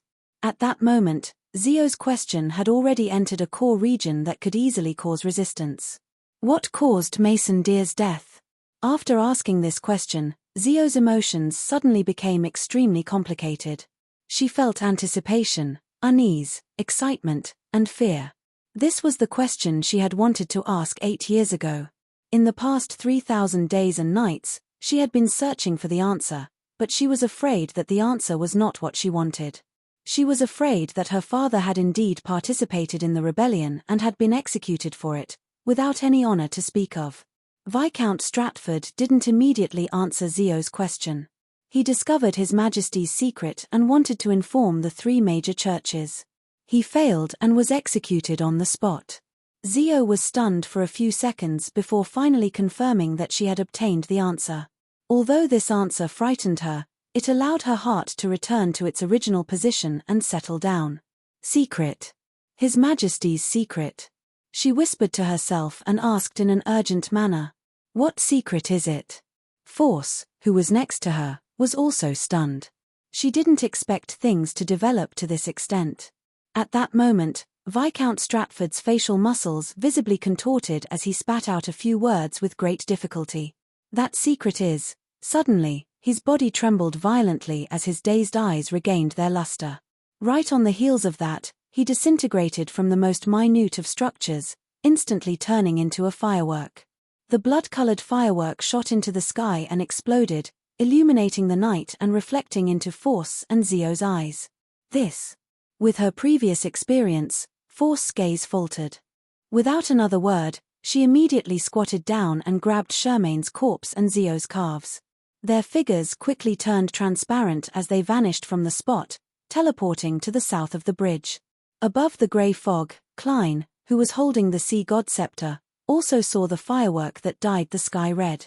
Back when Force was praying to him, he happened to be observing Kona's Kilga's actions in the majestic palace. In passing, he had stored the red priest card and summoned the paper figurine he had cut. He used the powers of the mysterious space to respond. During this process, he discovered that the person lying beside the magicians and misjudgment was Viscount Stratford. This was a target that he paid close attention to. Although he didn't personally investigate him, he knew that there was something wrong with him. He knew that Demonis Trissy was targeting him, so he remembered the corresponding looks and characteristics at a ball. Klein didn't know what the 2 tarot members were up to, but since it involved Viscount Stratford, he definitely wouldn't ignore the importance. He directly used the corresponding Crimson Star to observe the subsequent encounters of the magicians and misjudgment. After advancing to a demigod and obtaining more authority here, Klein could use the corresponding Crimson Star to directly investigate the situation in the surrounding area without the need for the tarot members to pray. This was similar to a believer that had been specially marked. However, Klein restrained himself from doing so and had never attempted it before. This allowed him to hear Zio and Viscount Stratford's conversation. And as someone who knew the inside story, he knew very well the true meaning and weight of the question of loyalty. Combined with the fact that the former captain of the Royal Guards, Mason Dill, had discovered the king's secret and had failed in his attempt to inform the three churches, Klein had a guess about the answer. He suspected that the greatest culprit behind the Great Smog of Beekland was the King of Ruin, George III. Chapter 1050. Above the grey fog, inside the palace, Klein, who was holding the sea god scepter, stared at the Dark Emperor and Tyrant cards on the table in front of him with a solemn expression. Although Viscount Stratford's answer only proved that King George III was hiding a huge secret and had played a key role in the Great Smog of Beekland, making him likely the greatest culprit, it didn't prove that he was the mastermind behind everything. After all, he could also be a puppet. But to Klein, that was enough. The target was extremely clear, and he had clues to investigate what they were plotting. Seeing that the magicians and misjudgment were far away from the anomaly and that their safety was basically guaranteed, Klein retracted his gaze and continued observing the actions of MI9's deputy director, Conas Kilger, through the prayer point of light. After a while, Conas Kilger, who had marked the territory and confirmed that no one was tailing him, walked to a mountain wall and took out an item. His entire body was tainted with a ghostly blue glow as he gradually turned hazy and blurry. Then, he vanished into thin air, his whereabouts unknown. It's a rather special type of traveling. Through a fixed ritual and item, it achieves a point-to-point teleportation within a very short range. Back when I came out of the underground ruins wherein Zangwil was, I also passed through a similar door. Yes, this place isn't too far from the mountain where Mr. A pursued me. This kind of setup is very suitable for areas that need to be kept secret. Without permission from the inside, it won't have any effect even if I hold an item to activate it. And once something goes wrong, destroying the corresponding ritual can prevent the enemy from entering, preventing them from finding the exact location. Klein nodded in enlightenment. Combined with Viscount Stratford's confession, he initially believed that the king's secret and the scheme of the three families were hidden deep in the underground ruins. As long as he could enter and carefully investigate, there was a high chance of obtaining the truth of the matter. However, the more he thought about it, the more he felt that the investigation of the matter would be extremely difficult. This was because he first needed the corresponding item to use the faceless transformation to fool the guards and teleport in. And this wasn't an easy task. According to Rhodes, not only was Conas Kilger a demigod of the Black Emperor pathway, he also had a rather powerful sealed artifact. Even if Klein was prepared, he didn't have much confidence in defeating this Major General Deputy Director of MI9 without inviting an angel-level helper. Not to mention, he had to deal with the other party secretly without being discovered. And the angels he could invite each had their own difficulties and problems, so they might not necessarily agree. Even if I take down Conas Kilger without alerting anyone, I have to consider the danger after entering. With the previous experience, it's impossible for them to not be wary of a faceless. The king is cooperating with the psychological alchemy and the Demonist sect, so they're definitely plotting something significant. The possibility of an angel existing in the underground ruin is extremely high. Klein frowned slightly, unable to find a reliable way to complete the investigation. He tapped his fingers on the edge of the long, mottled table and decided to think about it in a different way. A few seconds later, Klein had an inspiration. Why do I want to complete all the steps myself? The king's secret and scheme are likely to be detrimental to the three churches of Storm, Evernite, and Steam.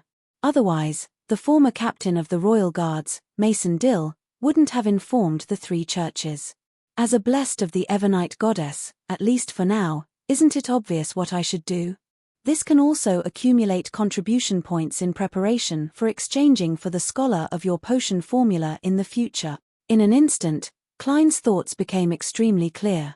Without any hesitation, he left the world above the grey fog and returned to the real world. Dressed in his blue and white checkered pajamas, The German sparrow raised his hands once again and took on a praying posture. He chanted in ancient Hermes, Evernite goddess, loftier than the cosmos and more eternal than eternity. You are the Lady of Crimson, the Mother of Concealment, the Empress of Misfortune and Horror, the Mistress of Repose and Silence. This time, Klein didn't hold any ceremony because he wasn't praying for a bestowment or a response. All he wanted was to describe Viscount Stratford's instructions and his observations of Kona's Kilga. Therefore, all he needed to do was pray. After praying, Klein exhaled and stood in a remote spot in the forest, patiently waiting for the possible developments. In less than a minute, a figure suddenly outlined itself in front of him, like a portrait that was quickly being drawn. The person was dressed in a simple robe with a tree bark belt tied around his waist. His hair was draped over his shoulders, and his feet were bare. He had a pair of dark and serene eyes. He was none other than the leader of the ascetics, ranked first among the 13 archbishops of the Church of Evernite, servant of concealment, Oriana. Good evening, Maram Oriana. Klein bowed without any surprise. Oriana glanced at him and returned the greeting. Good evening. She didn't make any small talk. Is Kona's Kilga nearby? Yes, less than 10 kilometers away. Klein raised his hand and pointed in a direction. He has already used an item to vanish. What should I do next? Oriana nodded slightly. Wait for him to come out and find an opportunity to capture him. Isn't that a little too direct? You look quiet and simple, a reserved and cultured person. No, an angel. Why are you so radical in your style? If Kona's Kilga hadn't gone to the underground ruins and instead headed for another secret base, or if he wasn't too deeply involved in the king's scheme, then the matter of an archbishop of the church attacking the upper echelons of MI9 without permission would be huge news. The kingdom's internal strife would worsen. Klein was momentarily at a loss for a response to Oriana. Although he would definitely take action against Kona's Kilga if he were to handle the matter himself, just the fact that he was involved in the slave trade and silencing him was sufficient reason for him to do so. But the problem was that a demigod from a secret organization attacking the upper echelons of the military was completely different from an archbishop of an Orthodox church attacking the upper echelons of the military. As though sensing Klein's thoughts, Oriana calmly explained, "You'll be the one doing it, not me." Klein wasn't used to her style. Oriana continued. I'll create a world of concealment for you and provide you with the necessary support. Fight in concealment. Fight with the help of an angel. Klein nodded in thought. Then where should I ambush? Oriana answered succinctly. In your mega manor. Just as I thought. But I don't wish to say it myself. Klein sighed inwardly. His choice of ambush spot was based on a very simple logic. It was when Kona's Kilga was the most relaxed and unguarded. Without a doubt, when he completed his secret mission and returned to Mega Manor, believing that all the adventures of the night were over, he would be the most relaxed and unguarded. By the same logic, if the king's secret and scheme were very important, then it was very likely that an angel would be watching Kona's Kilga from the underground ruins from afar, paying attention to his safety. Once he was attacked, they would immediately respond. And when he returned to his normal life, the gaze that was cast at him would likely be retracted. After all, there were only so many angels, and they wouldn't be that free. Thankfully, I used the most covert method of tailing him. Furthermore, I'm sufficiently far away. From the looks of it, Maram Oriana didn't leave the battle to me to avoid risks or reduce the negative effects, but to maintain a concealed state to prevent the battle from being discovered by the existence in the underground ruins. This will expend a lot of her energy. As his thoughts raced, Klein gained a deeper understanding of the entire matter. At this moment, Oriana added, Don't worry. The battle in the world of concealment won't destroy reality. That's pretty good. Klein silently muttered to himself as he thought and said after some thought, he said, Then I'll have to make the necessary preparations. All right, Oriana replied calmly. She actually didn't ask me what preparations I need to make. I'm already prepared to say that I have to at least change my clothes. As Klein lampooned himself, he looked down at his blue and white checkered pajamas. His left glove quickly turned transparent as he vanished from his spot. Inside Mega Manor, Klein's figure flashed out. Maintaining his German sparrow appearance, he quickly changed his clothes and put on his top hat. Right on the heels of that, he took out a piece of paper and wrote with his finger. A scarlet flame spewed out from his fingertip, leaving charred marks on the paper without igniting the item. The charred marks were like patterns as they quickly formed a complicated symbol, a mixture of the symbol of prying and concealment. With the completion of the symbol, the full-body mirror in the room suddenly turned dark as aqueous ripples appeared. Silver lines appeared, forming words one after another. Great Master, your loyal and strong servant, Rhodes, is here to answer your summons. Do you have something to ask me? Yes.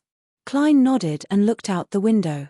What demigod-level powers and which powerful sealed artifact does Kona's Kilga possess?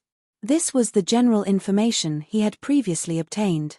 After confirming that Kona's Kilga was the target, he had done the corresponding research. Now, he wished to gain a deeper understanding so that he could make more targeted preparations. On the full-body mirror's surface, the silver words twisted and squirmed, quickly forming new words. Great Master, Kona's Kilga is an Earl of the Fallen. In order to conceal his strength, the sealed artifact he wields belongs to the lawyer pathway, but it has some characteristics of the arbiter pathway mixed in. It's called Concerto of Light and Shadow. Chapter 1051. On the full-body mirror, the silver text seemed to have a life of its own. Line by line, they vanished and reassembled.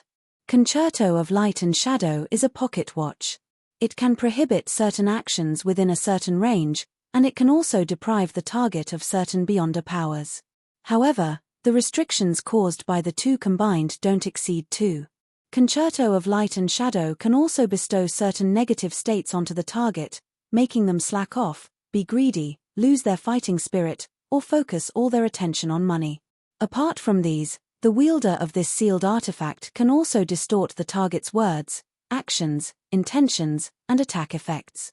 It can turn a fatal wound into a serious injury, an attack into a pushback, an advance into a retreat, and an escape into a charge.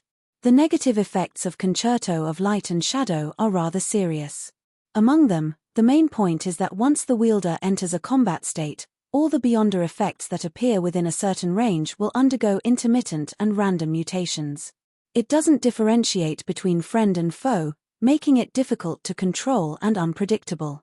In other words, lightning strike can still create a bolt of lightning, or it can splash the target with cold water. It can also summon an unknown spirit world creature. Due to this reason, Kona's Kilga deliberately gathered a mystical item that allows him to be lucky at critical moments, hoping that the random effects that appear intermittently will be more beneficial to him. It does have a certain effect, but it's not that great. Kona's Kilga also has a special pistol. It's a mutation from a particular evil god's sacrificial incident. It's called Reva's Scream of Despair. It can be fired without the need for bullets. Every shot is extremely powerful. It can constantly fire rapidly, like a miniaturized machine gun. The target it hits will also suffer Reva's roar of despair before his death. They will experience different states of pain, dizziness, and confusion. The biggest problem with this pistol is that its wielder will also hear the roar of despair, just less frequently. As an Earl of the Fallen, there's no doubt that Kona's Kilga has a qualitative change of distortion and unreasonable bestow. In addition, he can utilize the rules, magnify effects, and chaos order. Use can allow a certain state to be maintained for a longer period of time or end earlier, allowing the rules to be more beneficial to oneself. For example, after he jumps into the air, he can prolong the state of being off the ground, achieving the effect of floating. The effect of magnification is to enhance the effects or influence of certain actions. It can turn an ordinary strike into an execution, and it can turn an air hug from a certain distance into a restraint. Chaos, on the other hand, affects the structure, scale, and accuracy of attacks. It can cause a seemingly massive building to collapse, reduce a distance that is clearly far to a few steps, and cause an attack that is aimed at you to deviate to one side. Through magnification, utilization, and distortion, Beyonders of the lawyer pathway can, to a certain extent, do things that only the arbiter pathway can do. Of course, the low and mid-sequence Beyonder powers of the lawyer pathway, such as bribery, are also possessed by an Earl of the Fallen. Furthermore, They are stronger. Great Master, I have finished answering. Is it okay? Your answer makes me feel like you're reading an instruction manual. You're definitely gathering information in the spirit realm bit by bit. Also, you're asking for praise for something like this? Klein cursed silently and nodded slightly. Not bad. After answering Rhodes's question, he quickly entered the zone and analyzed the demigod powers of Kona's Kilga and the characteristics of the powerful sealed artifact. The Earl of the Fallen is indeed a sequence 4, a demigod existence. He has undergone a qualitative change in every aspect. Be it bestowal, distortion, exploitation, or magnification, they aren't easy to deal with. If I'm not careful, I'll suffer. As for chaos, it's not that terrifying. It's basically a certain enhancement of the powers of a sequence 5 mentor of confusion. Concerto of Light and Shadow does indeed have the characteristics of the arbiter domain, and what's most vexing about it is the negative effect. To a Beyonder of the Seer pathway, their combat style definitely leans towards preparation, precision, and control. Once they start fighting, they'll definitely have one attack after another, one set after another. During this process, if there's a random deviation from time to time, the entire plan can easily be messed up and fail to be realized. This is very dangerous. As he thought about it, Klein realized that the main problem was with the sealed artifact known as Concerto of Light and Shadow. As a Beyonder who liked to set traps for his enemies, Klein didn't wish to put in so much effort and finally land himself in an extremely dangerous situation. He didn't wish to use the Fate Siphon Charm to switch fates with his target to reverse the situation and finish off his opponent in one fell swoop, only to realize that the life-saving and victorious item had only summoned a rabbit. Or perhaps, it might even turn into fireworks to celebrate the user's sudden death. Kona's Kilga can use an item that increases his luck to reduce the effects, but I can't do so. Luck or misfortune that isn't at the level of an angel won't affect me at all. However, I have Winner Inuni as my marionette. Klein pondered and raised a second question to Rhodes. How do I avoid the intermittent random anomalies of the sealed artifact? In the dark mirror, silver words shot out from the ripples, forming a new sentence. There's no need to avoid it. All I need to do is make Kona's Kilga become unlucky. In this aspect, the demigods of the Evernight pathway are experts. That makes sense. According to the theory of relativity, as long as Kona's Kilga is more unlucky than me, I'll be the lucky one. Mara Moriona also said that she would provide the necessary support. To her, before creating Concealment World, secretly giving Kona's Kilga bad luck should be very easy and simple. Klein suddenly nodded and said, "Very good. That's all for today. If there's anything in the future, I'll summon you again." "Yes, Master." "No problem, Master. Goodbye, Master." Tilda on the full-body mirror's surface, a simple drawing of waving appeared immediately after the silver words. Seeing the mirror instantly return to normal, Klein retracted his gaze and quickly simulated the battle that was about to happen. Gradually, he had a certain train of thought. He grasped the inspiration that flashed through his mind and began to refine it further. After coming up with a few contingency plans, Klein walked to the balcony and faced the garden in the night. He whispered, "Can you make Kona's Kilga fall into bad luck before the battle?" After a short period of silence, a calm and ordinary female voice rang in his ears. "Yes." "Then I have no problems," Klein immediately replied. His surroundings quickly returned to silence. As the cold autumn wind blew, Klein expressionlessly stared at the manor at night for a few seconds. Then, he pressed down on his silk top hat, tugged at the human-skinned glove on his left hand, and took out Death Knell from under his armpit.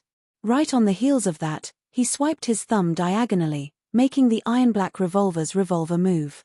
As the night deepened, the crimson moon occasionally pierced through the clouds. Mega Manor was completely asleep in such an environment. At this moment, a figure stealthily walked over from the south bank of the Tussock River, taking 2 to 3 steps to return to his room. He was none other than MI9's deputy director, Kona's Kilga, dressed in a white shirt and black trousers.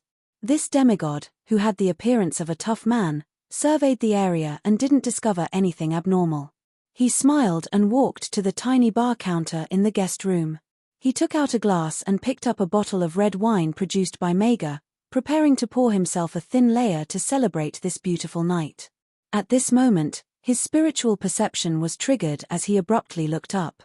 He then saw a few grayish-white chimneys on the opposite roof suddenly be enveloped by shadows as they were dyed the color of ink. To the side of these chimneys was one of the signature steeples of Mega Manor's main house. It had also turned dark, and a bright red moon was silently hanging behind the top of the steeple. The clouds and stars in the sky had already vanished. Apart from the gigantic crimson moon, there was only the pitch-black night. Under the night sky, the flowers and trees were clearly right in front of him, but they lacked vitality. They were dim and hazy, as though they were very far away. Black and red, shadows and buildings, silence and plants, all of them appeared in Konas Kilga's eyes in a strange manner. As the demigod's pupils dilated slightly, he didn't hesitate to respond. He reached his left hand into his pocket and reached his right palm under his armpit, taking out 2 items. Among them, he held a strange pistol in his right hand. It was grey in color and a few times larger than an ordinary revolver. It looked like a sledgehammer that only existed in ancient warfare. The unusual thing about this pistol was that it had a total of 6 barrels, each of which was rather thick and deep. Its cylinder was inlaid with more than 10 ugly rivets, giving it a kind of rough beauty. Konas Kilga held a metal pocket watch in his left hand. On its dial, half of it was neatly arranged with all sorts of symbols arranged in chronological order. The other half was chaotic and messy, even invading the area opposite it.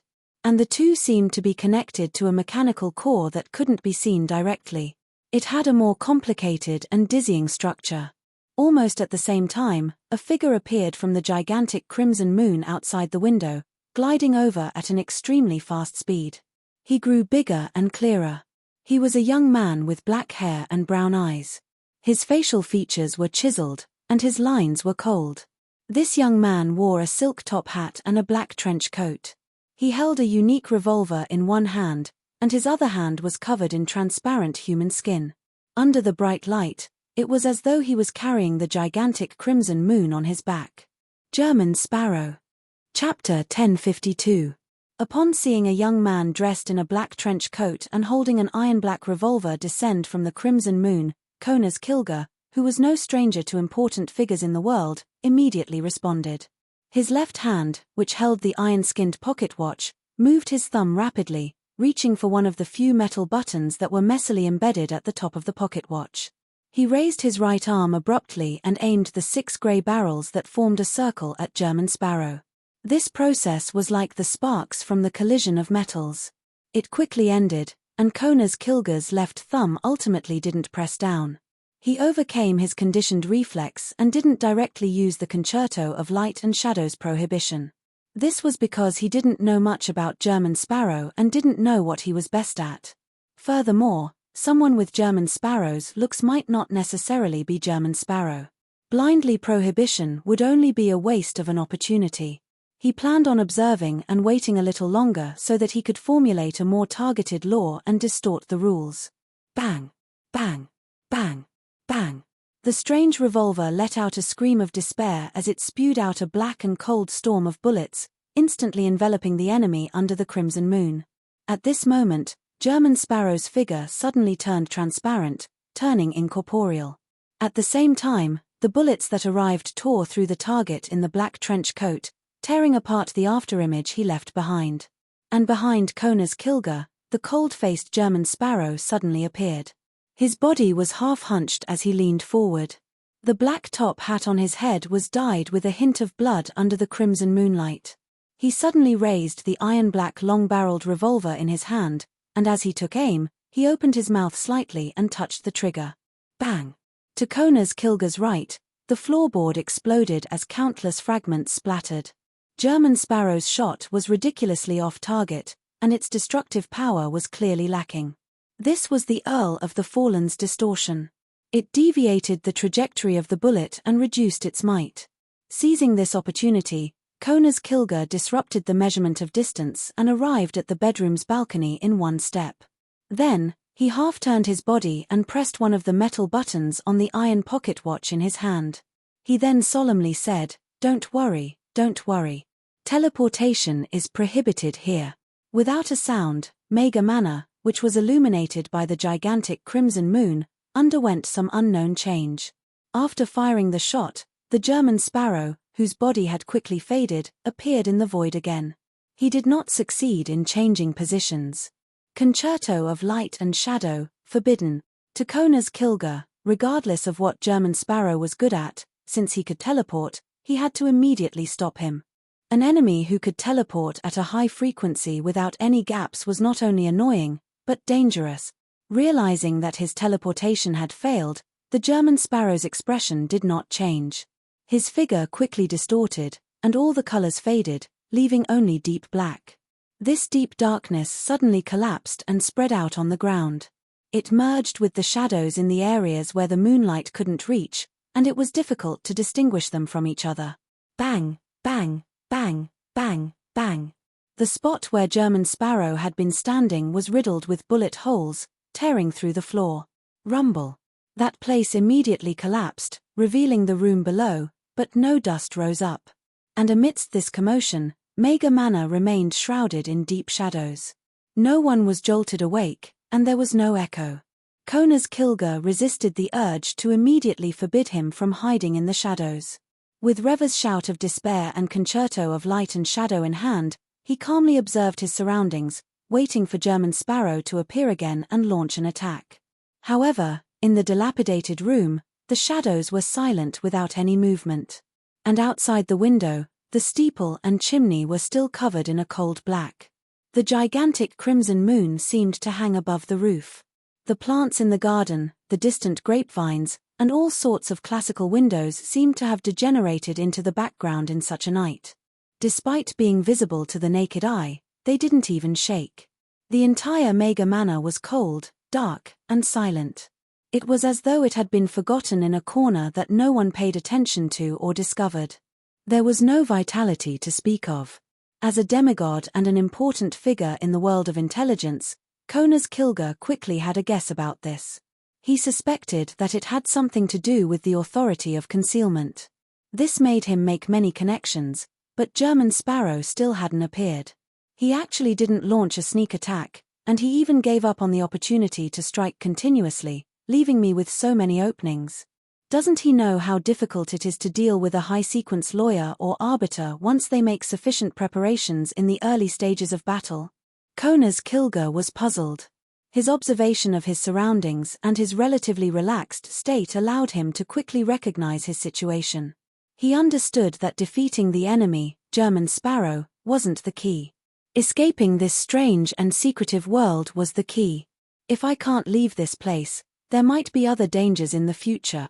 As long as I can escape this dark Mega Manor, even if an angel were to descend, I wouldn't need to be that afraid in Beekland. And in such a man-made secretive world, there has to be an exit. This is a rule that can't be circumvented in mysticism. Using and twisting rules is what demigods of the lawyer pathway are best at. Amidst all sorts of thoughts, Kona's Kilger quickly made a decision. He suddenly turned around and jumped up from the balcony, moving as fast as a spring. This military demigod jumped to a high place, but he didn't slow down or show any signs of falling. Maintaining this speed, he went higher and higher until he actually flew up into the sky. Earl of the Fallen, exploitation. This was an exploitation of the rules. It prolonged the process of taking off, allowing him to maintain his speed for a long time. If Kona's Kilger could become a Sequence 2 angel, he could even use this Beyonder power to jump from the ground to the crimson moon. As he jumped into the air, Kona's Kilger swung his right arm and activated the Beyonder power, Chaos. He wanted to use the entire Mega Manor and the strange world as his target. He wanted to create a certain amount of chaos, using this to create a temporary ripple and expose the true exit. In an instant, the flowers and grapevines in the background of Mega Manor began to sway. The dark steeple, chimneys, and classical windows also lost the feeling of being shrouded by shadows. In the entire world, only the gigantic crimson moon that was right in front of him didn't change at all. It continued hanging there silently. It was the exit. Kona's Kilger grasped a pattern from the chaos, and based on the feedback, he determined where he should leave. Without any hesitation, He exerted strength from his waist and used the beyonder power of magnification to forcefully change his direction, allowing himself to run towards the bright red moon. At this moment, a person grew out of the shadows in front of Mega Manor's main building. It was the cold-looking German sparrow in a black trench coat and half-top hat. Whoosh! A strong wind appeared out of nowhere, sweeping German sparrow upwards as he chased after Kona's Kilga. Amidst the wind, German sparrow raised the iron-black revolver in his right hand and pulled the trigger. Bang! A bullet flew out and exploded into countless fragments. They then transformed into a storm that completely enveloped the area where Kona's Kilga was. Death knell, carnage, a sweep of grapeshot bullet. Almost at the same time, Kona's Kilga changed his direction without any warning. He went from running towards the moon to plummeting straight down. As such, he managed to dodge the storm of bullets, as though he was prepared. No, it wasn't that he was prepared. He was already prepared. Although his main goal was to escape the mutated Mega Manor, he was still worried that German Sparrow would take the opportunity to attack him. Therefore, he came up with a simple trap. He planned on using his escape as bait to fish out the hidden German Sparrow and first injure or even severely injure him. Halfway through his descent, Kona's Kilga's figure suddenly bounced back, once again distorting the direction he was heading in. This time, his destination was the next stop on the German Sparrow's flight path. Right on the heels of that, he forcefully pulled the pocket watch back with his left hand and grabbed the German Sparrow through the air, pulling him from dozens of meters away to him. Earl of the Fallen, magnify, whoosh. Amidst the howling wind, Kona's Kilga grabbed the clothes in front of German Sparrow's chest and pressed the strange pistol in his right hand against it. Bang! Bang! Bang! Reva's shout of despair shot out countless bullets like a machine gun, instantly tearing German Sparrow's body apart, turning it into pieces of paper that flew everywhere. Kona's Kilga's gaze froze slightly as he immediately moved his left thumb and pressed one of the metal buttons on his pocket watch. Amidst the clicking sounds, the Earl of the Fallen didn't hesitate to say sternly, "Substitutes are prohibited here." The moment he said that, the howling wind in midair stopped. Mega Manor regained its silence and was once again enveloped by the dark shadows. Kona's Kilga changed his direction and began circling in midair in search of German Sparrow. However, the night froze without any abnormalities. The Earl of the Fallen deliberated for a moment and prepared to continue running towards the gigantic crimson moon. At this moment, figures grew out, grew taller, and rapidly took form in the garden, vineyard, and Manor's main house. They had black hair, brown eyes, and deep facial features. They wore silk top hats and black trench coats. They were all German Sparrow. The only difference was that some of them had normal shapes, while others had sunken backs. Some were slightly bloated, while others only had a thin layer. Upon seeing this scene, Kona's Kilga immediately recalled a dangerous enemy he had once encountered. One of the secret leaders of the Inti's intelligence department. A bizarro sorcerer. Chapter 1053.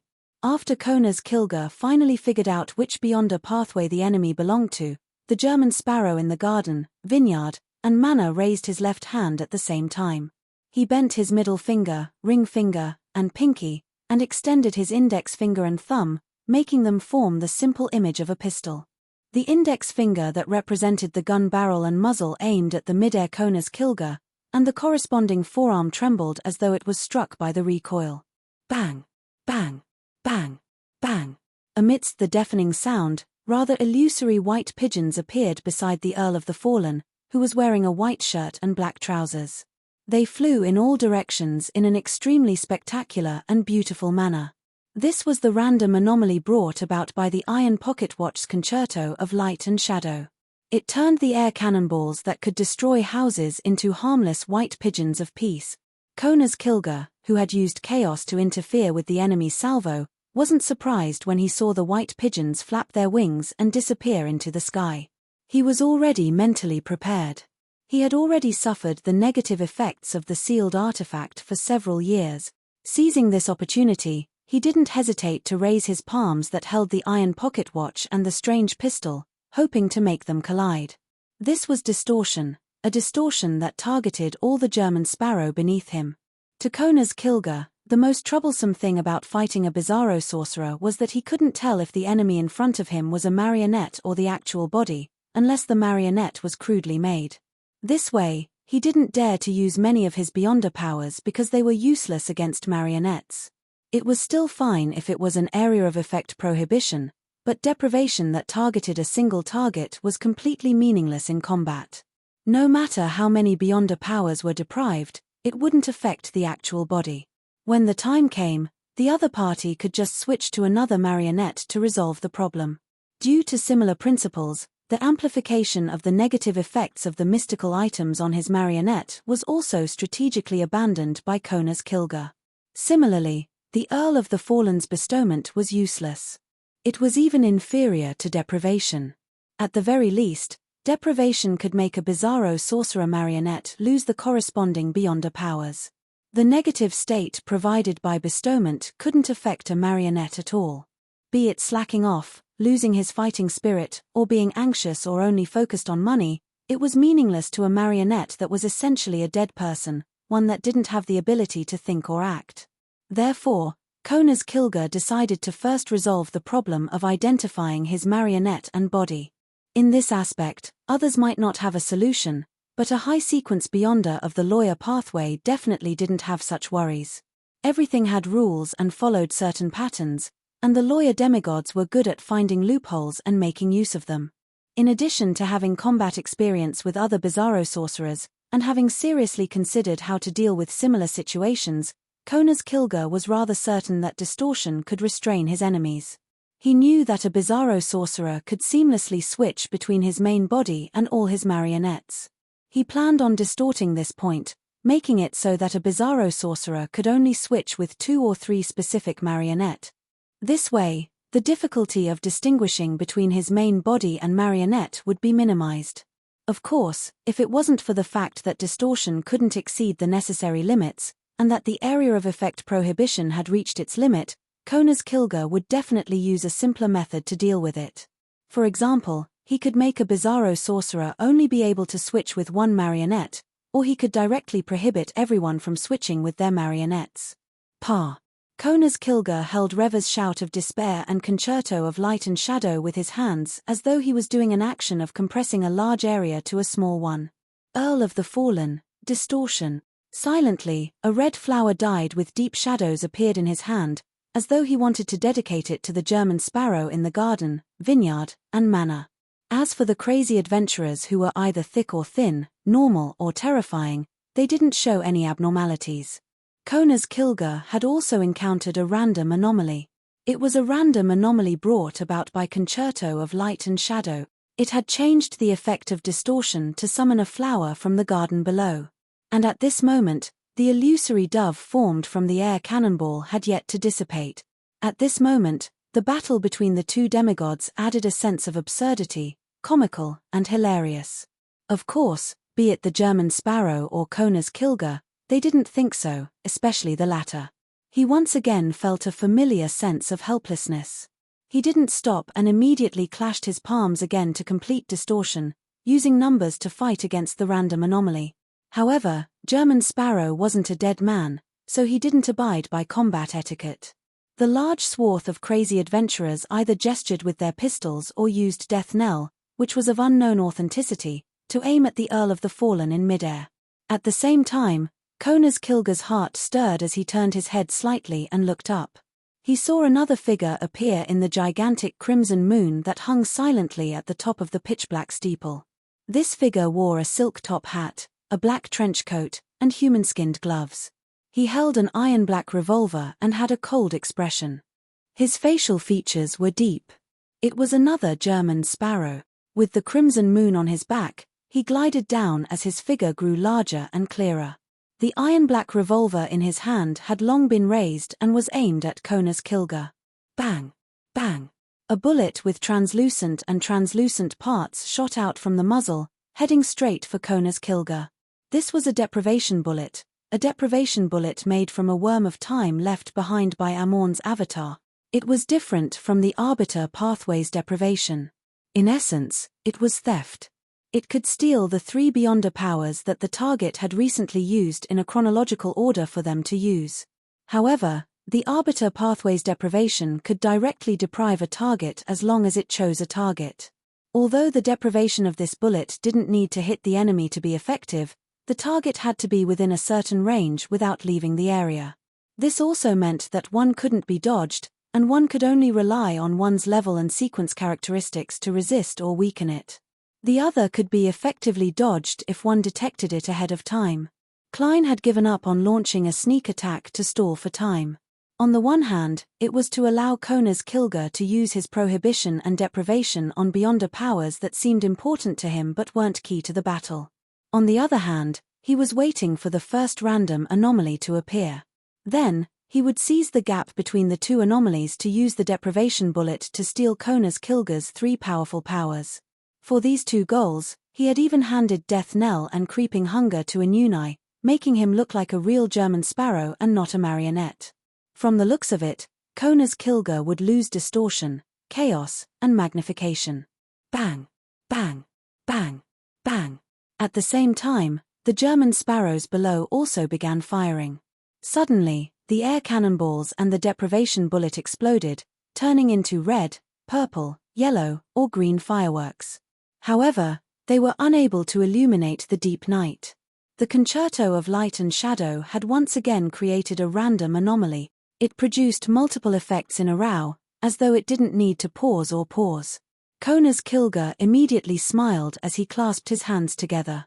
Suddenly, the young men wearing silk top hats and black trench coats that were illuminated by the gigantic crimson moon dimmed one after another. Only 2 of them remained in their previous states. The Earl of the Fallen's distortion had taken effect. This meant that German Sparrow could only switch positions with the 2 normal marionette. Right on the heels of that, Kona's Kilger didn't pause at all. He swung his arm and threw out the flower that he was holding with his pocket watch. The flower suddenly sped up as though it had an unknown weight to it. Like a sharp arrow, it shot towards one of the normal marionettes. This attack had been magnified, and it had the effects of bribe weaken. Boom! The flower was like a cannonball as it slammed heavily into the ground, causing it to shake violently. The shockwave it brought with it lifted up all the normal and abnormal humans in the surroundings. They were either torn apart or severely injured, especially the 2 marionettes that could switch positions with the German Sparrow.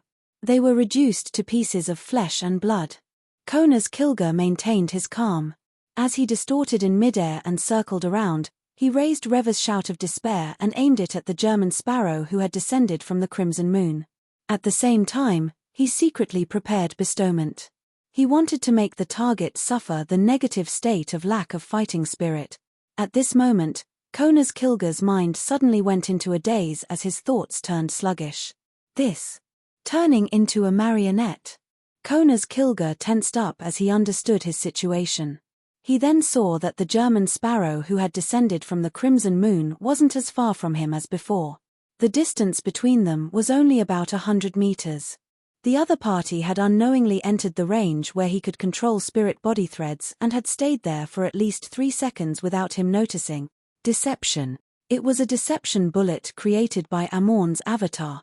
Just now, when Klein, or winner Enigmas, pulled the trigger and shot out the deprivation bullet, he didn't fire once, but twice. This was his way of preventing random anomalies. In a situation where an anomaly had happened once, even if the 2 bullets that were slightly apart were to encounter something similar again, only one of them would be affected. After all, it was an intermittent, random anomaly.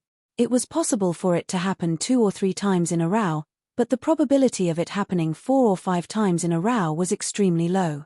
Therefore, there was bound to be 1 or more attacks that didn't have any anomalies, and back then, the second deception bullet's release had been concealed by the marionettes firing in unison. This was also another reason why Klein had gotten Enigmas to use Death Knell to rely on his luck. Finally, he successfully deceived Kona's Kilger, allowing Enigmas to sneak into a safe range of 150 meters. He controlled the spirit body threads and completed initial control. Once this began, it meant that the Beyonder powers had taken effect. Since there weren't any anomalies, there wouldn't be any more anomalies. Chapter 1054. No good. His controlling, the spirit body threads. As a senior Beyonder and demigod existence who had interacted with Faceless, Nimble Right Master, and Bizarro Sorcerer, to the point of directly fighting them, Konas Kilger wasn't unfamiliar with the present situation. He was even rather familiar with it and had a certain level of understanding. Therefore, he knew very well that he had fallen into a fatal trap. The amount of time he had to save himself didn't exceed 15 seconds. And in these 15 seconds, his thoughts would become more and more sluggish. Eventually, just thinking of a solution would take him a few seconds, and his stiff body would take quite a bit of time to put his thoughts into action. This also meant that Konas Kilger only had slightly more than 10 seconds to save himself. Of course, he had previously considered how to deal with the final few seconds. It was to give up control of his body and reveal his mythical creature form, using this to delay the time he was turned into a marionette. He could also use his existence to interfere with the enemy, causing him to suffer a certain impact. However, this way, even if he successfully escaped his marionette state and even defeated the enemy, Konas Kilger wasn't confident that he could continue living. He wasn't a demigod who could freely switch between human and mythical creature forms. He wasn't confident that he could maintain his rationality in his mythical creature form. In other words, by releasing his mythical creature form to escape his marionette state, there was a high chance that the person Konas Kilger would die on the spot, and a monster with the same name would occupy his body. And it was precisely because of this that Konas Kilger wouldn't make such an attempt unless he had no other choice. Taking advantage of the fact that his thoughts weren't too sluggish and the fact that Revel's roar of despair rang in his ears, the military demigod quickly came up with the first plan to save himself. At a speed that wasn't too slow, he moved his right thumb. Earl of the Fallen, magnify. Konas Kilger didn't want to magnify a particular state of his or the attack of a particular sealed artifact, but the negative effects of Revel's roar of despair. This strange revolver would occasionally make the wielder hear a roar of despair. To creatures without guardhood, this was very serious. It was easy for them to lose control, go crazy, suffer a mental breakdown, or have their minds go blank. And at sequence 4, due to them possessing the side of a mythical creature, the effects of the roar were greatly reduced. To Konas Kilger, the shout only left him in a daze and made him a little irascible. It didn't affect him too much, and he was even beginning to get used to it.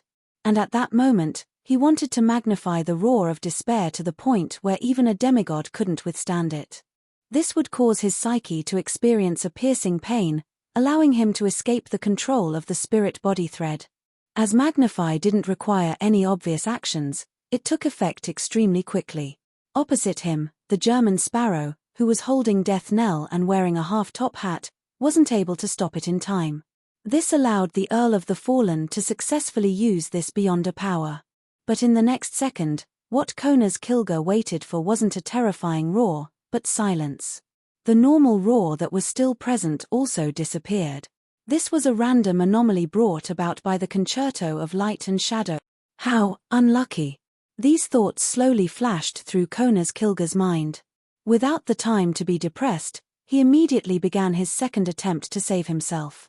He raised his right hand and aimed Revel's roar of despair at the German Sparrow who was 150 meters away. He was about to pull the trigger.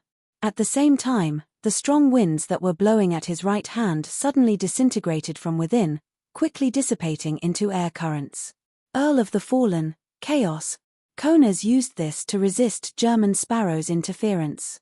Right on the heels of that, there was a series of banging sounds. Revel's roar of despair was like a machine gun, spewing out dangerous bullets without stopping for a long time. The black-cloaked German Sparrow's body trembled continuously, but he wasn't hit. The bullets brushed past his silhouette and flew into the distance, shattering the windows and walls of Mega Manor, causing one of the houses to silently collapse. Bang! Bang! Bang! Bang! The subsequent storm of bullets continued attacking. Finally, German Sparrow was hit multiple times in a row. Amidst the splattering of blood, German Sparrow was like a paper figurine in a gale. He constantly swayed and struggled, as though he could be torn apart at any moment. Bang! Bang! Bang! The strange pistol finally stopped its roar. As for German Sparrow, apart from his head, every other part of his body had hideous bloody holes.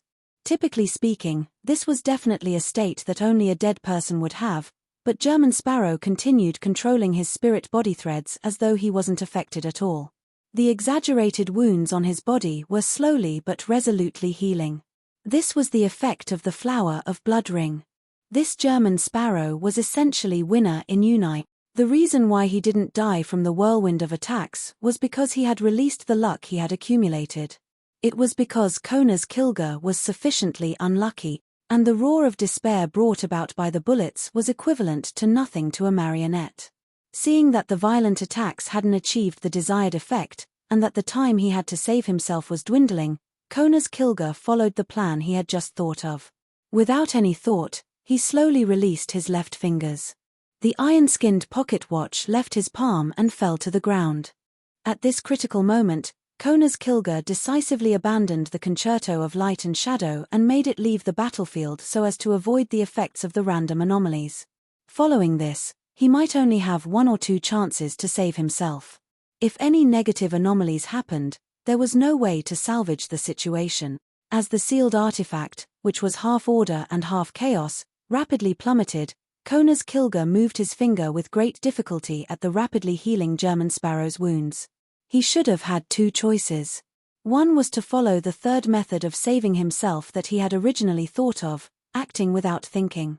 The second was to magnify his enemy's injuries, making him die on the spot. However, while Kona's Kilga was still able to think quickly, he didn't expect that German Sparrow wouldn't die after being shot so many times. Even his control over his spirit body threads wasn't affected. The plan didn't have a corresponding follow-up. And at this moment, his mind felt like it was stuffed with paste. He couldn't think too much, and he didn't wish to waste time. All he could do was act according to the plan. Whoosh! Wearing a transparent glove and holding a black revolver, German Sparrow was surrounded by strong winds that carried him as he spiraled high into the sky. Whoosh! German Sparrow was carried by the strong winds, and under the witness of the gigantic crimson moon, he ran towards the pitch-black night sky. Earl of the Fallen, magnify. The strong winds that helped German Sparrow fly were magnified into a tornado. This way, the distance between him and Kona's Kilga would quickly be pulled to more than 150 meters. As a result, his marionette transformation would fail. Seeing that his goal had been achieved, the expression on Kona's Kilga's face, who had yet to escape control, suddenly turned complicated. The tornado rapidly expanded and swept over. It affected him and threw him high into the sky, preventing him from pulling away from German Sparrow. How unfortunate. Under the night sky and the crimson moonlight, the 2 figures became smaller and smaller. Soon, the tornado returned to normal, and their upward flight was alleviated. Seizing this opportunity, Kona's Kilga's thoughts that were about to freeze gave him another thought. Stop! He stopped maintaining his flight, and with the help of the Earth's gravity, he rapidly plummeted down like a meteor, rapidly opening up a distance between him and German Sparrow. Then, he ignored the German Sparrow who was riding the strong winds and turned around to chase after him. He slowly pulled his left arm in front of him as though his joints had rusted. This was the action of closing the door. He wanted to use the distortion of an Earl of the Fallen to create a wall-like seal in the air, preventing German Sparrow from chasing up to him. At this moment, the marionettes, the German Sparrow, who were still alive, raised their left arms and gestured for a gun to be fired. Bang! Bang! Bang! Bang! Bullets shot out, blanketing Kona's Kilga in midair. By the time the shockwave dissipated, Kona's Kilga's body had a few bloody holes. After being hit by the first few bullets and cannonballs, he had used the intense pain and the trembling of his body to finally escape the control of the spirit body threads, allowing him to regain the speed of his thoughts. Following that, he disrupted the subsequent shots at the critical moment and distorted the injuries he suffered. Ultimately, he didn't die, but was severely injured. As for the German Sparrow, who was falling from a high altitude with many mystical items in hand, he was blocked by the invisible wall he created, preventing him from chasing up to him. With another distortion, Kona's Kilga's falling speed instantly slowed down as he gently landed on the ground. Before he could do anything else, his body stiffened again as he stood rooted to the ground in a daze. He felt that his hands and feet were resisting him, no longer listening to his commands. He felt that there was an unfamiliar object hidden in his body. Then, under the illumination of the gigantic crimson moon, a figure walked out of the master's room in Mega Manor and stood on the balcony. He had black hair and brown eyes. He wore a silk top hat and a black trench coat.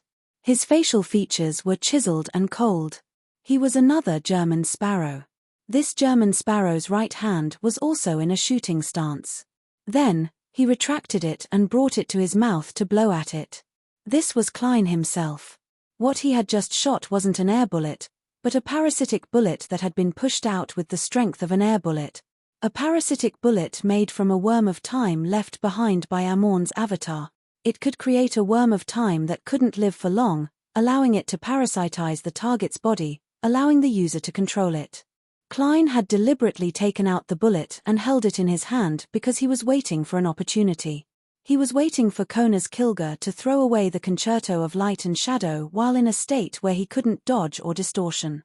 The former was already foreseeable after the Earl of the Fallen had his spirit body threads under initial control. This was because he wouldn't allow random anomalies to affect his ability to save himself. As for the latter, patience was needed. Just now, his patience had paid off. An opportunity had appeared. Klein was the first to raise his hand and shoot. Without the interference of the random anomalies, he accurately shot the parasitic bullet into Kona's Kilga's body. If it wasn't a deceit bullet but a deprivation bullet that had taken effect previously, it would have been a different method of attack. Temporarily unable to control his body, Kona's Kilga looked at the German sparrow on the balcony. Under the gigantic crimson moon, he took off his top hat, pressed his hand to his chest, and bowed slightly. As his black trench coat fluttered, even his thoughts turned sluggish. Chapter 1055. No. Kona's Kilga stood rooted to the ground as a strong sense of despair surged in his heart. As a military demigod who had experienced plenty of danger, he had a clear understanding of his present situation. He could already hear the footsteps of death approaching. He wanted to risk his life and reveal his mythical creature form, but it was useless after he issued the order by slowing down his thoughts. His body had been parasitized and was no longer under his control. At that moment, Kona's Kilga couldn't even shed a tear. Under the gigantic crimson moon's illumination, time ticked by. Suddenly, Kona's Kilga raised his left hand and touched his inch-long hair. He had already become Klein's marionette. In fact, he still had a chance at the very end. This was because the duration of parasitism wasn't as long as the time needed to completely turn into a marionette. In those 2 to 3 seconds, he could attempt to reveal his mythical creature form. But the problem was that he still had the effects of misdirection and deception. His thoughts became more and more sluggish with the passage of time. He couldn't grasp that short opportunity. Klein looked at his new marionette and silently exhaled. He raised his head and looked at the clear red moon. All right. In the gigantic crimson moon, a black dot instantly appeared and descended from the sky. It was none other than the Archbishop of the Church of Evernite, servant of concealment, Oriana, who was wearing a simple robe and a tree bark belt. In this concealed world, this ascetic didn't use any Beyonder powers. She floated in midair and cast her gaze at the Earl of the Fallen. She gently raised her right hand, and a blurry Kona's Kilga's soul appeared above the military demigod's head. As a result, Klein lost control of his marionette. He wasn't too surprised by this. After all, he hadn't separated a worm of spirit to send it over through his spirit body threads. His control over the marionette was essentially at the sequence 5 stage, not at the demigod level. "Where did you go?" Oriana asked calmly as she looked at Kona's Kilga's soul. Kona's Kilga's expression warped slightly before he replied, "Ruin number 1. Is this a contractual promise, or is it a psychological cue?" Klein, who was watching the mediumship, noticed something from the Earl of the Fallen's reaction. However, this did not affect anything, because this was the hidden world, the world that no one knew about, the world that no one could sense. Where is the relic located? Who did it belong to? What is it being used for now? As the Archbishop of the Evernite goddess and an angel of the corresponding pathway, Oriana could share a certain amount of the authority of concealment. Therefore, She didn't start with simple questions and went straight to the point. She wasn't worried that any accidents would happen. Kona's Kilga's soul trembled slightly, giving off the feeling that it would explode on its own, but nothing happened in the end. He replied hesitantly, "The ruin is located in the Sturlevin section of the Tussock River. It's deep underground and has been set up to interfere with divination and prophecy." Sturlevin section. That's quite a distance from the mountain where Mr. A was previously and the spot where you just disappeared. From the looks of it, you are still very cautious. And the effects of that point-to-point teleportation are much better than I expected. A map of the northwestern suburbs of Beekland quickly formed in Klein's mind. Kona's Kilga continued answering, "That ruin once belonged to Blood Emperor Alistair Tudor. I'm not sure what it's being used for. I'm unable to enter the depths of the ruin, and I'm only in charge of sending in the people and materials gathered through various means." Blood Emperor Alistair Tudor's name made Oriana fall silent. After 2 to 3 seconds, she said, "What materials did you gather?" This time, Kona's Kilga didn't put up much of a resistance as he mentioned everything, including large amounts of mercury, iron ore, and ritualistic materials from different domains. As for Klein, he was unable to extract any useful information from it. This was because it was just too comprehensive. Anything was possible. He's indeed very cautious.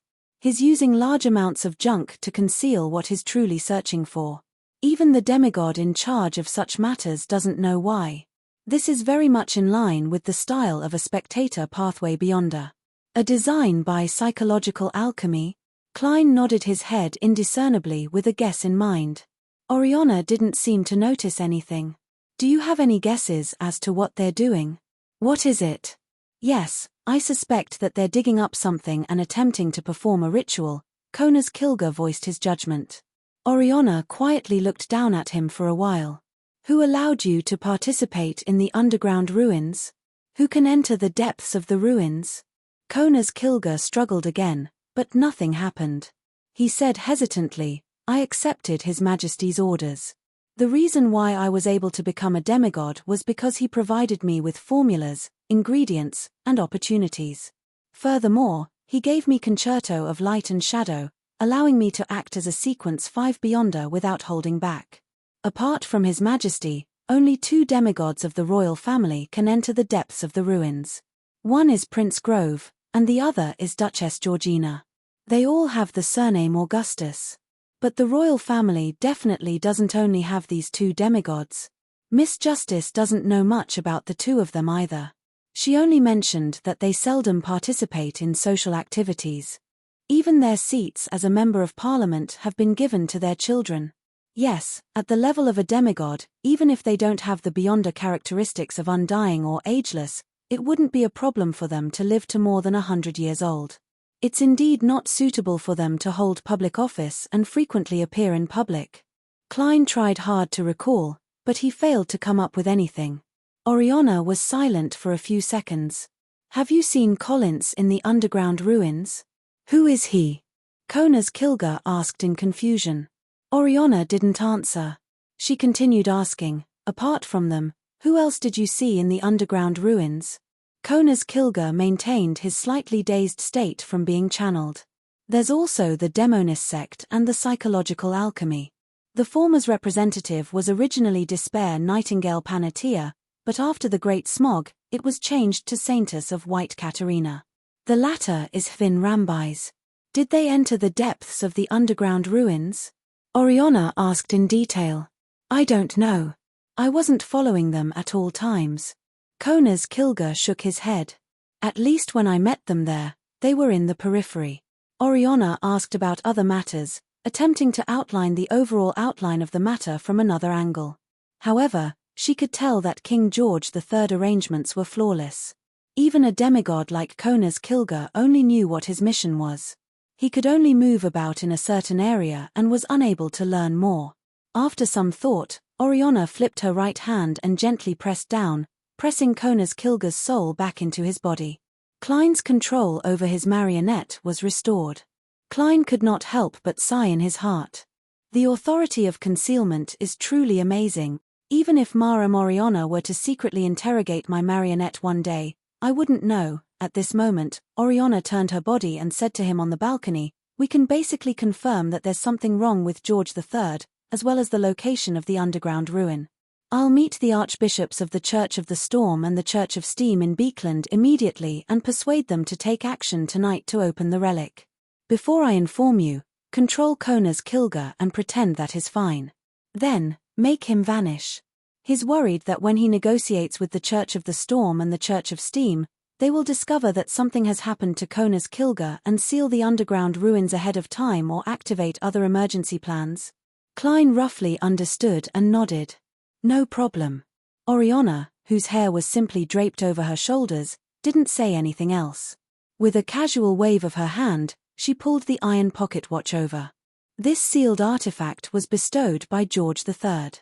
Perhaps we can find some clues from its earlier origins. "Does it mean that you want to take it away?" Klein replied without any resistance, "I'll leave it to you." With regards to this, he had no complaints. He even believed that it was only right. After all, half of the credit for this battle was due to Oriana's world of concealment and the blessing of misfortune. In that case, even if she didn't take the concerto of light and shadow, Klein would have taken the initiative to suggest it. In this aspect, he had always been fair. And the concerto of light and shadow was the item he didn't want the most out of all the spoils of war. This was because it was incompatible with a bizarro sorcerer's combat style. The random anomalies would definitely affect his performance, weakening him far more than his enemies. Klein had just considered that if the spoils of war he received were this pocket watch, he would have to bluff no, sell it to the Snake of Fate, Will or Septin. Only a life school of thought demigod who relied on luck to survive could control the concerto of light and shadow. And when the time came, such a huge secret organization and a sequence one would definitely have other powerful sealed artifacts to exchange for it. Upon receiving his response, Oriana nodded gently. She first threw the iron pocket watch back into Kona's Kilga's arms, making the Earl of the Fallen look no different from before. Her figure then vanished as though it had been erased by an eraser. Even the gigantic crimson moon hanging high in the sky and the pitch-black world of steeples and chimneys were quickly wiped away. In the blink of an eye, everything returned to normal. Klein was in the master bedroom, while Kona's Kilga was in the guest bedroom dozens of meters away. He held Reva's scream of despair tightly in his hand. Then, the Mi-9 Major General used the chaos to place the pistol back into his armpit holster. He picked up the glass of Mega Manna's specialty wine and took a sip. P.S. Seeking monthly recommendation votes on Monday tilde. Chapter 1056.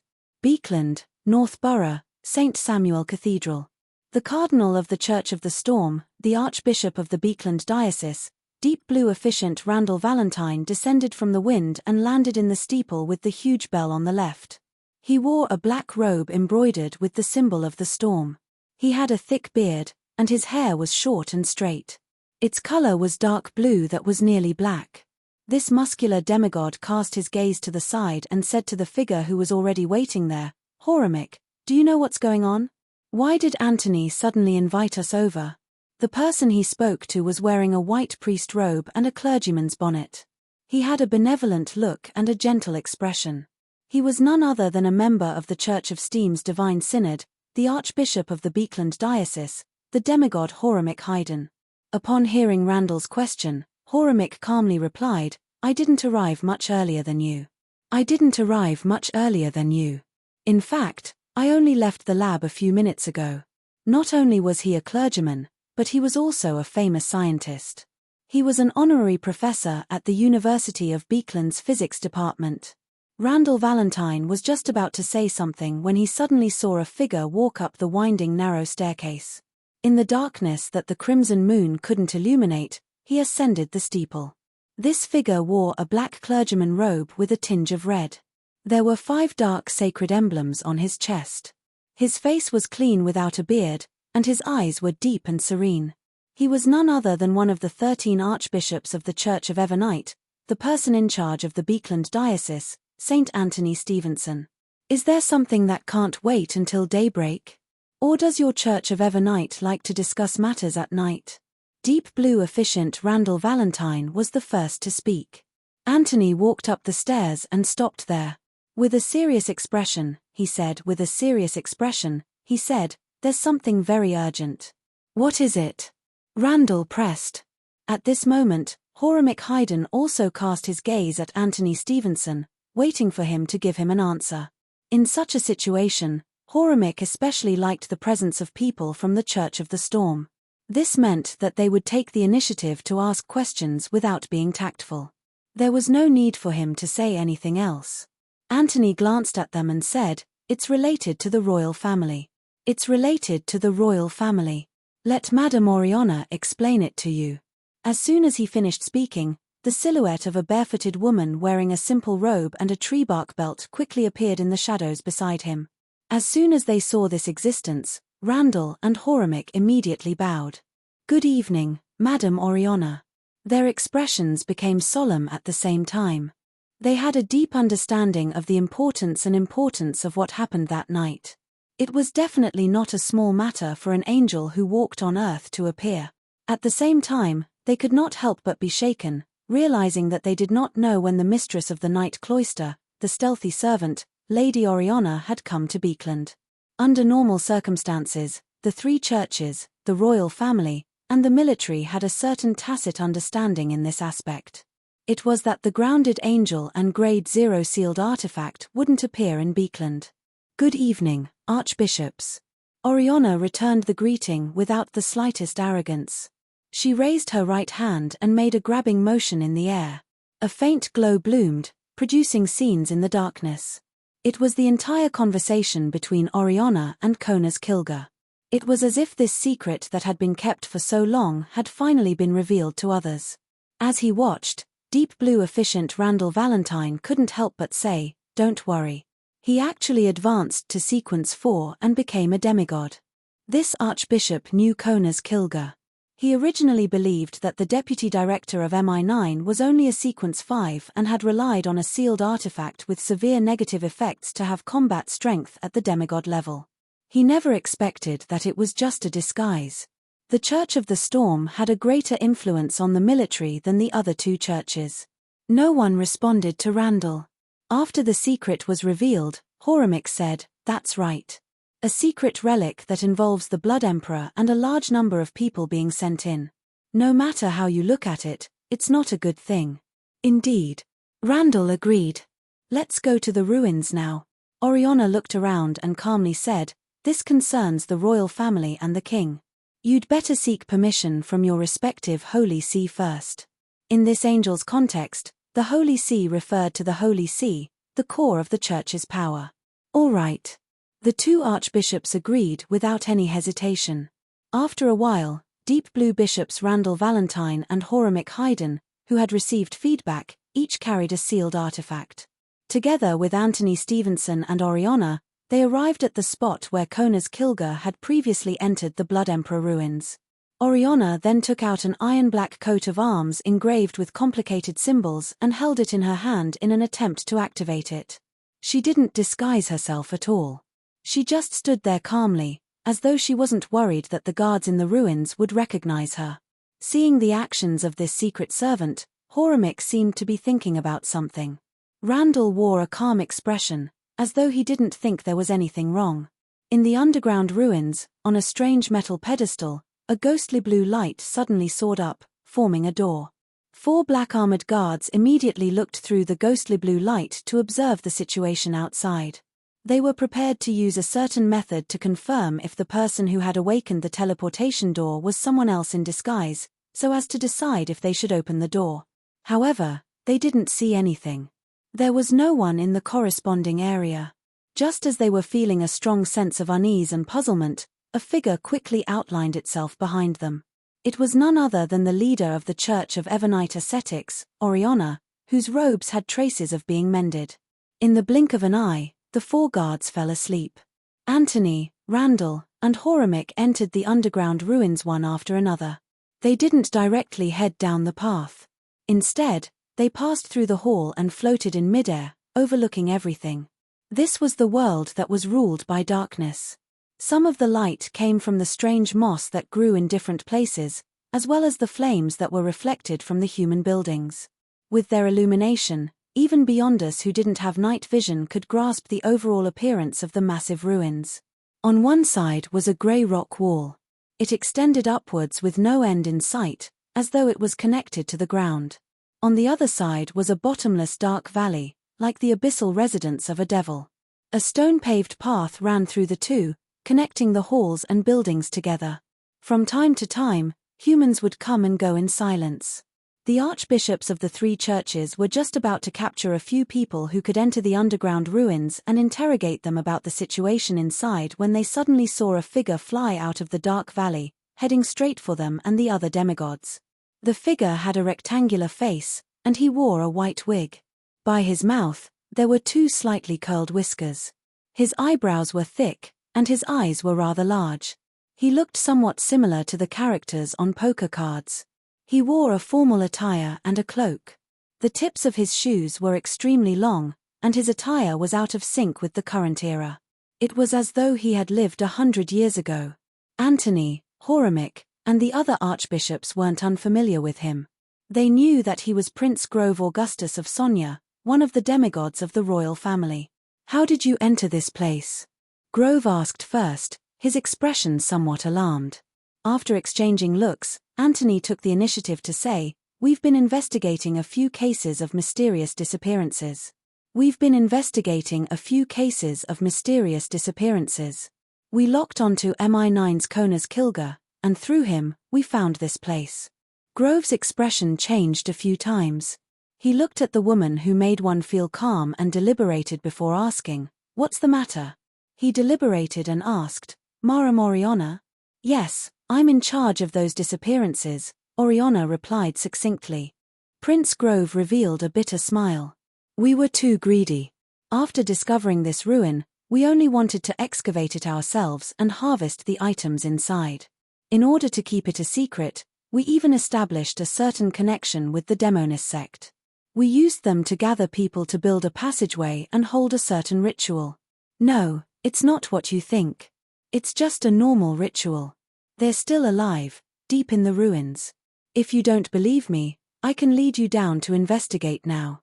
Apart from the seal and buildings that have yet to be completely opened, there's nothing there." Upon hearing his answer, Antony, Horamik, and Randall exchanged looks and saw the puzzlement in each other's eyes. This was completely different from the reaction they had expected and imagined. This made them suspect that they had made a mistake. The matter was far from as serious as they had imagined. At this moment, Oriana spoke up. "You even created the Great Smog." "No." Prince Grove shook his head again. "That's a lesson from working with the demonesses. They actually wanted to control Edisac and use him to wield power over the kingdom. After we saw through it, we created the Great Smog. Ever since then, we've severed all ties with them." Having said that, he pointed down and said frankly, "That's the lesson of working with the demonesses. How could we do something like excavating the ruins of the Blood Emperor just to keep it a secret? As long as you go down deep and carefully inspect it, you'll understand what I mean. Heh, don't worry.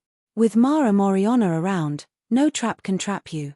Besides, ignoring the question of whether we have the ability to do so, even if we can secretly bury you deep in the ruins, the church will discover the problem. I don't believe that you didn't report this matter to your respective holy sees before you set off. Wait a little longer. If you don't return, they will definitely have the right response." Randall, Antony, and the other demigods thought for a moment before casting their gazes at the simple-dressed Oriana. Oriana nodded calmly. "All right." Under Prince Grove's lead, an angel and 3 saints entered the depths of the underground ruins. They discovered that there was a ruin hidden in the darkness that no one had set foot in. There were men and women who had been taught to form different rituals. Everything was peaceful and orderly. Oriana, Horamik, and the other demigods checked different areas according to their own thoughts. They even left the area and went further away to investigate, but they didn't discover anything. After receiving Oriana's notice, Klein made Kona's Kilga a servant in the manor, making the deputy director of MI9 vanish. Then, he wasn't in a hurry to hold a sacrificial ritual. He sent the items he had obtained above the grey fog for research and patiently waited until dawn. P.S. Seeking monthly recommendation votes on Monday. Chapter 1057. A smear of orange lit up the horizon as one manor after another on the north bank of the Tussock River awoke amidst the morning mist. The tall and fat Framis Cage came to the guest bedroom where Conas Kilger had slept last night and knocked on the door, planning on having breakfast with the deputy director of MI9. However, there was no response from inside. The Major General has already gone to the dining hall? Framis Cage turned around in puzzlement and left the floor. After breakfast was over, everyone realized that Conas Kilger had vanished. Under Dawn Dantes' lead, they came to the guest bedroom and watched the manor steward, Richardson, open the door with a key. There was no one inside. Does Major General Kilger have the hobby of taking a morning stroll? Marked pinched his cheekbones and asked in puzzlement. Framis Cage shook his head without any hesitation. No. Did you hear anything last night? The Chancellor of Beekland University of Technology, Portland Moment, surveyed the area and asked. Marked thought for a moment. No, it's very quiet here. It's very suitable for a vacation. Beside him, Hazel looked into the room curiously, but she couldn't think of a possible situation. At this moment, Framis Cage raised his guess. Major General Kilger is an important figure in the military. There are often unexpected matters that require his attention. Perhaps he left the manor a long time ago and returned to Beekland. This steam-powered car tycoon was clearly trying his best to make the matter seem less serious. He seems to know something. At the very least, he can guess that Conas Kilger has his own motives for coming to Mega Manor. As Klein listened to their conversation, he wore a heavy expression as he said to Walter and Richardson, "Ask the servants in the manor if they saw Major General Kilger last night or this morning. Ask the servants in the manor if they saw Major General Kilger last night or this morning. If not, send someone back to Beekland and visit Major General Kilger's family. Inform them of this matter and let them decide if they need to immediately report it to the police." After giving the instructions, Klein stroked his white sideburns and said to Marked and the other guests, "It's impossible to figure out the matter immediately. Perhaps Major General Kilger really left due to an urgent matter. We can't delay everyone's vacation because of this. Let's do it this way. We'll continue with the hunting arrangements and return when the police arrive." As Major General Kilger's companion, Framis Cage, had given the reason of an urgent matter and it was very convincing, Marked and company agreed with Dawn Dantes' suggestion and left. Hazel was the last to walk as she looked at the guest bedroom and the room beside it. She had a nagging feeling that something was amiss and subconsciously wanted to use her powers as a cryptologist to reconstruct the situation there. However, an intense fear arose deep in her. She didn't know what she was of the thought.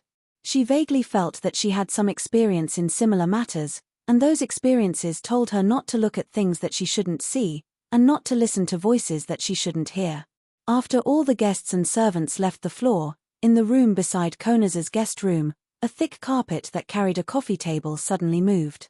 After the guests and servants left the floor, in the room beside Conas's guest bedroom, a thick carpet with a coffee table suddenly moved. Bit by bit, it pulled its body out from under the sofa and coffee table without causing too much of a stir. It was flesh and blood that had congealed. As the flesh and blood squirmed and reassembled, the carpet quickly transformed back into a person, a young man with a mixed blood appearance. He was Dawn Dantes' valet, Inuni. And now, the one following Dawn Dantes was Conas Kilger. They had the same face and the same figure. To Klein, there was actually no need for Inuni to disguise himself in such a manner. He could hide among the servants and use illusions to interfere with their senses, preventing them from noticing that there was an additional person. It was a much simpler and more reliable method, but acting was still very important to a demigod.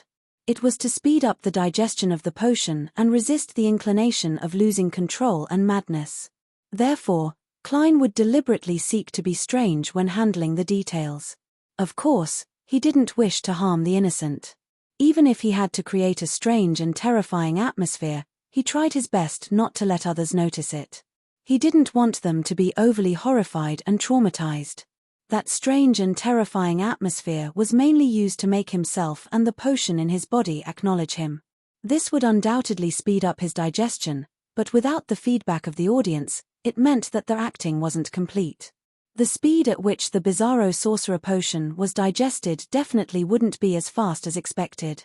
Even though he had done so many things and performed so many acting, Klein didn't feel that it was possible for him to reach Sequence 3 this year.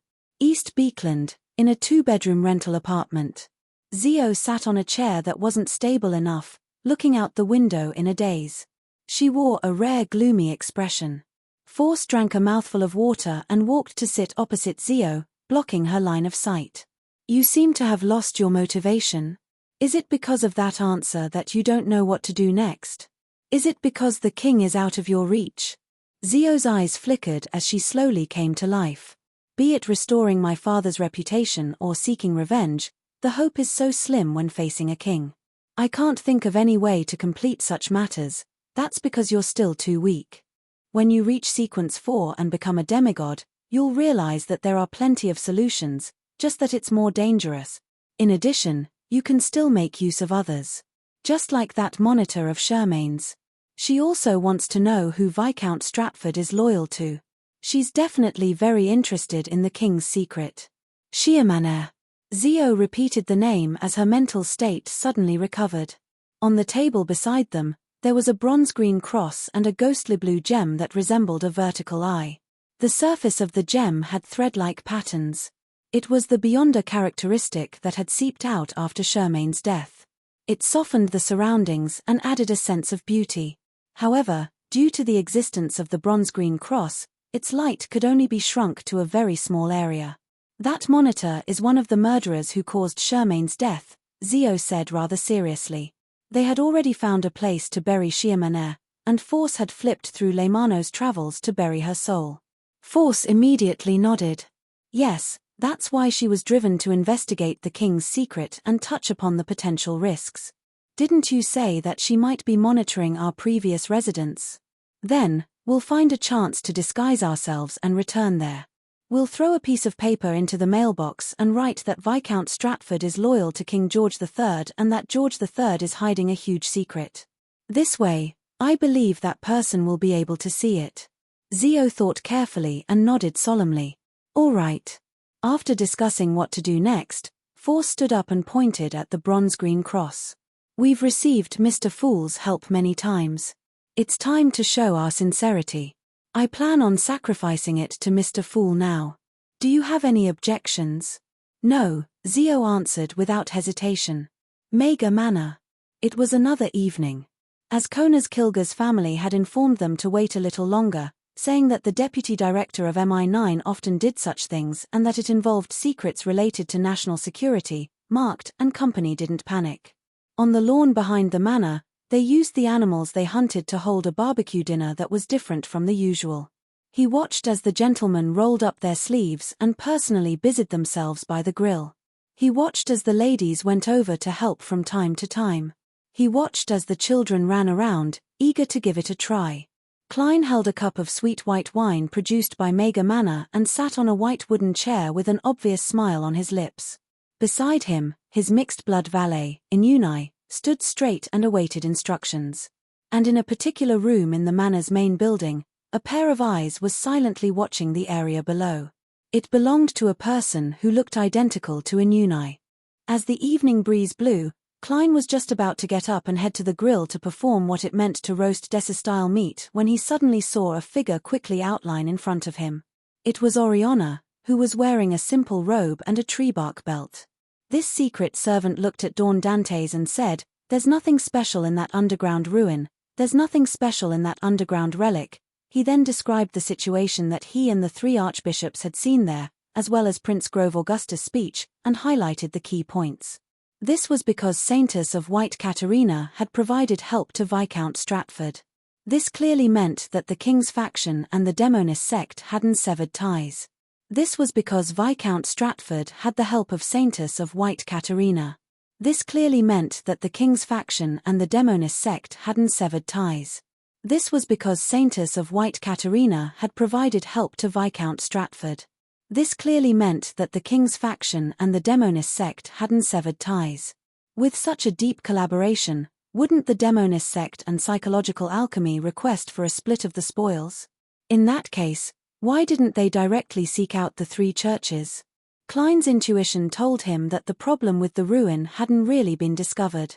He suspected that the news had been leaked midway, allowing the king to make preparations. With Mar and Oriana around, the possibility of them using divination or prophecy to discover something amiss can be eliminated. From the moment I removed Kona's Kilga to the joint operation of the three churches, there aren't more than 10 people who know of this matter. Furthermore, all of them are members of the upper echelons of their respective churches. How could there be a leak? Something happened to Viscount Stratford, causing the people in the underground ruin to activate the emergency plan? No, his status isn't at that level. Even Kona's Kilga doesn't know the exact situation, much less him. He's only in charge of liaising with the demonist sect and dealing with peripheral matters. He might not even know of the underground ruin. Klein's thoughts raced as he searched for a reason. He first eliminated the possibility that the matter with Viscount Stratford had caused them to make preparations. After all, the death of the captain of the Royal Guards wasn't that important. As such, there were very few possibilities that could explain the entire matter. Firstly, someone who knew of the secret had deliberately or unintentionally leaked the situation for a particular reason. Secondly, someone had discovered something amiss with Kona's Kilga's seemingly normal state, but Klein didn't notice anything at all. They're also cooperating with psychological alchemy. Could it be that one of my thoughts was read and the secret was exposed? But I have the Grey Fog's augmentation. No matter what, there should be some abnormality, just like when I faced the spectator demigod with Anderson. Psychological alchemy originates from Hermes's legacy. Hermes is. As he thought about it, Klein's pupils suddenly dilated. He instinctively stopped himself from delving deeper into the matter, but after looking at Oriana, he relaxed. He asked, "Is this place very secretive?" "Very secretive," Oriana replied calmly.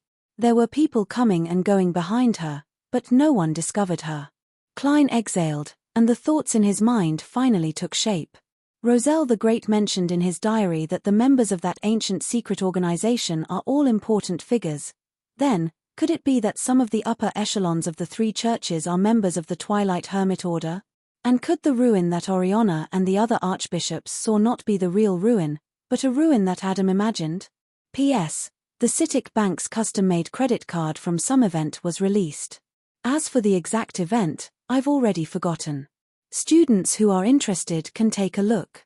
The following is the advertisement: instant VIP card, complimentary 8,888 coins, complimentary 180-day unlimited card membership, complimentary 300 yuan unlimited gift bag, complimentary exclusive badge.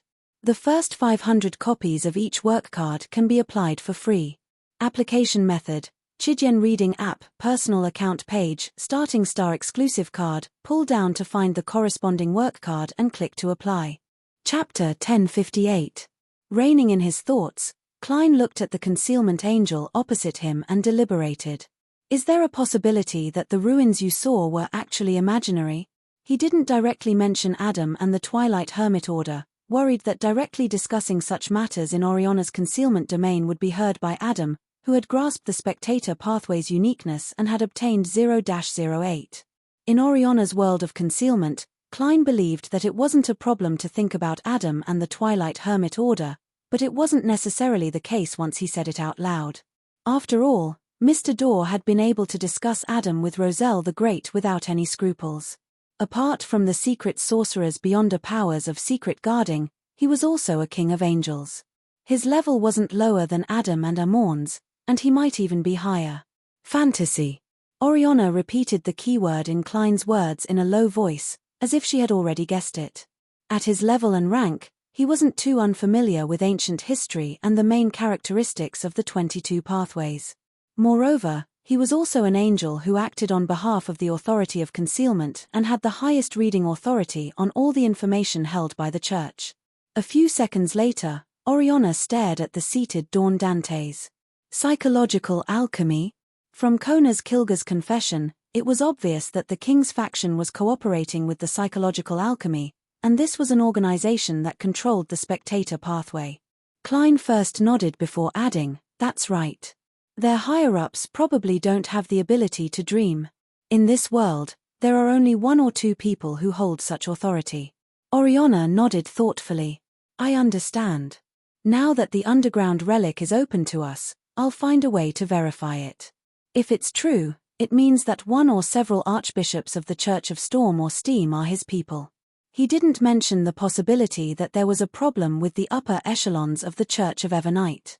This was because the goddess wielded the authority of concealment. In this aspect, it was very difficult for anyone to hide from her. Klein was a little surprised when he heard that. He couldn't help but ask, "The underground relic is open to the three churches?" Yes, if it really imagined it, then it means that their cooperation is close to success. They just need to delay it for a while. Oriana gave a simple explanation of her speculation. "That's exactly what I'm thinking. The tides of the times are about to surge in an attempt to drown everything. Thankfully, I'm more prepared than before. I have an additional marionette at the demigod level. In a sense, he's stronger than me. After all, he can use my Beyonder powers, while I can't use his. Since it's difficult to digest the Bizarro Sorcerer Potion in a short period of time and seek an advancement, having a powerful marionette is also one of the effective measures to protect myself. The Sanguine and Miss Sharon's plans for Rose School can be paid attention to." Klein's thoughts ran wild. He composed himself and asked casually, "The three churches don't believe Prince Grove's words?" "I don't believe it." Oriana shook her head frankly. "Kona's Kilga mentioned Katerina. But you don't have any evidence. After all, the other party can explain that after they severed ties with the Demonist sect, Katerina was sent to reason with them in an attempt to mend their relationship, but she was cruelly rejected. During this process, as they knew each other's secrets, they didn't take action the moment they met. Kona's Kilga, a demigod who doesn't know the inside story, mistakenly believed that they were still cooperating, and against an angel family that controlled at least half of the military, the three churches couldn't just fall out with them without any evidence. Firstly, they weren't united. Secondly, they had to consider the possibility of countries like Fasak, Intis, and Fainapota, as well as the churches of the eternal blazing sun, the god of combat, Earth Mother, and the god of knowledge and wisdom taking advantage of the situation. Klein quickly made a judgment of the situation. He simply mentioned, "That's right. There are traces of Saintess of White Katerina on Viscount Stratford's side. I'll try to find her." Apart from that, Klein also wanted to find the dangerous Trissy and eliminate her. He wanted to make up for the mistake of letting her go in order to make use of the Demoness. Her value was obviously not as great as her danger. "I'll try as well." Oriana indicated that she would also investigate Katerina. I have to say that Madame Oriana's attitude when discussing matters with me is very comfortable. She doesn't give off the feeling of being condescending like an angel or an archbishop priestess. She completely treats me as an equal. Hearing Oriana's words, Klein felt inexplicably emotional. He asked, "Did you catch Hvin Rambais of the psychological alchemy?" This was one of the key points in Kona's Kilga's testimony. It was one of the clues that exposed the plot of the king's faction. "His missing," Oriana answered succinctly. "Indeed. The possibility of the news being leaked midway has increased. Hvin Rambais has gone underground, but it doesn't mean that he won't contact Miss Justice and his direct subordinates. When the time comes, Miss Justice has hated him for a long time. The only problem is that Adam is currently in Beekland and has imagined a fake ruin. If that's the case, attacking Hvin Rambais means that there's a high chance of being watched by this King of Angels. It's even possible that he is sitting beside Hvin Rambais without anyone knowing." The more Klein thought about it, the more he felt his teeth ache. It had to be said that in this era where it was rare for a true deity to descend into the real world, the two brothers, Adam and Amorn, were the upper limits of their status, level, and strength. They were synonymous with terror, power, and irresistibility. A King of Angels was the existence closest to the divine throne. Compared to Amorn, I'm more afraid of Adam. Who knows when he will be sitting next to you, listening to you speak, looking at you with a smile, reading your truest thoughts, and letting you die a natural and reasonable death. Thinking of this, Klein couldn't help but look around, afraid that the simple-looking priest with innocent eyes and a beard was standing near the grill with a plate in his hand, waiting for food while smiling at him. Without a doubt, Klein did not discover anything. Noticing his reaction, Oriana calmly added, "He's not here." "Phew, fortunately, I have the protection of the secret angel." Klein controlled his thoughts and nodded slightly. "I'll keep an eye out for Hvin Rambais." Oriana nodded. "When this is over, you can try to pray to the goddess.